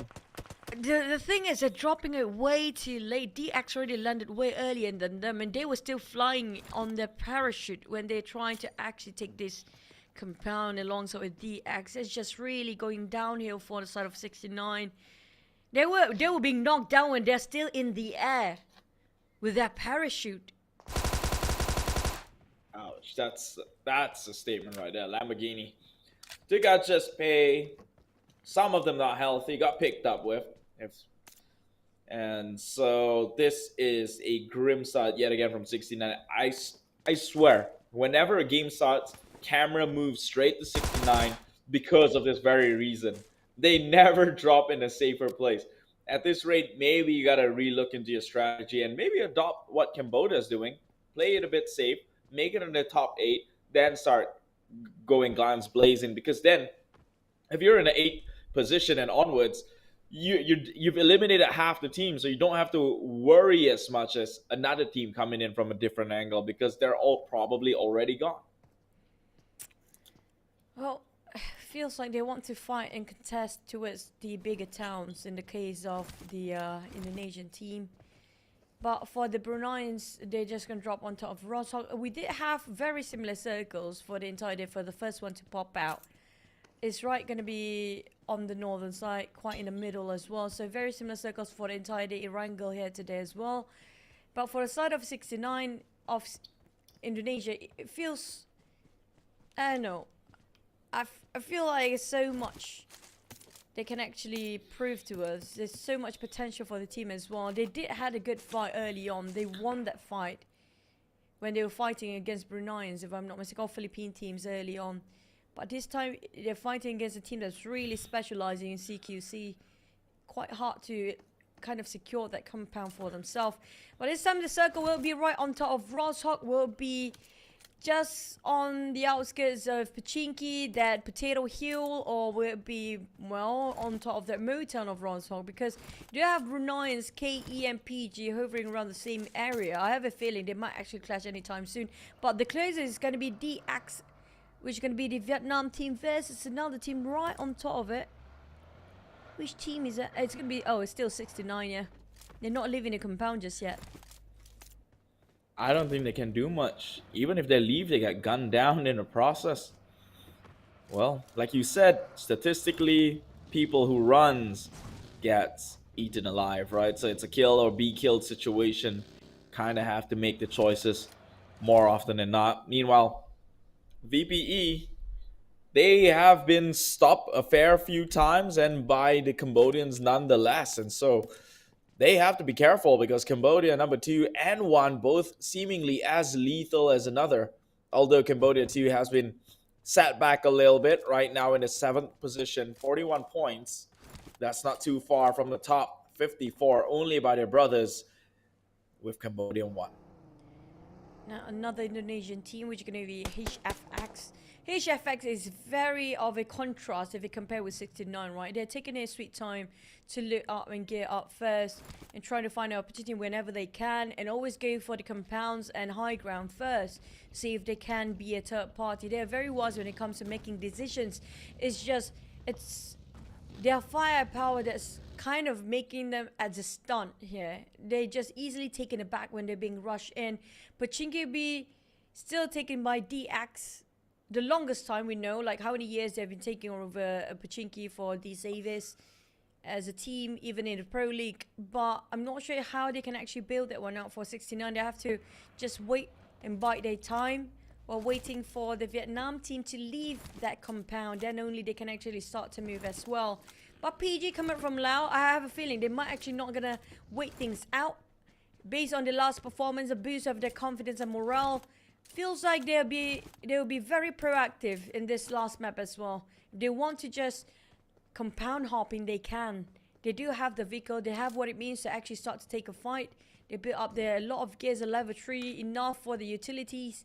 They can actually go for it. They could make the attempt. I mean, we've seen PG. They're just, we call it sleepers, right? Someone who has the potential, just shy away from taking those opportunities. But we know they got what it takes. And so this place, again, this is how they defeated Infinity. Here in this container docks area about a pier. You probably don't want to fight them there. and I think Infinity should learn a little bit from that mistakes. That is where they will reside. Meanwhile, VPE up against the rest of the likes of GE, who is playing from the low ground. It's just one guy to scout out forward. They have to be careful. Maybe they can get the first knock for entry. It's Tony K. That's a big knock if they do so. Yep, definitely an opening for the team. But Honda, on the other hand, they couldn't call it Honida. Used to known as Honda. Cost this guy quite a lot of time for his games back then. He was one of the high caliber players for the team as well. But yeah, popping up a couple of smokes to make sure they can actually leave this compound or start to rush into a sort of Indonesia team. HFX will be the next target. Honda start to breach into the same apartment here. Still on the lower ground or the ground floor. Try to see if there's any extra loot he can actually take out from. It's just next to HFX. Might actually peek into the window spot straight into the eyes of HFX along the way, but will they back out? Well, back out will definitely be specialized in backing out. Feels like they'll back out. If that's back out, they're gonna back out. They will not engage. I don't know why. If there's no back out, usually Honda will push in. But they're kind of stuck between Brunei teams as well as the other team. But we have a couple of clips here where Gig Fam being ambushed by Infinity of Thai teams. Snipes just place himself in an awkward position, open up for shots. Straight away finish off, and that's going to be really tough for Malaysia as they remain with only one player left there. That was barely an ambush. They were making it out from SNB. It was that. I'm pretty sure they should have known this since, you know, it was also Infinity who took the car from them and shot Stuxnet down. So, you know, go figure. Whatever. That one, so it's not a Malaysian day today. Tomorrow, maybe. I'd like to see some fight coming in from the bottom half of the entire draft, right? They're from Laos. They've all stepped up. Brunei, come on. They've got to show me the IESF team caliber that they had. Feels like they lost their entire momentum here, and even sparks come out from Brunei and Malaysia just back to back at 13 and 14 place. These are the teams that really have good potential of showcasing what they have, but they're not showing it on the first day. I'm not sure if that's tactical or it's just something that they have to work on around with. FODN in Philippines having a bit of a splat moment again as Joseph bleeding out. We do have Nang pushing straight into Dragon and just having a bit of a swerve. But that swerve, the sort of a drift caught him on his own grave. Now Easy gonna do the same thing here as Dragon recuperate and reset himself. Spotted out. Easy just gonna go easily in the DBS, but there's one more player you have to be extra careful. Secures the elimination first for Easy side and waiting for the last player coming out from a Philippine. Mon Boy is gonna be coming from PBE lineup here. We'll try to actually finish off Easy, the last member coming up from Cambodia. Not really last player. They have only Joseph kneeling down, but here comes GE at the same time. Speaking of timing.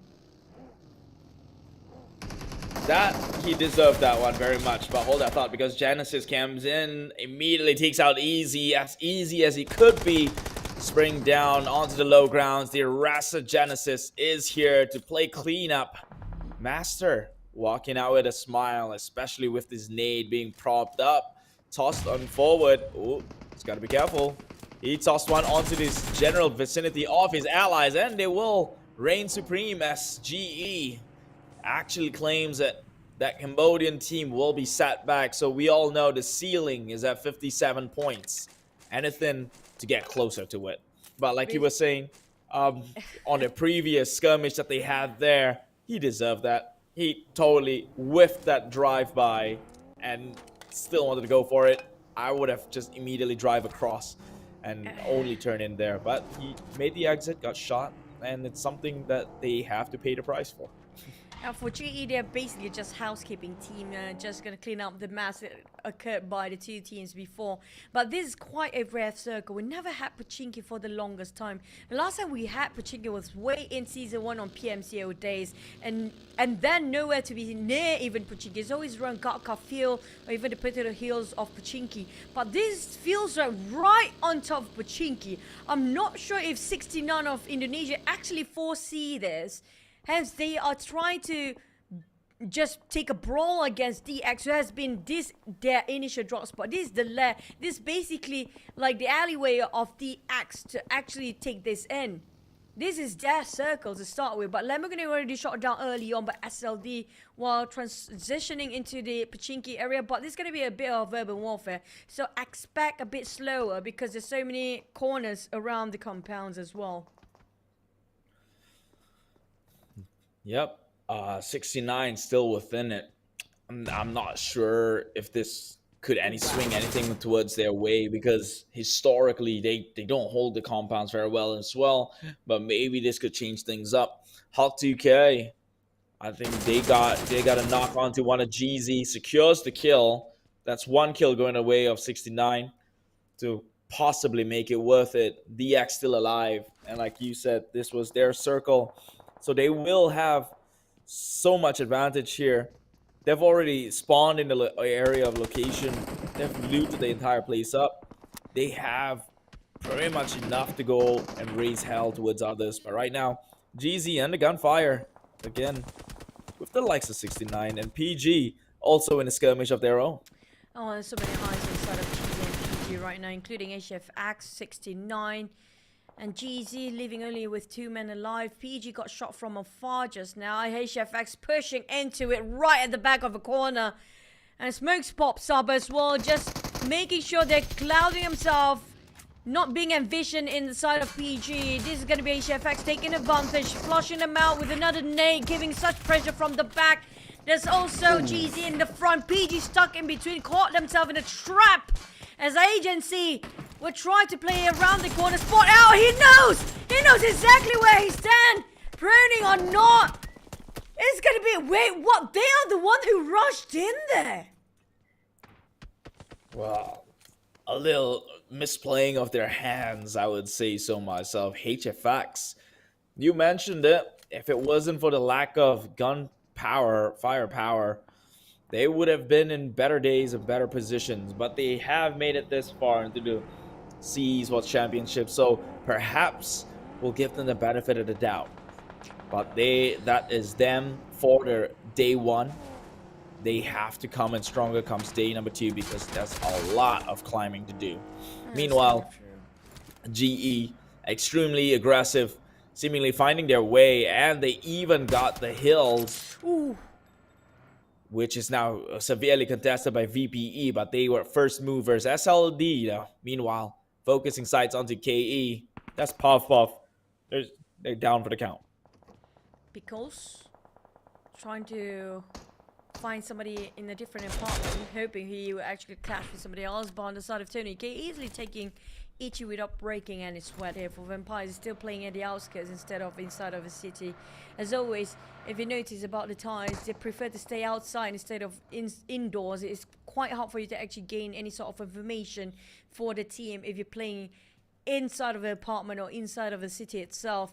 So they decided to actually play around it as they tried to get towards the side of GE, who actually tried to push themselves from the high ground towards inside of a circle.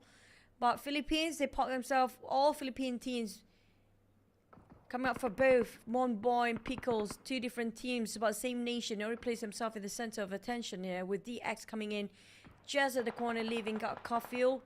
Lamborghini and Frankie Chua, they know this compound way better than the others. This is their initial drop spot. They have been here the longest. Just a bit of a yo-yo they made early on, just going in, back out for a bit and just coming back in just to see the perimeters scouting about. Just in case anybody else tried to crush into it, their compound. A blank's already made it in. Heard a couple of shots, but I have no clue where the shots coming up from. It's going to be coming up from Laos, possibly going a bit of a civil war. But for the Vampires, the tie is taking a bit of more time. It will shift outside of Pachinki. It's going to be right in the open field here. We have Infinity coming in very late, like I mentioned before. The ties will not play in the city unless they need it to, if that's going to be the circle. If still got a lot of grounds outside, they're going to go outside playing. A great entry by Vampire Esports. They take one down and made their way on top of the hills of Pachinki. They could look to get another one. They have Master Smiles within the grave of smokes. Now GE, they were first movers, and now they're going to get conquered with West left alive right behind a rock. Doesn't even have time to kind of react and retaliate. Immediately out, 14th place, 3 eliminations, and now VPE takes the high ground up against the Bruneians. Still at the rim of a circle, no necessity to actually force himself to push in, but it's a bit of a favor being traded in for that greeting given by Brunei before they just re-greet them again with a Kobe. And Chuan Ji finish off with Vietnam taking it away under the noses of the Thai teams there, stealing off the eliminations from their hands, while the Vampires giving the pressure to the side of Chewy. Last remaining player of the Brunei still standing, Oshako bleeding out. It's going to be SLD pushing from the back. They are stuck in a trap here, as ESB or Brunei's eliminated. Was really dicey for them to actually get out from their first place. Now the fight will take straight into Vampires towards the side of SLD if they want to. They spotted out a couple of players knocked down early on. They heard the gunshot. Tony K start greeting them with those sprays and taps with that Mini 14. They greet indeed, but it feels more like a warning coming out from Vampires themselves. Right now looking to hunt. They don't even care about the circle. They're driving in and out of it. Meanwhile, Rabis, gets caught out. I think they know that he's trying to make a tricky way up into this compound. He's made a move, leaving his teammates in the back end. And now Cambodia looking to push on through. Now, they've done this before. Can they do it again? Cambodia, Kaya gets a hefty amount of hit, but not down for the count just yet. However, the rest of Vietnam, and it is Chua GH who's staring them down through the barrels of the gun. Meanwhile, 69 went up because it's the Filipinos right underneath the bridge. Playing crosshairs at this point. Will not get the kill. It's going to be a fight of a chopstick trench here. 69 got knocked down again by Pickles coming up from the Philippine teams. Blanks at the rest of them, trying to find the rest of 69 of Indonesia team. But Tansky start to push forward, as 24th row will no way for them to actually save him. They do have a lot of team breathing down their necks here. Honda taking on 24th row easily. Chuangzi start to fight against Myanmar 1 second. Matansky tried to revive his mate. Tell him not to move too much, possibly. Tansky could not possibly try to revive him there. He's moving too much. Ravone, stay quiet. He's trying to do his work there. But back to the side of LZLD. The Vietnam fighting Myanmar. Romeo Boy asking for help from Loki, but Loki don't have enough smoke to take covers on. Just gonna give a bit of a pressure, just buying himself a bit more time.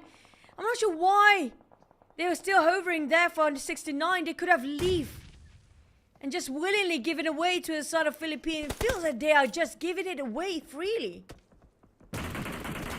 Hey, like I said, man, 69, they've got their story straight. They were always losing in team fights. So I guess there's nothing to be worried about, nothing to suspect it. Meanwhile, it's looking like, you know, we're back up with the bullish trend here with Vietnam. 6 kills already with SLD. Still have all 4 members remaining. DX, I could imagine, still holding the ground as well, pretty formidably. Right now, 6 and 5 in a kill score for both Vietnam's teams respectively. That's how you know their boys are back. Yeah, I'm seeing this for the Thais, 5-3 for them. But the rest of the other team, Laos first team on the other end, got himself 4 eliminations by now. Still have 4-man squad to work around the corner. But Laos and second team, they only have 2 more players left. The one actually in the center of the circle just now was actually Gip Slate from Malaysia, right in the center. Now circle shifted again and shrink down. Damn good. I'm not sure how much longer he can actually stand himself there in the open field. But at the same time, Origin of SLD start to venture out. Now scouting about the perimeters just to make sure there's anybody else come out from the northern side of the circle or not. Back out. This time we're back in and try to scout towards the side of DX, Lamborghini and the rest of the Vietnam first team there. Got himself 1 compound to work with. They're still not willing to leave Pochinki just yet. But the circle will be on the outskirts of Pochinki. Like it or not, they have to leave these buildings. And Frankie hovering around, just Marnet across there. I think he spotted out Marnet. You see just a glimpse of it, spotted out the head. And there's going to be a bit of a spray, just clipped quite a bit. And Vampire, Newsy and Stone will leave this one. It's going to be Infinity coming up to us, charging on the Vampire side. They're leaving the heels here, and Marnet just barely hanging on to it beside of this truck. Man, Frankie is an absolute beast, dude. I don't know how he got these pixel perfect shots on, but he's always been able to shoot from a distance. And this time, Lamborghini closes this chapter with a DBS. Blast him right off his entire existence. 5 kills, 40 vampires. They live forever, and you can see that all their members are still living and breathing. Now shooting down towards the likes of Infinity. Fear 11. Oh, retaliates. It is PG from across. Seems like you have a 3-way wall. Make it 4 here. PG from the back line, taking advantage about what's Infinity and Vampires actually going against each other's throats. We have SLD around the corner. PG from afar, taking the fight into their hands from as a third-party perspective. Newsy playing around the rim of the blue zone just to attract the attention towards him, so they have a bit of a space to reset for the rest of the lineup. Bear on the other end kind of stuck in between. That's going to be the last member coming up from Thai second team. Wahonda from afar. Speaking of Lao, PG, who scouted over those fighting on the Thai teams on the hills, taking their crosshair, just switched to the side of Philippines. Now SLD just across them as well. PG and the rest of the Lao team got themselves quite a volume of eliminations already, 6 across the board.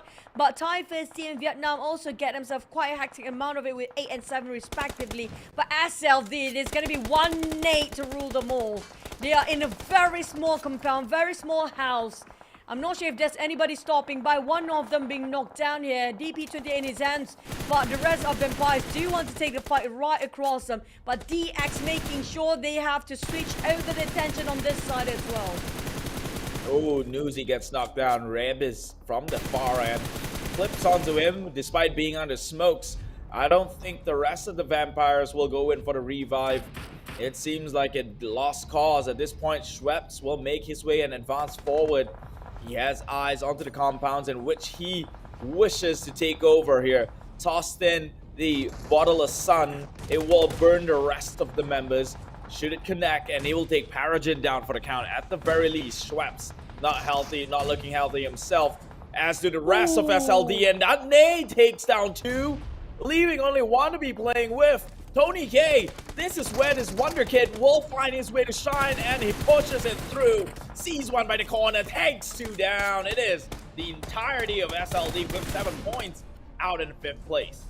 Thanks to Schraps, who's giving such an opening for the side of Tony K to rush in there, leaving the ties to only one flag of Vietnam and Thailand. Double Lao team here, but Honda is not stopping, taking the taps from afar with a Mini 14. This is where they perform best of Lao when it's not a CQC. Vampires on the other hand, they got that one team and 12 eliminations already. Schraps got 7 and Tony K assists on 3 as well. Schraps, his nade never whiff, never miss. And now he starts to spray against one of the top teams as well. Lamborghini being taken down. Down to Frankie, slither of health. The Thai slowly losing men. No, the Vietnam slowly losing men. The Thai's running over this. Now it's down to Lao versus Thai. The one Thai team has been taking so much monstrosity around this Erangel. Dominant performance. PG a bit busy with 20. Where GZ is going to be the next contender, just next to each other. Ones might actually win this might be the Thais. And they've done spectacularly, but so as PG right now, 11. This Laos team has been snoozed upon right now.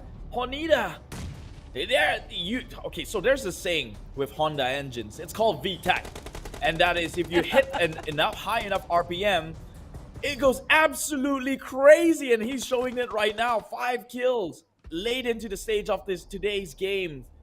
He's going for sure, and right now Nade's been tossed on forward to deal with GZ for the time being. Flush him out. It goes down mano in mano, but VPA, they've made the advancement center circle, and they're gatekeeping people within the circles itself.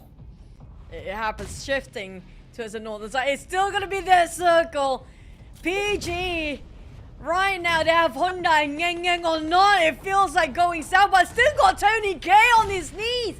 That's gonna be the opening. He got the numbers down to 2v4. They got the circle for the Thais, but Lao, they got the numbers. They go in for the rush, back out, going all in towards the back line entirely. Spot out Stone, but the nade greeted him first. Stone, that nade was pre-cooked before. Oh man, it was less than 10 meters apart from them. Lazy knockdown and Porza. They're trying to go for the flank side. Schraps going on the other end. They are exchanging fires. Well, they're gonna pick up and just replace himself, but he's not avoiding the soul. He tried his best to actually save his mate for Stone, but didn't actually move away from that molly. But Porza pushing with the DBS. Got him right in the crosshair. But Porza playing it very patiently. Going ring around the Rosie. There's only one rock in between them. Going with the spray. Spray trumps the DBS at this point. It is Stone. It's not the spray. Stone is just the absolute god when it comes to clutching things out. And just like that, the Tides have turned into an even favor, 2v2. However, Compound goes the side of Laos, but the nade itself, it is going to turn this into a 1v2 situation. They will be burned into the blue, so they will have to eventually lose their advantage and their comforts. Schreps blindly through the smokes, toss a nade one forward. Stone, Lizzie gets hit and knocked out. It's a 1v1 situation. Honida going up against Schweppes. Honida has got the prime nade in place. He has made the advancement forward. Still more nades in hand. He has got an idea, thanks to Stone. Possibly that information has been transferred, but the smokes, it's looking worse for wear right now. Who will make the most mistakes? Back to as a Mexican fight. Both teams got one man knocked down. They even deny the points here from PG, sacrificing them along the process just to take down on one more player of Vampires. Coming up from Ties. Here comes Honda. Honida tried to push it towards the side of Schweppes. He got the silhouette in the smoke. He tried to play a ring around the Rosie. It's going to be just one tree in between them. Honda tried to play with the M416. Schweppes tried to just recuperate. This is the time he spot out Stone, but it's not the one that he was fighting for. It's going to be Schweppes with a Gilly suit. Oh my God! The clutch for 2v4. What is this? They had the numbers. Schweppes being an absolute god. How would he have calculated that? He went down in the prone position under the smokes, goes in with the med kit, killed himself immediately. The tide has turned, and here he is again with the hot hand pose, carrying his team on his backs, you said, and that's exactly what he did. He's walking off with a broken back, but it's all worth it because Thailand, BPE, they take home another chicken dinner. I'm speechless. Yes, they got the circle, but it was 2v4. And that was a blinding toss over on the side of Thai first team here. We're talking about remarkable plays. This is beyond remarkable. This is just... My goodness me, how? Schweppes, if he didn't get the MVP, I'm just... No one else deserves it. No one else. Schweppes had been such a clutcher. He choked the entire team of 4 Lao player.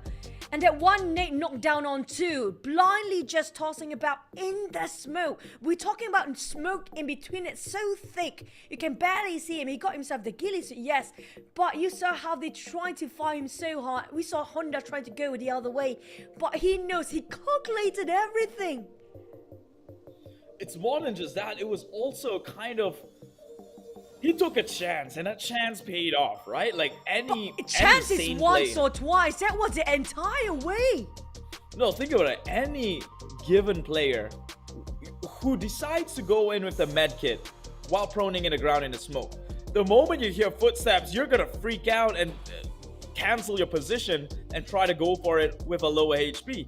The man stuck it through, and that itself have turned the tides, because why? At that point, he can take a couple of hits and not end the game and actually take on that front-facing battle. The dude's insane. I have no words for it. I'm like, this is one of the best play I've seen by Schweppes. It's always about Newsy, it's always about Tony K, but Schweppes deserve more. I mean, like, Schweppes is always under the spotlight, but this is like, he should be under the sun right now, and it's not even a spotlight anymore. It should be in heavens, because why? Schweppes have been such an opener for the team. Not just that, when they were a 4 in the fields, right?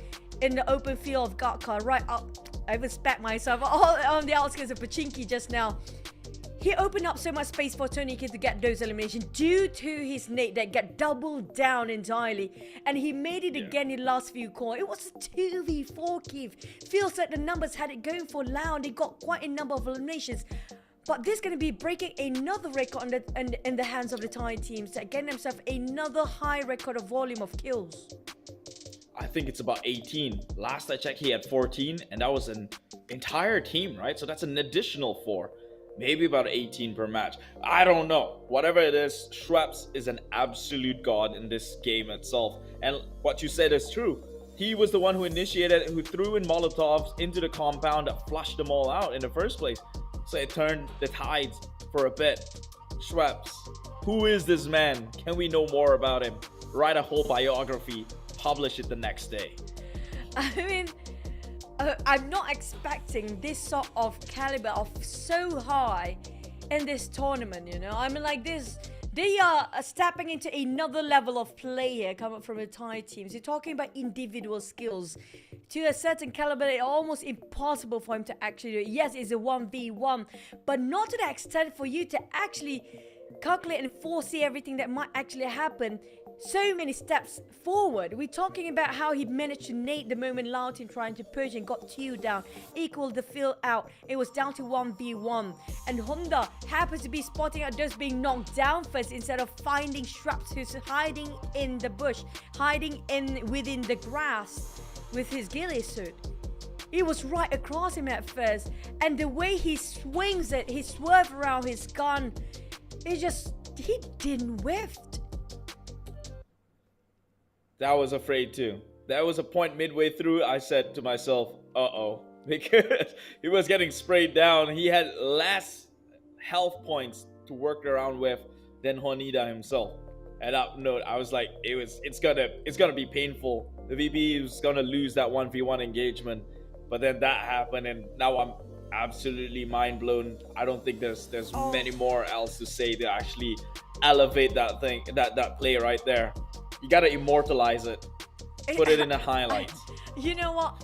Feels like every conditions would take right for a Lao team to actually get that one. But you know, they just smash it right in the face of Lao team, saying that nope, one player or two players, we still can fight the entire squad by ourselves. Make it even 2-3 squad at this point. 18 eliminations. That's the highest we have in this tournament. Highest that I've cut was 20-ish. But this is something already a strong one when it comes to sea level. And the most damage, 3,440, coming up from also those two guys.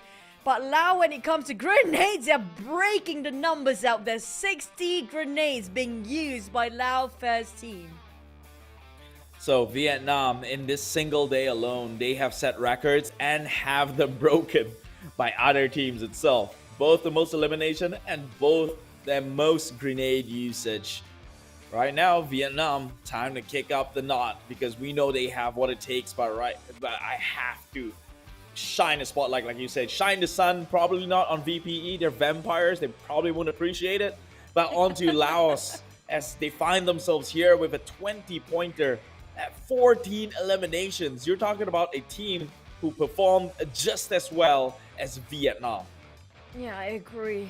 And Laos first team coming out, if I'm not mistaken, is going to be team of a Paradise Esports for their lineups here. Plays quite strongly in this matchup. I have a feeling they might actually get into top 5 after we calculate and tally up all the overall ranking. But for the Thais, are they taking back that number 1 spot? Because they're not that too far either. I'm not sure where Myanmar fare when it comes to the overall rankings later on. But we do have Malaysia without any points. The Indonesian first team, that's going to be 69.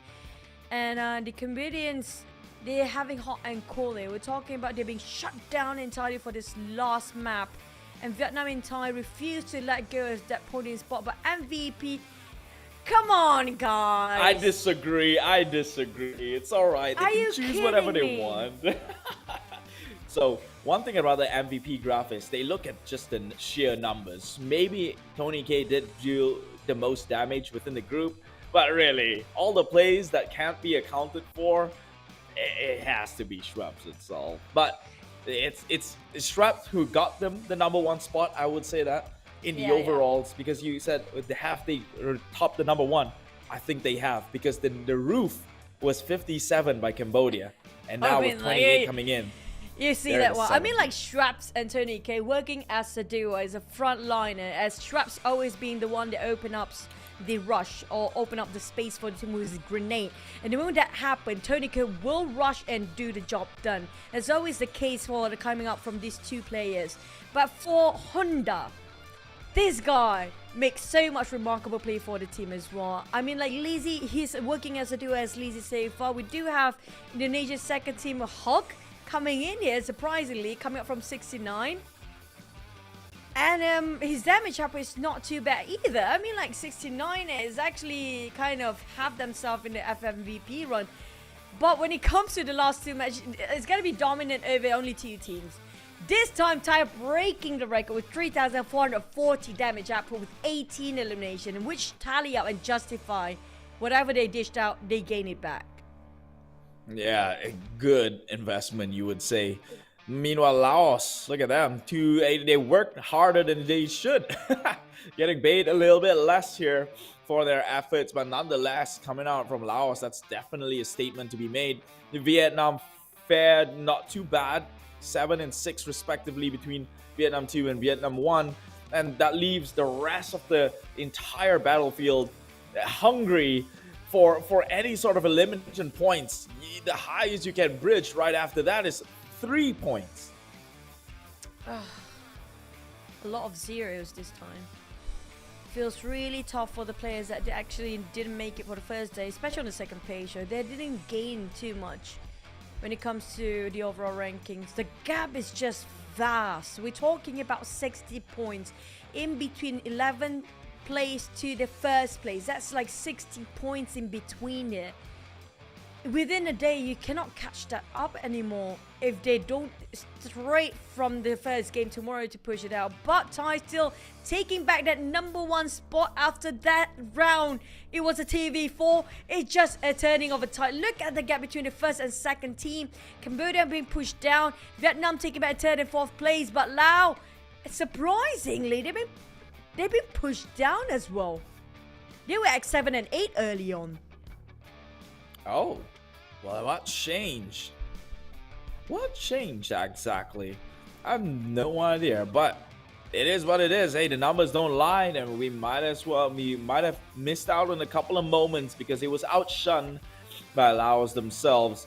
Then again, consistency speaking, Laos wasn't the best at it, so maybe in the grand scheme of things, in the overall for the day, it didn't, fare too impressive in the total points. But nevertheless, this is a good start to show your hand on what you're capable of, and maybe bring that forward and over onto the next day, final day 2 for the Southeast Asia Esports Championship 2023. Okay, I'm gonna take that back. Laos second team was actually the one on the first page, and Laos first team is the one that actually on the second page. Now they actually push up and catching up to the both teams around next to each other, right? So imagine what's gonna happen tomorrow, because even today, starting off with a bang coming up from the Thai teams, then finish off with an explosive ending coming up from the underdogs.